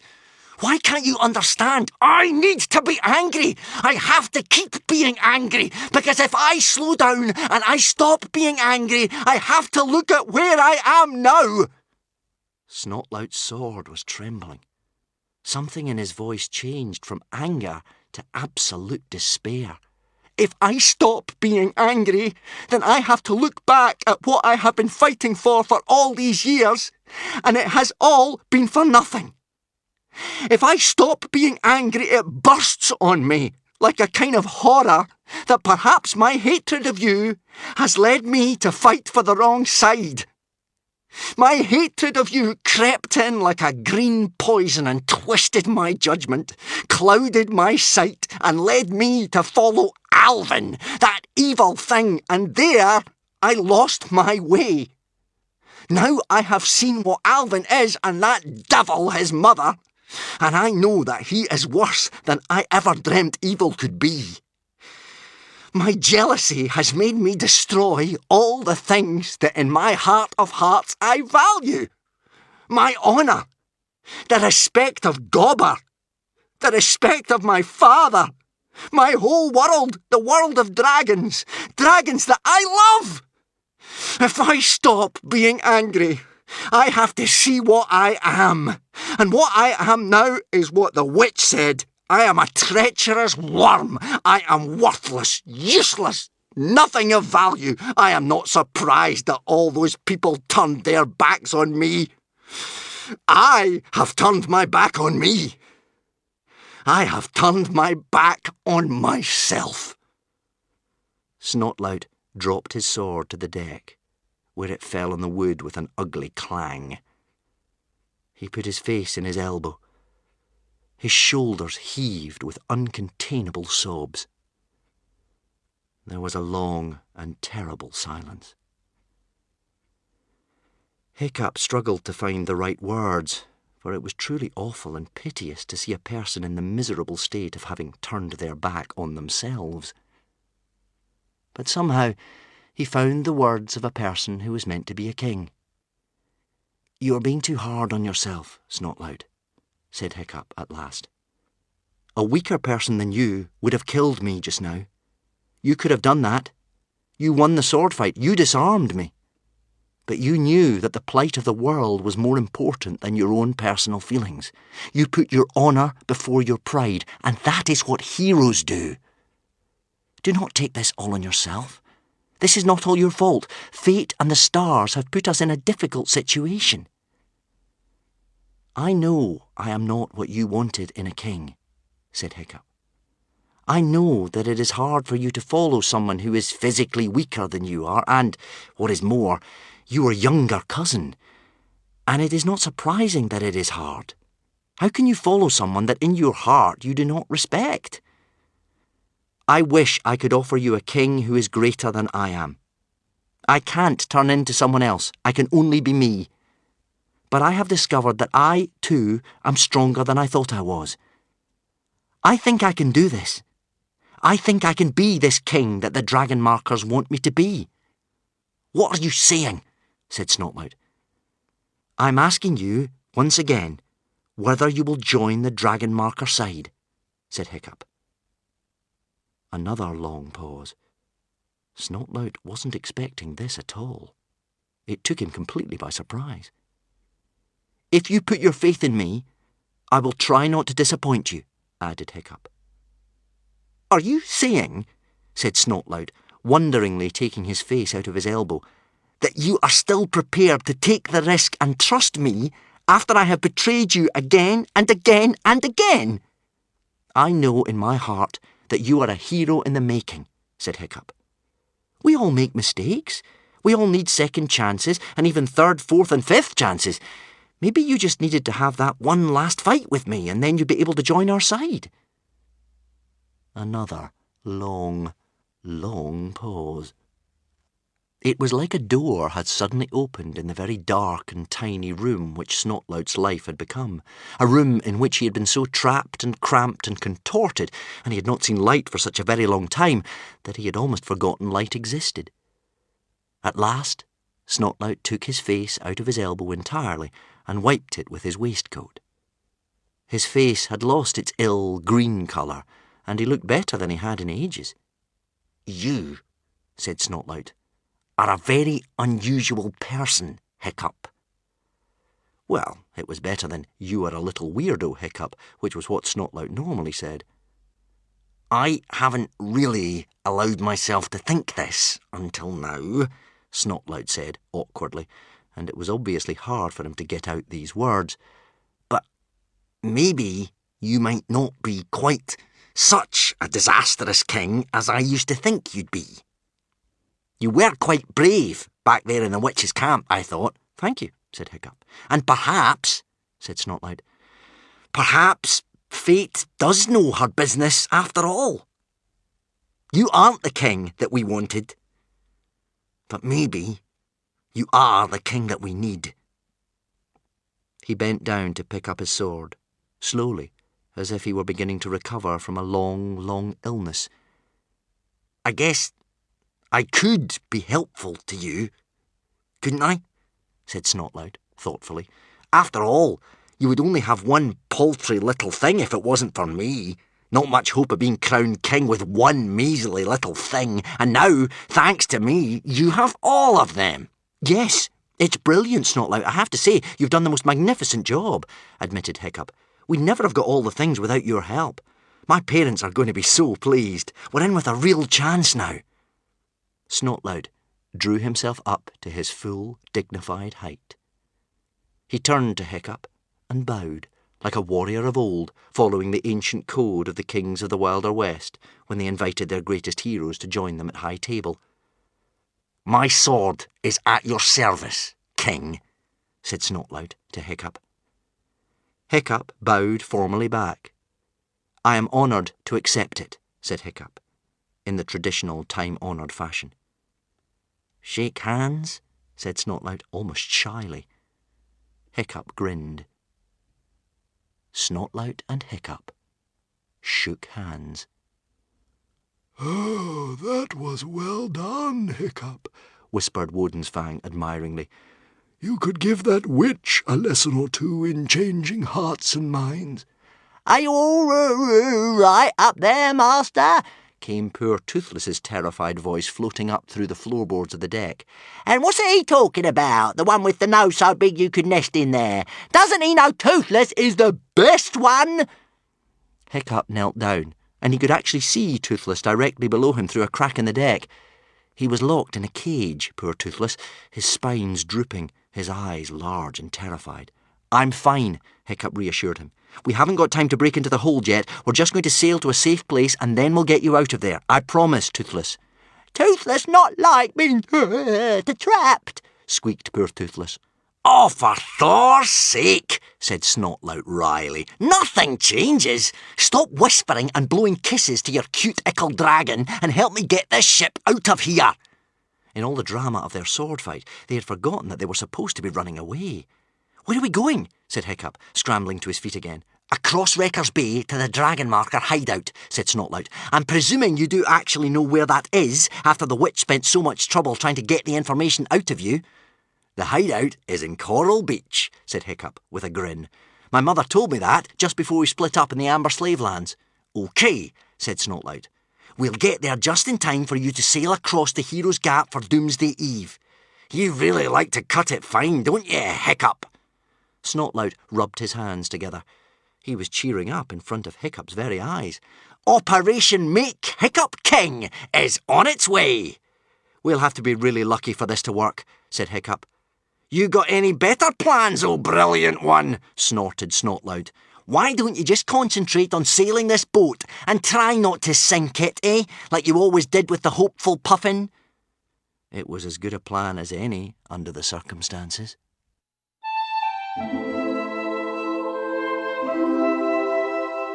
18.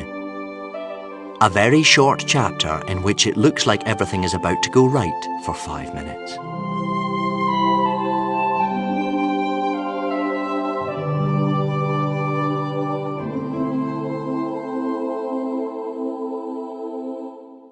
The boys went to work, getting the ship sailing as fast as possible, expertly handling the ropes like the young Vikings they were. They had done this 1,000 times in Viking sailing practice. but never together. They worked in surprising unison for two boys who had loathed each other all their lives. Hiccup felt a weird sense of elation, for the first time in his life to be working side by side with Snotlout for a common aim. They were not out of danger, no, but, unbelievably, they had all the things, every single one, safely locked in the hold. If they could just get them to tomorrow, so close now that they could actually see it, a dark shadow in the mist, tantalisingly within reach. They had finally laid to rest their old quarrel. They had got all the things. There was a clear wind taking them across Wrecker's Bay, and for 5 whole minutes it looked like everything was going to be all right. It would have been even more inspiring if it hadn't been for the sound of Toothless howling. Still locked in his cage, Toothless had decided he was going to die, so he had stopped singing the song about the thousands of bottles, and he was now singing an even sadder song, which went something like this. Toothless is dying, poor Toothless is dying. Can't you shut the gummy one up? Said Snotlout through gritted teeth. It's making me feel like throwing myself off the ship or giving myself up to the witch. As they slipped out of the witch's harbour, flocks of dragons and seagulls flew screeching overhead, screaming cries of warning, swarming in numbers like a plague of locusts from the direction of the open sea. An extraordinary noise followed them, a noise unlike anything Hiccup had ever heard before, a deep and elemental howl. For 1 second, Hiccup thought it was the dragon Furious, before realising that no living creature could make that noise, not even a mighty sea dragon the size of a mountain. Only a true apocalyptic power could make that noise. Like volcanoes and earthquakes and hurricanes, that noise is one that tells the human being how small and insignificant a pinprick is mankind, for all his cleverness and ingenuity in the face of the awesome power of nature itself. "What is that?" shouted Snotlout, his face turning a little green. "That," said Hiccup, swallowing, "is the winter wind of Woden." Just to make their escape a little more interesting than it was already, the winter wind of Woden was starting to blow. What were the chances? Hiccup made some calculations. They might avoid the winter wind of Woden if they were fast and lucky. Doggedly, quietly, the two boys set the ship in the direction of the dragon marker's hideout and moved out of the harbour, streams of dragons and birds shrieking above them like shooting stars, and the clamour and explosions and fireworks of the battle going on behind them. So there it was, 5 tantalising moments of happiness. And then...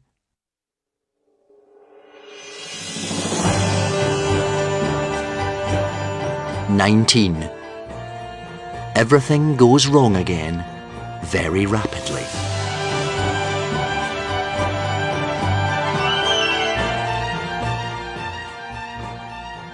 While Hiccup and Snotlout were fighting, everything else had fallen away. They had been so focused on each other and their ancient quarrel that they had forgotten about the peril they were in, their flight from the witch and Alvin. But now, the outside world forced itself on their attention once again.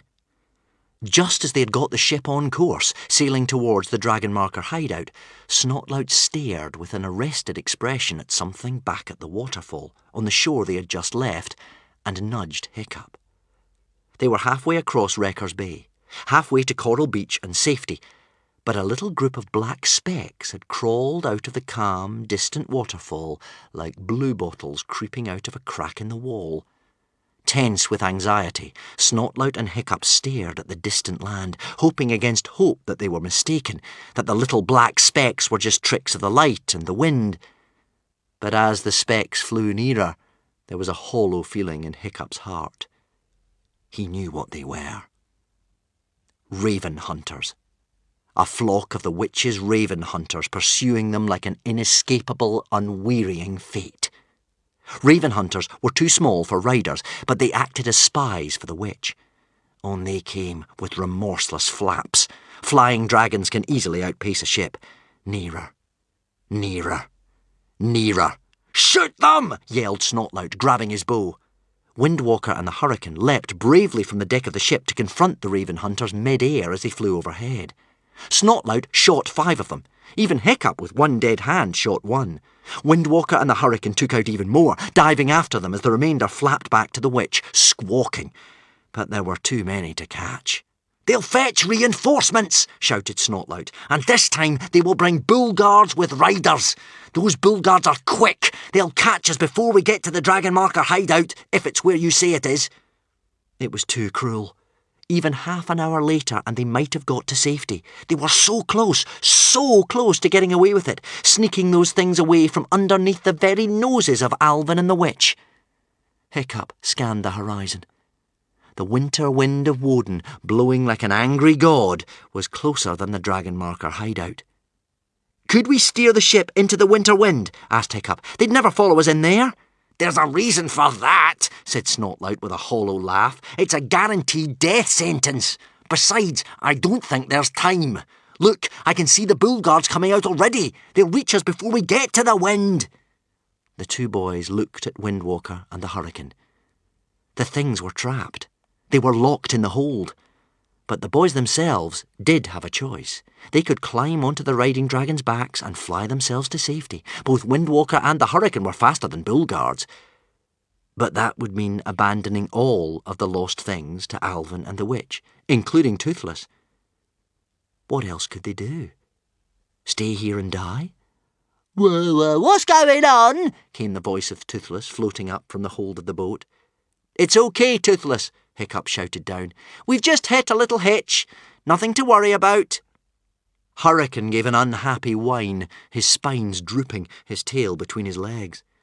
Automatically, Snotlout put out a hand and soothed the Hurricane's splendid, drooping head. "It'll be all right, boy," he said. "It's going to be all right." Snotlout stared into the distance, thinking. "Oh, for Thor's sake," he swore, bending down, picking up his sword and putting it back in his scabbard. "I can't believe I'm doing this." "Swap clothes with me and give me your helmet," Snotlout ordered Hiccup, taking off his own helmet and shrugging off his waistcoat. "Why?" shouted Hiccup, taking off his own waistcoat. I don't believe this, snorted Snotlout to himself, and then to Hiccup. "They're after you, aren't they?" "Yes," said Hiccup slowly. "So I'll dress up as you, old lightning brain," said Snotlout. "I'll put on your helmet, and I'll get on your Windwalker, and I'll ride out to meet those bull guards and their riders, and that'll distract them for a bit." "But that's crazy," spluttered Hiccup. "If you go out there to meet them, all on your own, you'll get yourself killed." Snotlout grinned. "Oh, you think my job is crazy? While I'm distracting them, you get to steer the ship into the winter wind of Woden, and if that isn't crazy, then I don't know what is." Snotlout yanked on Hiccup's waistcoat and held out his hand for Hiccup's fire suit. "Are you sure about this?" whispered Hiccup, putting on Snotlout's helmet. "Listen," said Snotlout, struggling to fit into Hiccup's fire suit and putting his great galumphing foot through the knee before he got it on. "You're always hogging the limelight, Hiccup, but you know what? It's my turn to be the hero." Snotlout laughed out loud. "I'm on your side now, aren't I? I'm a dragon marker. We're going to make it out of here with all of the lost things, and we're going to get you crowned king. So the next time I see Gobber," said Snotlout, standing up straight and proud and speaking in passionate earnest, "he will know that I am a hero after all. My father will be proud of me. They will all be proud of me.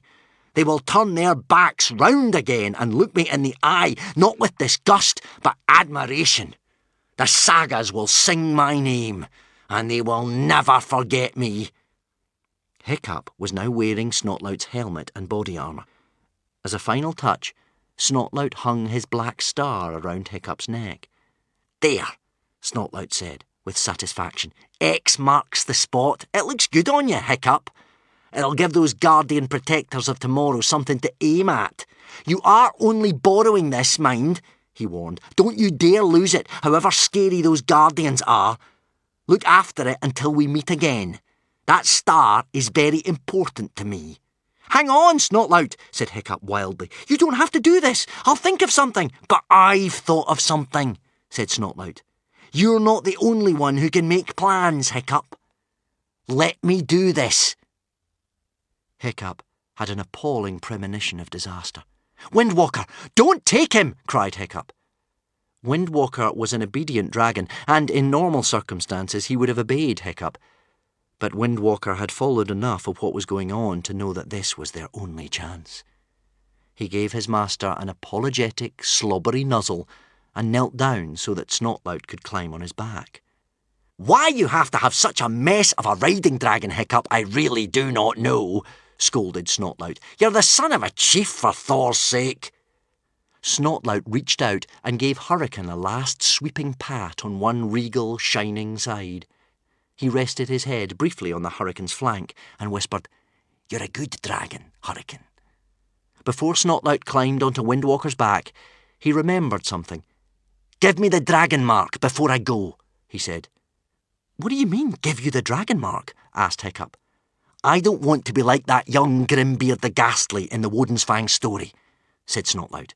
"Too proud to take the dragon mark. I'm a dragon marker, so give me the dragon mark." "How can I give you the dragon mark?" stammered Hiccup. "You have to have the brand, that long thin thingy that ends in an S."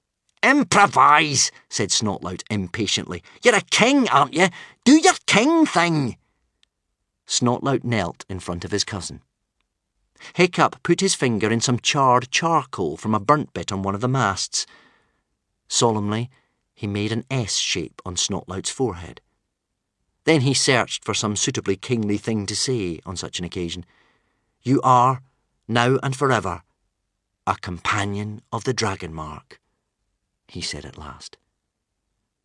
Snotlout nodded shortly. "Of course, it's only temporary, until I can get the real thing, but it's important that people know whose side I am on."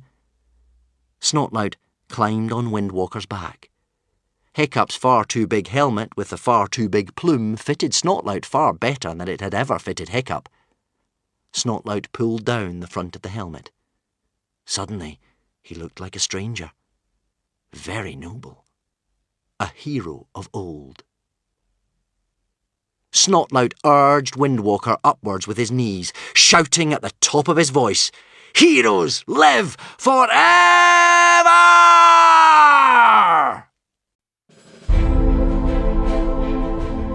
20. The Last Song of Grimbeard the Ghastly.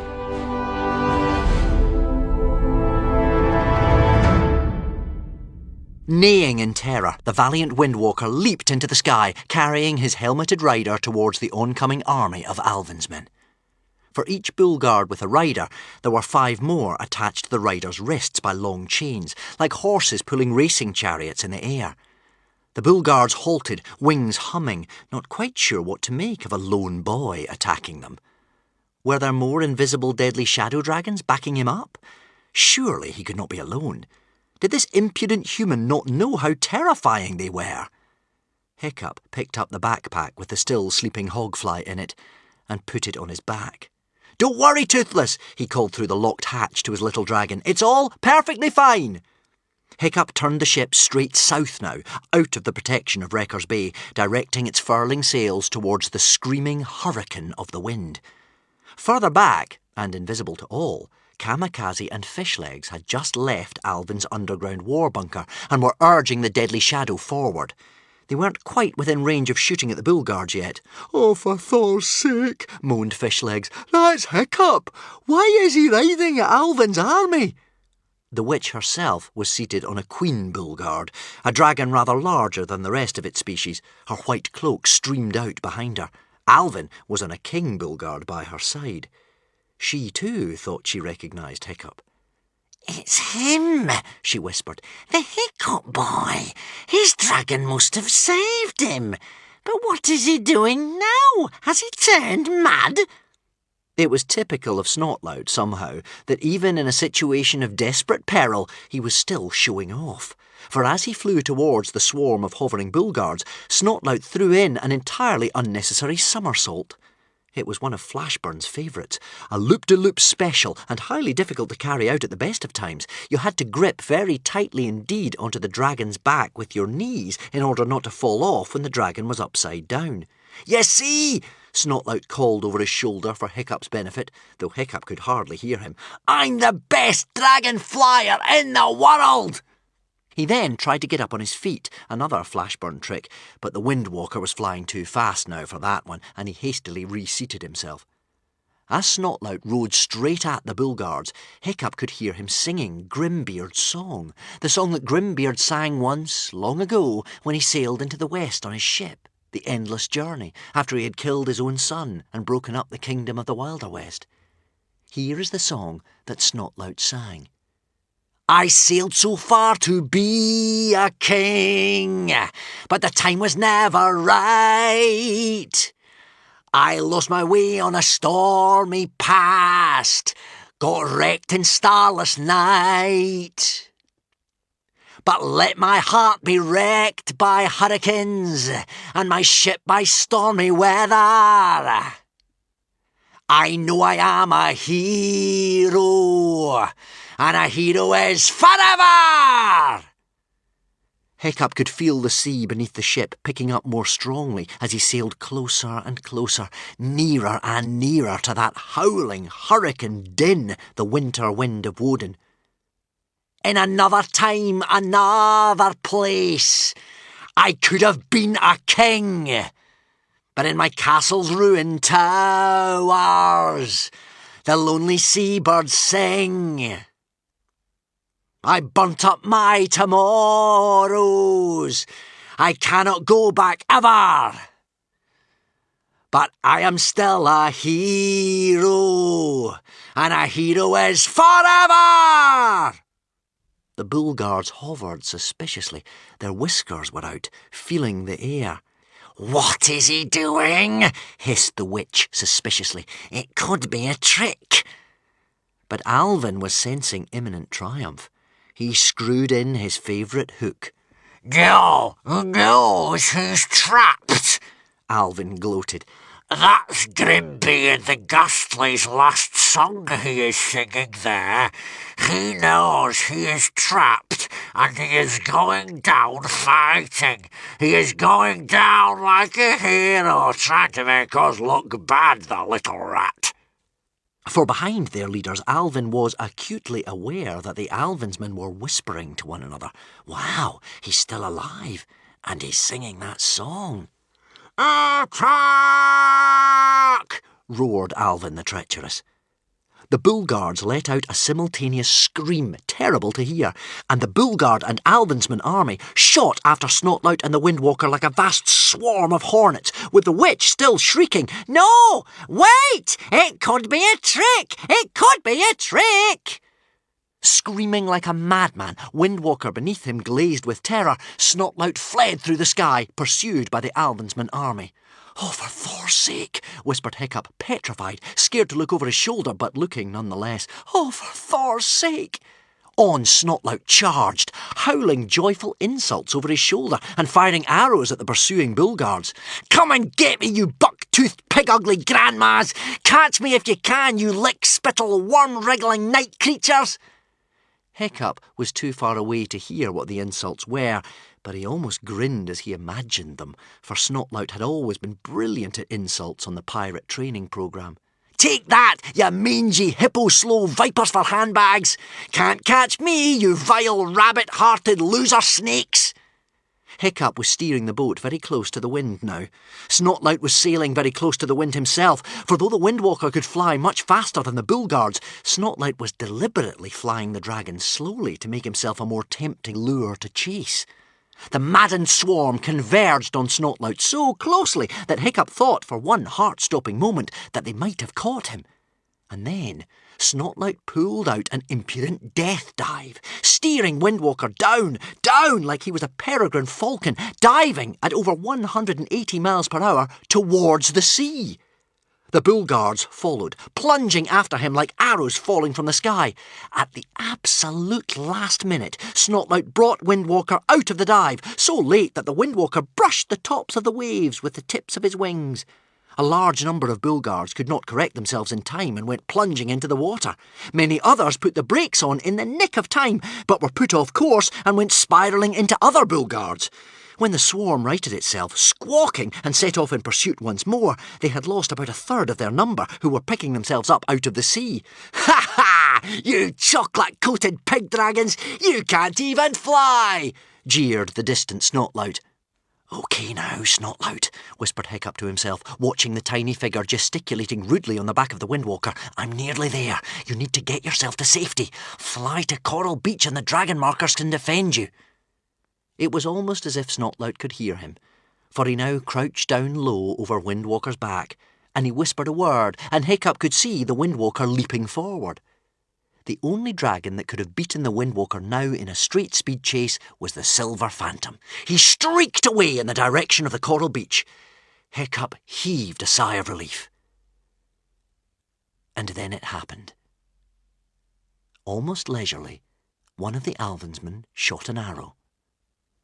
It sang through the air, and Hiccup saw it clearly. Snotlout was turning to shout insults or to see how close his pursuers were, and the arrow struck Snotlout full in the chest. Then a burst of flame from one of the bull guards hit him and burnt through the safety stirrup, and Hiccup's poor raggedy fire suit could not hold up to the onslaught. The fur underneath caught fire. The boy went up like a candle and fell from Windwalker's back. Down he fell, flaming like a falling star, down into the cool sea below, and Snotlout's light was quenched. "No!" Hiccup shouted. "No, no, no, no, no, no!" Windwalker gave a shriek of horror. He was going so fast that by the time he had wheeled around in a screeching turn and plunged towards the sea to look for Snotlout, the entire pack of bull guards was in his way. They were no longer pursuing the Windwalker, for the boy they thought was Hiccup was the real prey, and they knew they had killed him. Now they needed the body to prove it to the witch, so the riderless bull guards were let off their chains so they could dive for the body. Yes! Screeched Alvin in victory. Did you see that, Mother? We've got Hiccup at last! We've got him! Very clever, hissed the witch. Well done, my boy. The bull guards screamed too, gloating cackles of victory and triumph and glee most dreadful to listen to. They swarmed, curdling through the sky and diving into the sea, looking for the body of their impudent boy enemy. So many, many times, when all seemed lost, things had come back from the brink. Hiccup had almost come to believe that he and his friends were invulnerable. But sometimes time cannot tick backwards. Sometimes you cannot put a dragon back in a forest, nor a witch back in a tree trunk, nor the breath back into a friend when all the breath has gone. War really does have terrible consequences. Down to the ocean floor, Snotlout sank swiftly, for he was weighed down by his sword and other weapons. His limbs spread out like a star. He was flying through the sea, falling and ever falling, like soft snow through the air into another world. "Heroes who die in battle go straight to Valhalla," whispered Hiccup. Snotlout had taken many wrong turns and done many bad things, for he was a boy who had been born out of his time, caught in a world that was changing all around him, and that is always hard. But it is through our actions that we show who we really are. In the end, Snotlout died nobly, trying to do the right thing in difficult circumstances. And in some ways, he would never die, because his name would live on forever. Hiccup looked down for a moment at the black star. There was no time to think about it now. His tears were blown away instantly by the wind hitting him full in the face. He struggled to keep the ship on course. "I have to get to tomorrow at all costs. I have to get to tomorrow. I'll think about it tomorrow." A cold desperation settled on Hiccup as he pointed the ship ever deeper into the storm. "Please don't let the Alvinsmen remember the ship." High among jubilant bull guards and Alvinsmen, the witch's white head turned like the tick of a clock. "The things, the lost things," she hissed. Far down in the bay, unsteered by a human hand, or so the witch thought, the ship carrying the lost things was sailing straight towards the winter wind. "The things!" screeched the witch. "The things! Fetch the boy's body later! We need the things!" As one, the Bulgard army wheeled round and made like daggers for the little ship, now just a whisper away from the wind. "Stop that boat!" screamed the witch. "Stop that boat! If the things go into the winter wind, we will not find them again in time." "Come on," panted Hiccup, drenched to the skin, a little drowned rat in Snotlout's two big clothes. "Please, let me get there. Don't let Snotlout have died for nothing. Please, Woden, great god of the wild ride, let me get there. Let me get there." Ah, you know you are in desperate circumstances when your measure of success is casting your boat into the full strength of the winter wind. But as Doomsday Eve loomed, it was the only hope now that Hiccup had of reaching the shores of tomorrow. The swarm of Bulgards turned, and the Alvinsmen shot fiery arrows towards the ship. Their arrows lit the sails, which instantly burst into flames. Hiccup slammed the tiller to the left, swerving to make himself more difficult to catch. The boat shifted wildly underneath him and hit a great wave that slammed her up onto her left-hand side. One of the Alvinsmen generals was riding a gore bluffer. Gore bluffers swallow large stones, which they can then use as projectiles. The gore bluffer swooped heavily above the little ship, just a whisper away from the wind, and dropped 3 large stones the size of cupboards right on the deck.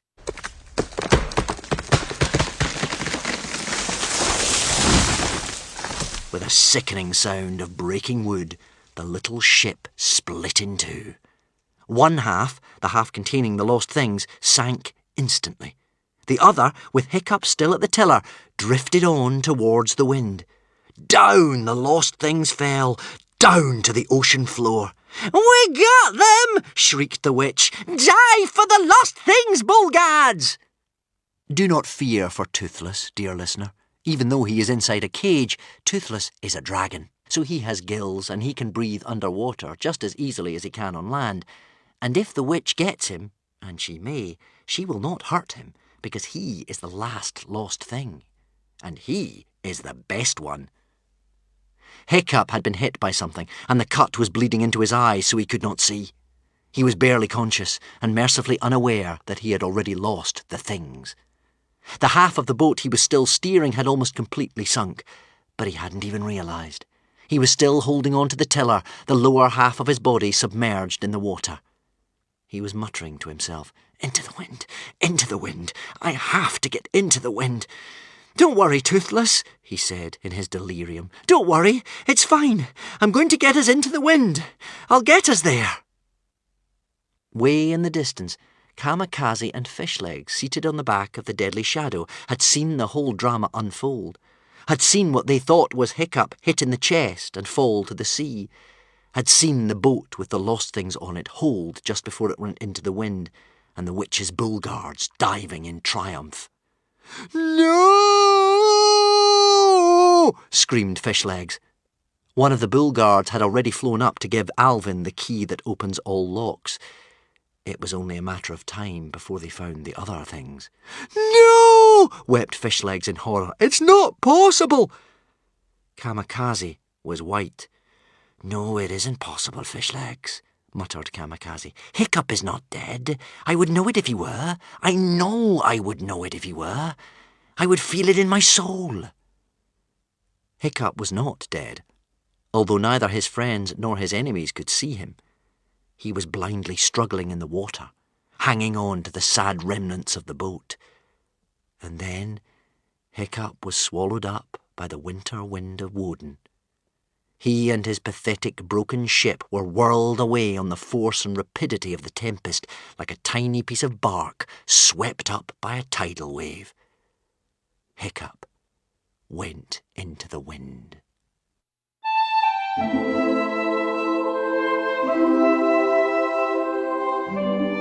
21. Doomsday Eve on tomorrow.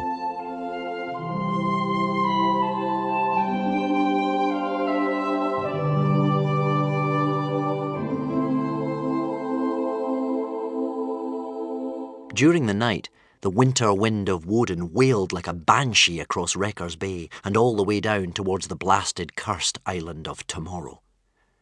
Early the following morning, Doomsday Eve, the witch and Alvin and all of their Alvin's men were gathered on the singing sands of the ferryman's gift at the bottom of the murderous islands. A light snow was falling. The witch had also brought along Gobber and those dragon markers recaptured at the end of the battle under the waterfall the previous night.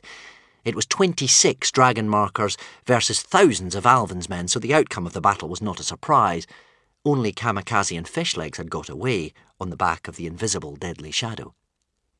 The witch wanted them to witness Alvin's triumph before they were executed, so they were standing, sad, chained prisoners of war, at the back of the crowd. The Alvin's men were excited but extremely nervous.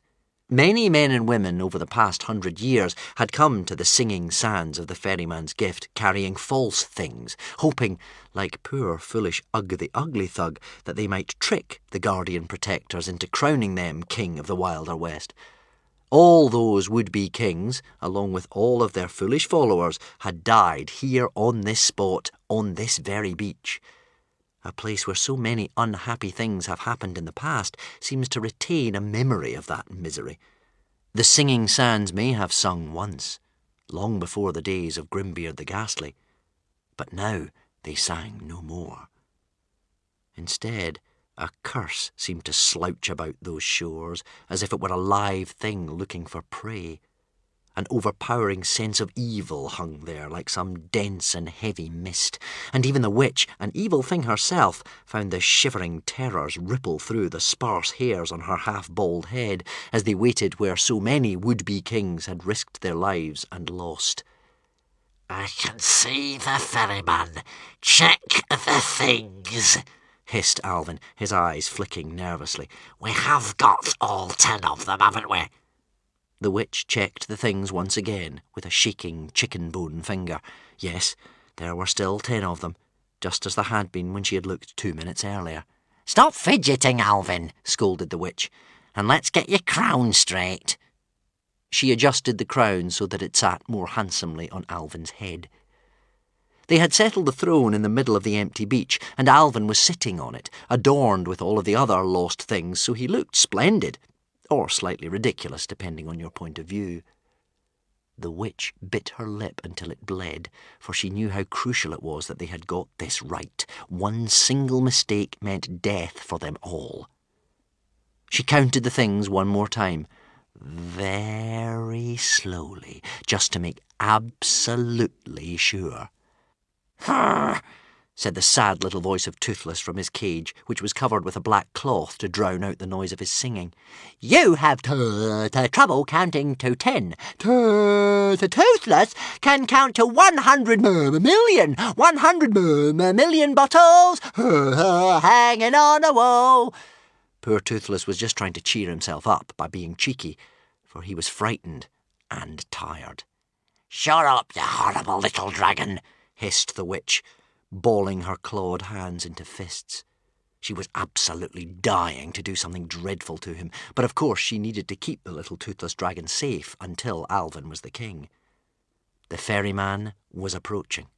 The waiting Alvin's men could see a little speck of a boat setting out from the distant shore of Tomorrow, moving through the mist, climbing up and dropping down, each white-topped wave towards them, nearer, nearer, nearer. But the ferryman's boat was not the only boat in Hero's Gap that day. As the first rays of morning sun began to rise, they dispersed the mists to reveal the ships of Stoic and the other dragon markers sailing out from their underground hideout in Coral Beach like enchanted ghosts, and they too were heading towards the singing sands. The witch looked out to sea and licked her wicked gums in glee. You're too late, she gloated. Too late, Stoic, you galumphing idiot. My Alvin will be the king now. Slowly the ferryman's boat approached. Faster! Screamed the witch, casting a nervous eye towards the approaching dragon marker ships. A superstitious part of her still feared that the dragon markers might, in some last-minute battle, take the things. The witch gave a shriek of joy as the blindfolded ferryman carefully placed his oars inside the boat, drifted into shore, and came to a stop on the sand. His sixth sense told this druid guardian that he had company on the beach. He climbed out of the boat and strode towards the Alvinsmen, waiting on the singing sands. He stopped directly in front of Alvin, cowering on the throne, so close that Alvin had to tip his head up to stare into the druid guardian's blindfolded face, which was alarming because of the guardian's pitiless lack of expression. The witch was desperate to tell the druid guardian to hurry up, for she was worried about those approaching ships of the Dragon Mark. But something about the guardian stopped her from interrupting. It was quite rare for the witch to meet something or somebody who was more frightening than herself, so she bit her bloodied lip and kept quiet, though it nearly killed her to do so. The guardian stretched his arms up to the heavens and cried, "He or she who would be king, approach tomorrow if you dare. Only the one with the king's lost things can be crowned the king and live." The guardian slowly tipped his head downward to Alvin. "Are you he who would be king?" he asked. Alvin swallowed convulsively. He was regretting having come here at all. I am, replied Alvin in a kingly squeak. "Are you the chosen representative of all the tribes of the archipelago?" asked the druid guardian. "He is!" yelled the Alvin's men, drowning out the Dragon Marker prisoners of war, who of course were shouting, "No!" We have a few little dissenters with us, explained the witch nervously. The druid guardian inclined his head. "As long as the candidate is elected by the majority, that is sufficient. Have you brought a gift for the ferryman?" asked the druid guardian. I have, gulped Alvin. "Then show me the things," said the guardian. There was no change in the guardian's tone, but something told Alvin that he had perhaps been a little presumptuous to arrive wearing the things and sitting on the throne when he hadn't yet been accepted as the future king. So with cringing humility and whispered apologies, Alvin took all the things off. He laid them on the beach in front of the guardian and backed away from the throne, babbling, My mother assures me that they are correct things, your worship, and I am taking her word for it, so I hope that if anything by any chance happens to be wrong or unacceptable in any way, your honour will have mercy on me on account of its being an honest mistake, and know that the blame lies firmly at the feet of my mother, who—" The guardian turned his blindfolded head towards Alvin just a tiny bit. "If the gifts are unacceptable," said the druid guardian, "the guardian protectors of tomorrow will rise and kill you all." "Ow," said Alvin. Alvin shut up. One by one, the druid guardian ran his fingers over the things. He passed his hand reverently over the seat of the throne with its bloodstain, Hiccup the Second's blood, dark brown now with age, but still spreading there like a flower. He took up the smashed ticking thing. He held it to his ear. It was still ticking, a broken, tiny, valiant tick. He took the cover off the cage that contained Toothless. He took a struggling, weeping Toothless out of his cage, and he examined him carefully, even gently, putting his finger for a moment into Toothless's mouth to feel his gums. He did not jump or pull away when Toothless bit him hard enough to cause a wound that bled profusely. "Did Toothless not belong to Alvin?" wept Toothless. "Toothless is Hiccup's dragon." "It does not matter who you belong to," said the guardian, and the witch started, for the druid guardian was speaking to the little dragon in Dragonese. "All that matters is who has brought you here. Sleep now, little dragon," said the druid guardian. Poor Toothless had been so upset and hysterical about being kidnapped that he had not slept at all that night. But when the guardian spoke in that calm, hypnotic tone, he yawned and fell instantly to sleep, as suggestible as the hogfly. The Guardian draped the cloth back over the cage. The Druid Guardian took a very long time examining the rest of the things. The witch was so consumed with anxiety that she accidentally bit one of her own fingernails, which was a mistake as they were poisoned, and so they gave her a nasty burn and turned her lips blue. The Guardian inspected the last thing, the dragon jewel, at painstaking length and with reverent care before laying it back down on the throne. He raised his arms in the air. The Vikings on the beach leaned in, eyes wide, backs stiffened in dread of the Druid Guardian's judgment. Unconsciously, Alvin cringed backwards, with his hook and arm protecting his face, as if expecting to be attacked. There was a tense pause. "The things are real," cried the Druid Guardian. The Guardian's impassive face split with emotion, like a stern stone cliff suddenly struck by an earthquake. "After 99 years of failure, 99 years of searching, 99 years of guarding the Isle of Tomorrow, the things are real. The impossible task has been completed." The Alvinsmen on the beach erupted with excitement. The witch burst into tears. She threw herself into Alvin's arms, punching the air with one emaciated, skinny fist.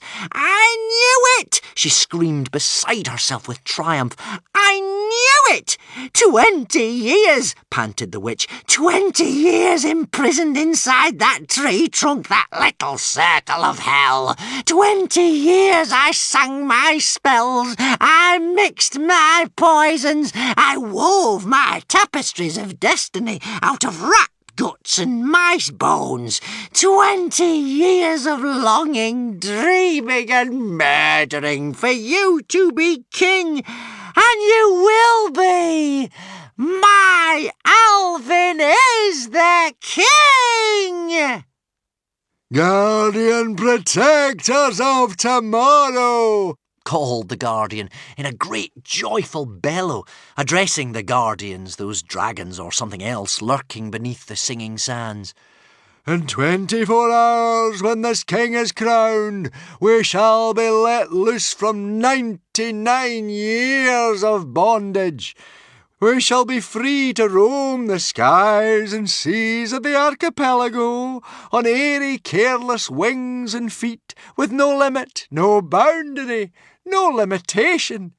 And I," and here the Guardian's voice really did crack, "I shall be able to take off this bandage that lies across my eyes at last, and see the shining colours of this archipelago, as bright and new as if freshly painted."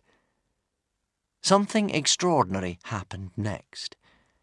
All around the Guardian's outstretched arms, the sand began to sing.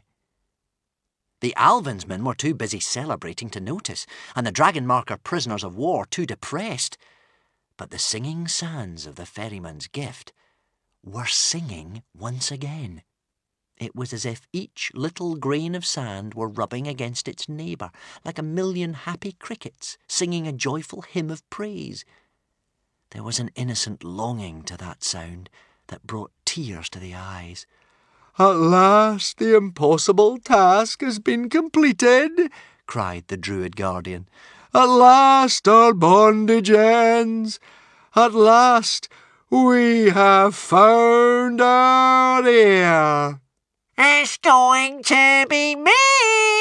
sang Alvin joyfully as the witch capered by his side. "It's going to be me! Me, me, me, me! And what an excellent choice that is!" "He who has gathered these things together must be a truly great hero indeed," said the Druid Guardian. "But wait, I can hear others landing on the beach." "What?" said the witch, instantly terrified. "What do you mean, wait? We have all the things, don't we?" "Hold on there, Mr. Druid Guardian!" The dragon marker ships had indeed landed on the beaches now.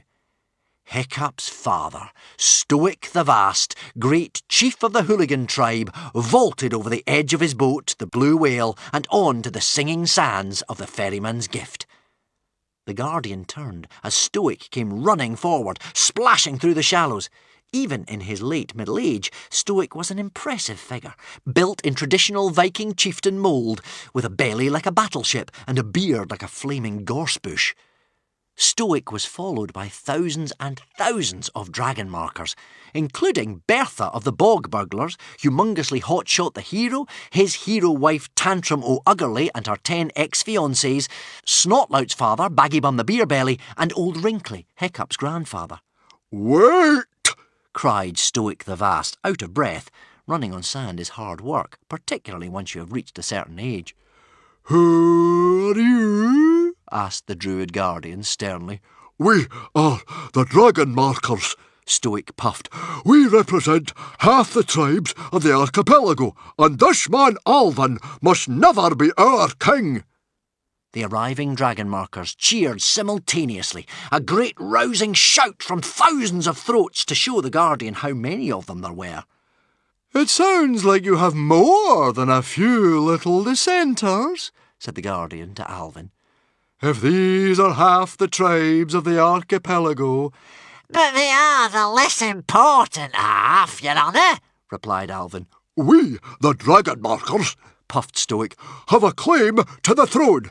We maintain that my son, Hiccup Horrendous Haddock III, is the true king of the Wilder West.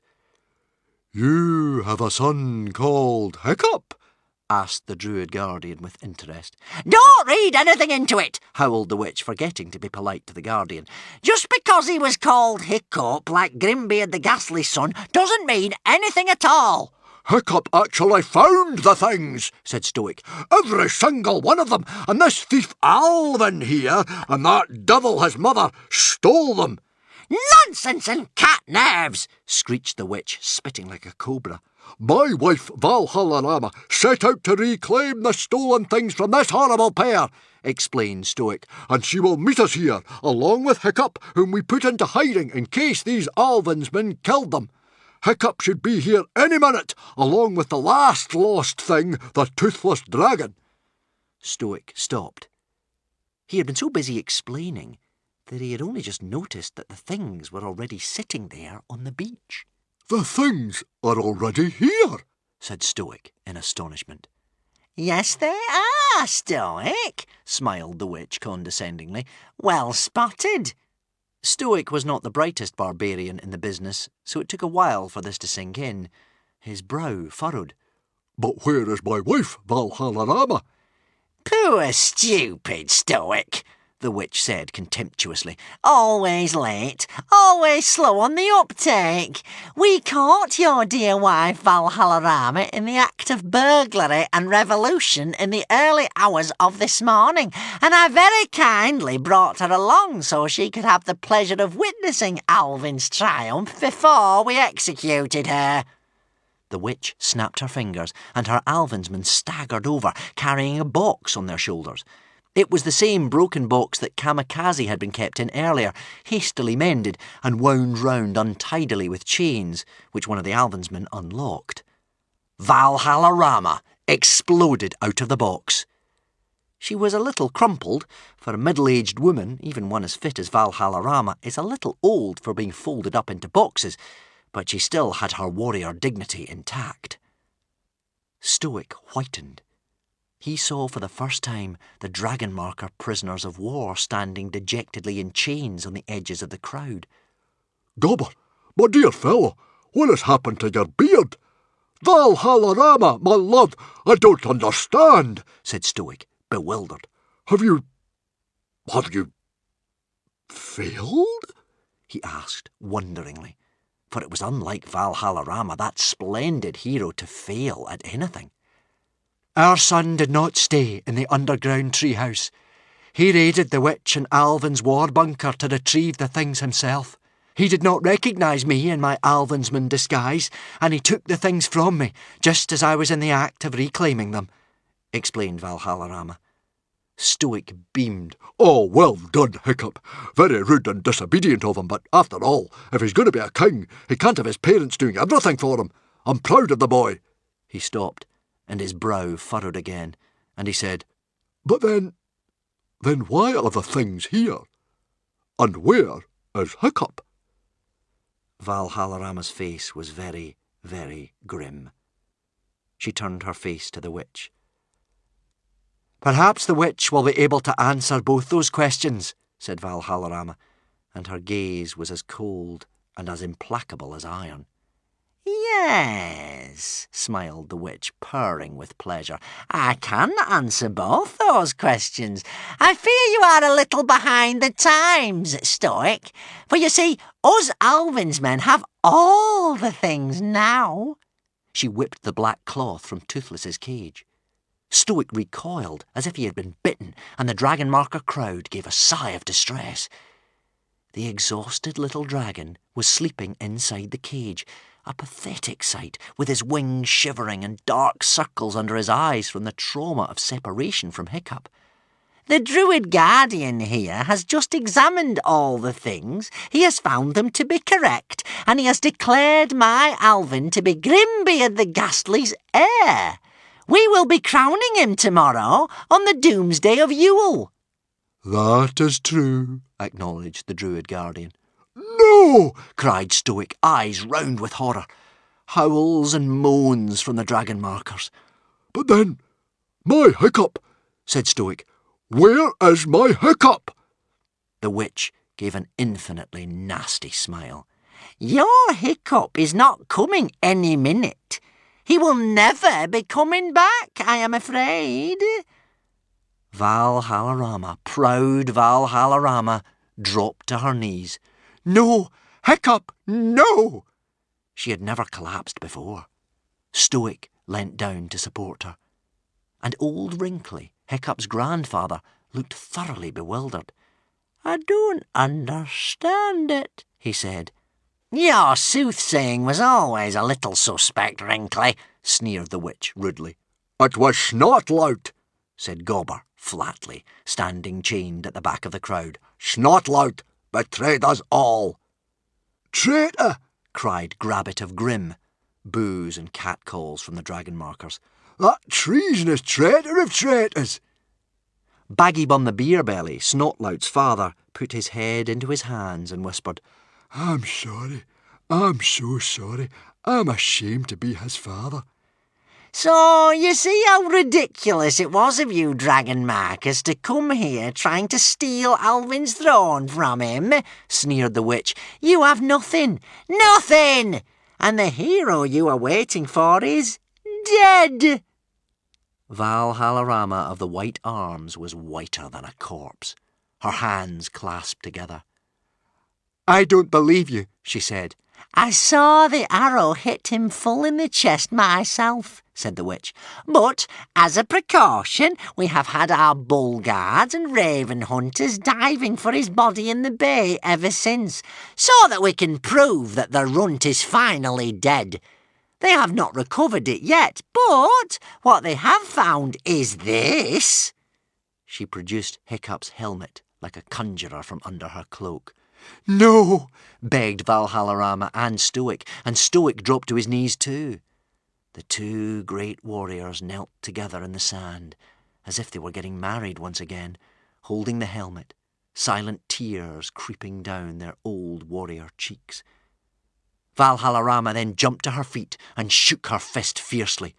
You killed him, she roared at the witch. You fiend! All's fair in love and war, Valhallarama, cooed the witch. Did you not try and kill my own son Alvin with your very own arrow back in the Amber Slave Lands?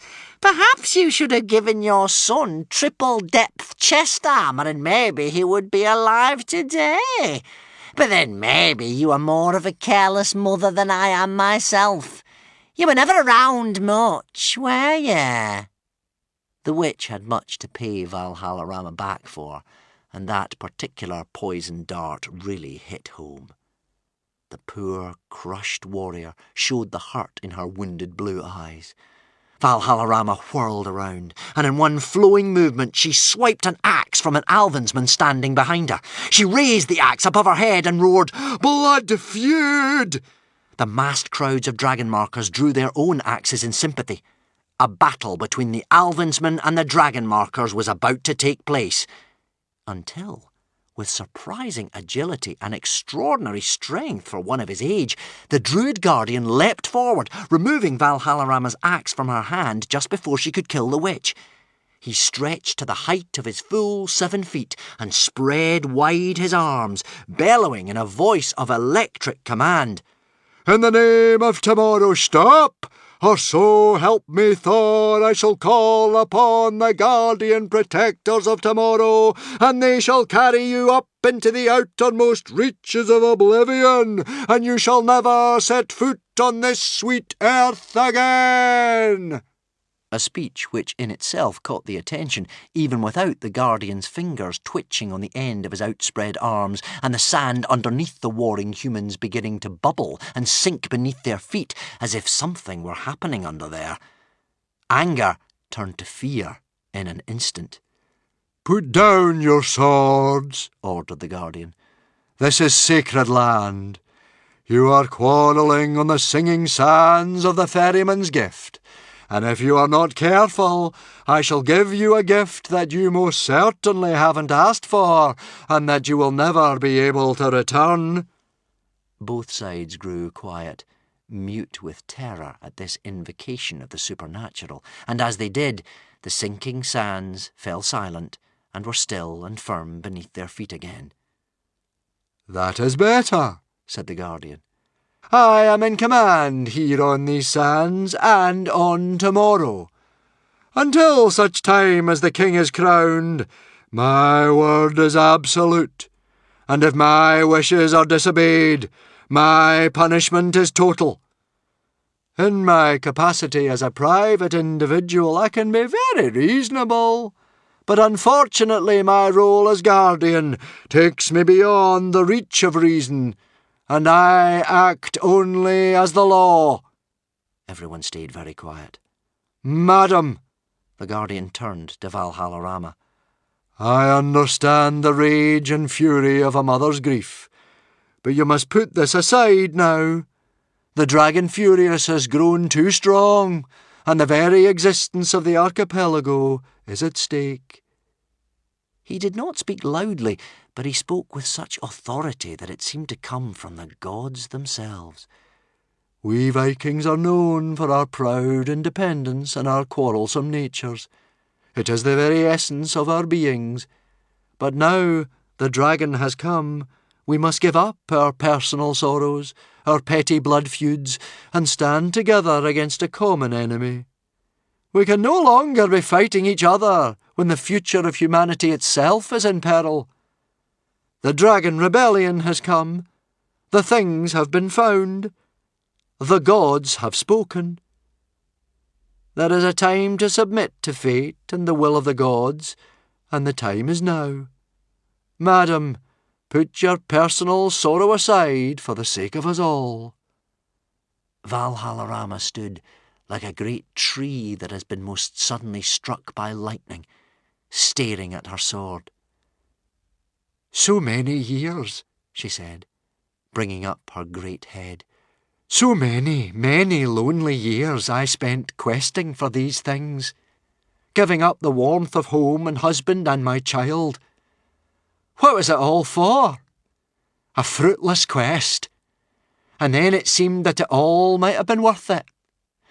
Sometimes you find that the things you scour the world for are right under your nose at home. I thought that there might be a time when this dreadful war was past, a time for second chances, that I could rebuild my lost relationship with my son, who would have the kingdom that once I wanted for myself, only for that hope to be taken away from me again. This man," she spat in Alvin's direction, "if this man is crowned, you will tell him the secret of the dragon jewel, and he would use that power to destroy the dragons forever." But the dragon furious would destroy the whole of humanity, replied the Druid Guardian. Sometimes a king has to do terrible things in order to protect those he has sworn to look after. When the stakes are so high, dreadful decisions have to be taken. It is the responsibility of a king to take on that burden, that guilt. And I know a little about that kind of responsibility. Forgive my rough words, madam. I am not used to speaking with strangers.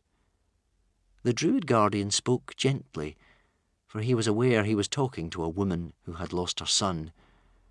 There is a time when you have to give yourself up to the will of the gods, and sometimes the will of the gods is a mystery until we see the final pattern in the end. Valhallarama tried to square her shoulders.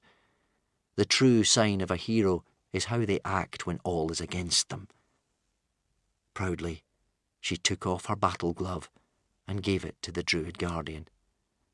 I will not swear fealty to this man Alvin, said Valhallarama stiffly, but I will no longer fight him either. The company of the Dragon Mark will bear silent witness to the crowning, if the Guardians of Tomorrow feel that this is the will of the gods. Stoic the Vast, his head bowed like a broken lion, nodded his head to give his assent. So be it, said the Druid Guardian. Hang on a second, spluttered the witch, feeling that the situation which she thought she had nicely in hand was suddenly getting out of control again. This is going to be a private party. My son is the king, and these people are traitors and uninvited guests. We don't want them at the crowning. The Druid Guardian looked at her thoughtfully. Your son is not the king yet, he said, and the king must be crowned in front of the united tribes of the archipelago as their chosen representative. Grimbeard was quite clear about that. This lady has given her vow as a Viking that she will put aside her personal sorrow and bear silent witness, and her vow is enough for me. She has given her pledge, and now as a sign of your good faith, you must set free these prisoners of yours. The witch was left with no choice. She gave the order for Gobber and the other prisoners to be released. The Druid Guardian banged his staff on the beach, once, twice, thrice. You have passed the first test.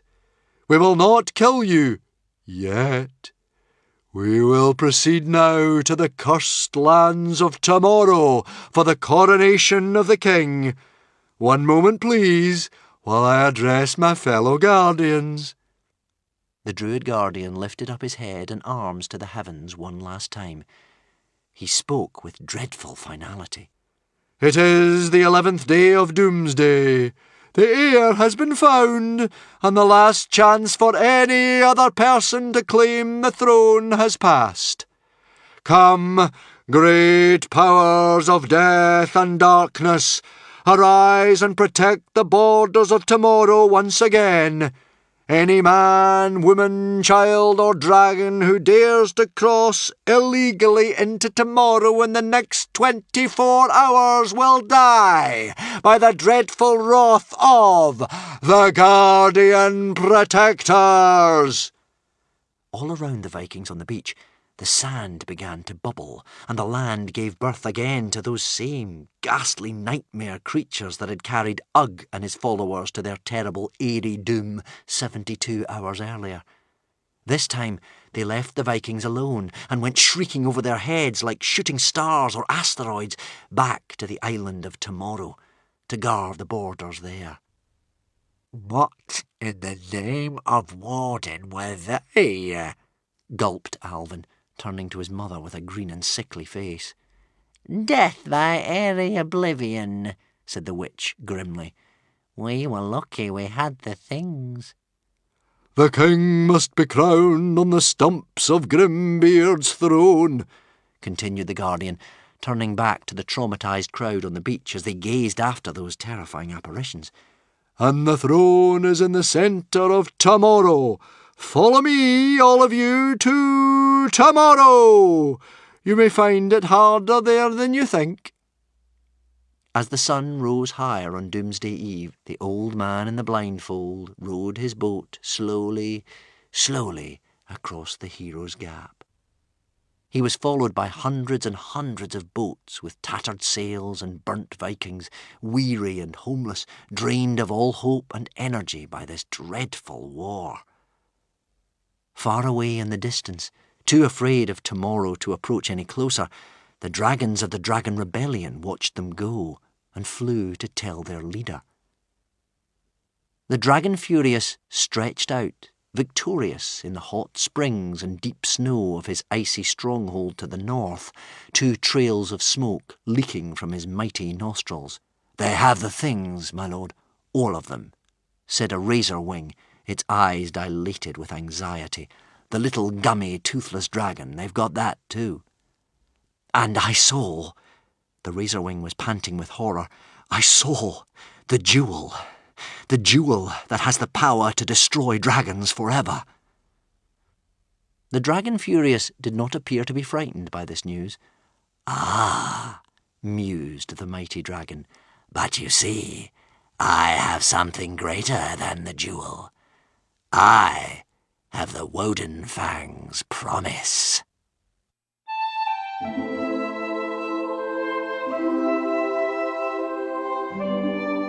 22.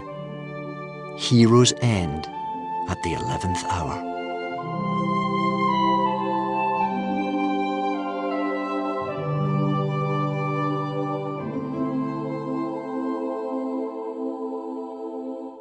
Kamikaze and Fishlegs had followed the Alvinsmen to the singing sands of the Ferryman's Gift, invisibly tracking them on the back of the deadly shadow. They had hidden on the sandbanks directly above the beach, and, protected by the overarching wings of the great camouflaged dragon, they watched this whole scene being played out from the safety of their hiding place. They knew the significance of Hiccup's helmet being recovered by the bull guards. Fishlegs and Kamikaze did not need to hide any more. They could join up with the other dragon markers now. Red-eyed, wiping his nose against his sleeve, Fishlegs was about to join the sad procession of boats crossing Hero's Gap towards the Isle of Tomorrow, when Kamikaze stopped him. "What on earth are you doing, Fishlegs?" she said briskly. Said Fishlegs hopelessly, "I'm following the others. There's no point doing anything else, is there, now that we know Hiccup is dead?" "The more I think about it," said Kamikaze, "the less I think Hiccup is dead." But the helmet, that was Hiccup's helmet," protested Fishlegs, "and they brought it up from the sea. There isn't really any other explanation." "Oh, for Thor's sake," said Kamikaze in exasperation. "Have you not hung around with him for long enough to know that you never give up hope until you are presented with an actual Hiccup skeleton, solemnly registered and verified by the Valkyrie Death Committee as completely authentic?" "Yes, but "We thought you were dead back there in the slave lands, remember? And look, you turned up again large as life. Or rather skinny and asthmatic and eczema covered as life. What would have happened if we'd stopped looking for you?" But, spluttered Fishlegs, "but sometimes people really are dead, Kamikaze, and it's Doomsday Eve. We only have 24 hours before the king gets crowned, and Alvin has all the things. We haven't got a hope." "It's a tight deadline," admitted Kamikaze. "But then again, Hiccup always works best under tight deadlines." "I want to believe you," said Fishlegs longingly. "I really, really want to believe you. But where is he, Kamikaze?" "Oh, do hurry up," shouted Kamikaze, already on board the deadly shadow. "We'll just have to go and find him." "Don't you think you should at least tell your mother we're okay?" asked Fishlegs as he climbed up after her. "I saw Bertha among that dragon marker crowd. She might at least want to know you are still alive, and maybe she might not give you permission to go and look for Hiccup." "I think," said Kamikaze thoughtfully, "it might be better not to ask. You're right, though. It would be nice to let her know that we're alive so she doesn't worry." 2 minutes later, Great Chief Bertha of the Bog Burglars, solemnly steering the Big Mama, looked up as a great shadow passed above her. she saw the underside of an enormous three-headed dragon, briefly turning itself visible as it sailed south in slow, graceful flaps. On the dragon's back were the two small figures of Fishlegs and Kamikaze, and Bertha just caught the words of her daughter, shouted down from the back of the dragon before the words were tossed away on the wind. "Just off to find Hiccup, mother! See you later! Don't worry about me! Bog burglars, fight forever!" Kamikaze! yelled Bertha of the Bog Burglars. Hiccup is dead! Kamikaze! Where on earth are you going? I've only just found you again! You come right back down this minute, or you are in big trouble, young lady! Kamikaze! But it was too late. The beautiful three-headed shadow dragon had already slowly faded into invisibility, like breath into the wind.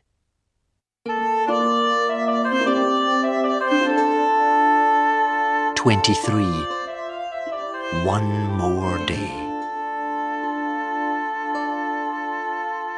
Far away on the little isle of Hero's End, a boy lay stretched out unconscious on a beach. Kamikaze was right. Hiccup was alive. He only had 1 day left now. 1 day until a king would be crowned on the doomsday of Yule. 1 day to persuade the Guardians that he was the king and not Alvin the treacherous. And he had no things, not a single one. How would he ever get to tomorrow? For the Druid Guardian had closed up the borders of tomorrow. He had called up his Guardian protectors to defend the Isle of Tomorrow from any being, human or dragon, who might dare to try and set foot on the island now the heir had been found and the crowning of the king was about to commence. And we have just seen how scary, just how terrifying those Guardian protectors can be. But at least Hiccup was alive. Barely alive, but alive still. Perched on his chest, his head tucked under his wing with shame, was the little old dragon, the Woden's-Fang, waiting for the boy to wake up. I am a traitor. I cannot see how this will end now. Epilogue. I said at the beginning of this episode of my memoirs that the making of a hero is like the making of a sword. How the sword and the hero must be tested time and time again, and the more fearsome and dreadful the test, the stronger the sword and the hero in the end. That boy that once was me, who is lying back there on the beach at Hero's End, he seems to have lost everything, doesn't he? He risked everything to get the lost things, and then, at the last minute, they slipped through his fingers. He does not know this yet, poor boy, as he lies there. He is still dreaming that he is driving the ship with the lost things on it safely through the wind. "Don't worry, Toothless," he is muttering to himself, slightly delirious. "It will be all right. Everything will be all right." Little knowing that poor Toothless has fallen into dark hands, and is not all right at all. It is pathetic, is it not, to see the boy's delusion, lying on that beach like a crumpled piece of driftwood thrown up by the careless gods, as if he were nothing. But now I am 76 years old, looking back, I have to say that things are not quite as bleak as they seem. At least, for the first time in the boy's life, he is finally ready. It may not look like it, as he lies there, broken on the beach, having lost the things, having lost Toothless, having lost everything. You are ready now. Know this when you wake. You are finally ready to take on tomorrow. You may look like a corpse, but you are, in fact, a king. He will need this knowledge when he wakes into painful reality, for it will be painful. He will grieve for the loss of the things and know that it is his fault. He will grieve for Snotlout. He will feel that this is his fault too, even though Snotlout chose to take that risk out of his own free will. But Snotlout has taught him something. Hiccup believed in Snotlout. He went on trying to believe in Snotlout, and in the end, Snotlout believed in Hiccup, and that was one of the crucial final things that gave Hiccup belief in himself. This was what mattered. He has carried Snotlout with him ever after. Snotlout and his black star are part of his kingship. Remember the Woden's wheezy voice whispering in the darkness of the underground hideout high in the murderous mountains about how a boy can change from being Speedfast to being Grimbeard the Ghastly, and also the other way around. Back on those ships, crossing Hero's Gap on Doomsday Eve, Snotlout's father, Baggybum the Beerbelly, does not yet know that Snotlout has chosen the right side. Gobber and the Dragon Markers are still cursing Snotlout's name, still believing him to be the most treacherous traitor of traitors, still shaking their heads and their fists and calling down dreadful imprecations on his head.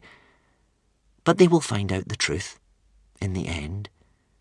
Time will shake out the truth, as it always does. Gobber and Baggybum will find out the truth, just as Snotlout knew they would when he hung his black star round my neck. They will know that Snotlout was a hero after all. Gobber and Baggybum will be proud of him at last. And long after kings are forgotten and their names have fallen into dust, the good deeds and the actions of the heroes live on in glory. Once I dreamed of castles and a crown upon my head. Now the night sky is my only roof, and the sea my rocking bed. But let my heart be wrecked by hurricanes and my ship by stormy weather. I know I am a hero, and a hero is forever. As I write, 62 years later, I am wearing Snotlout's black star on a chain around my neck. The black star that in the hooligan tribe is the highest honour that can be given for bravery in battle. It looks a little incongruous on the chest of such a very old man as myself, but I wear it with such pride, and it makes me stand a little straighter, even though I am bowled into a hoop by age, and the archipelago's howling winds, and I am not as steady on my legs as I once was. It is the black star that Snotlout gave me when he exchanged his clothes for my clothes, and his destiny for my destiny. A noble gift, do not you think, in the end, from one cousin to another? Here is the odd thing, though. Time has rubbed away at the black of the star, and underneath the black there was just a glint of something over the years, and then I rubbed at it until the crusty dark surface crumbled away from the heart of the star, and the star fell out, the metal just as bright and brilliant as when it was first dug up from the ground. Now the star doesn't look black at all, just gold. A hero is forever. Adieu, Snotlout. I could not have done this without you. I carry you with me, every step I take, every decision I make.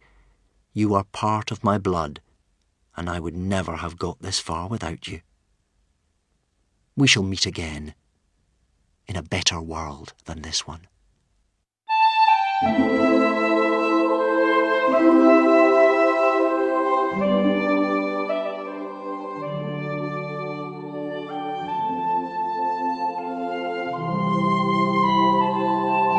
Even if Hiccup manages to fight those dreadful dragon guardians of tomorrow, the dragon Furious will be waiting for him. He must never grow up.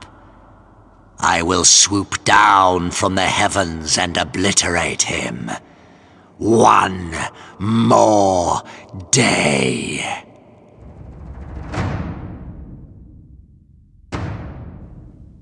How can Hiccup get to tomorrow now the borders are being guarded by those dreadful dragon protectors who deal out death by airy oblivion? And how will he get to be the next king of the Wilder West now that he has none of the things? Surely Alvin the Treacherous cannot be the king. And surely this cannot be the end of the dragons. Watch out for Book 12, which really is the final volume of Hiccup's memoirs.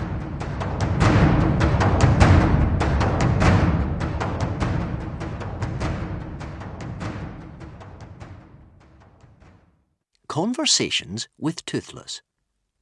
Your dragon can feel a little threatened when a new dragon enters the household. Be patient and he will get over it. Hopefully. Toothless. Hogfly ni a com sweetie giggly com ta toothless. The hogfly is not as cute as Toothless. You, simple, ni a Toothless. Toothless si la most excellent us. Menus ava be kindly adi fella. Of course not, Toothless. Toothless is the best one, but we have to be nice to him. Toothless. Simply. Toothless willa be big time, kindly adi stupidissimo lack smart greenblood. Of course, Toothless will be very nice. Pause. Toothless to Hogfly. Hogfly pish you. Yow goggle come and squeal munch plus yow est plus dumb com and snot trailer. Hogfly, please, you look like a pig, and you are more stupid than a snail. You, Toothless, Toothless, whining, may Toothless speaky pish you? But Toothless said please. Another pause. Toothless, Hogfly, yow wanty a play hidey plus looky. Yow hide ops there wid keenly equal wettings greenblood, und die noddle scratchers plus me adda a ponder o marvels and come ops unlock yow. Hogfly, do you want to play hide and seek? You hide out there and play with the sweet little sea dragon and the brain pickers, and I'll count to 100 million and then I'll come and find you. Hogfly, tail wagging happily. Woof woof!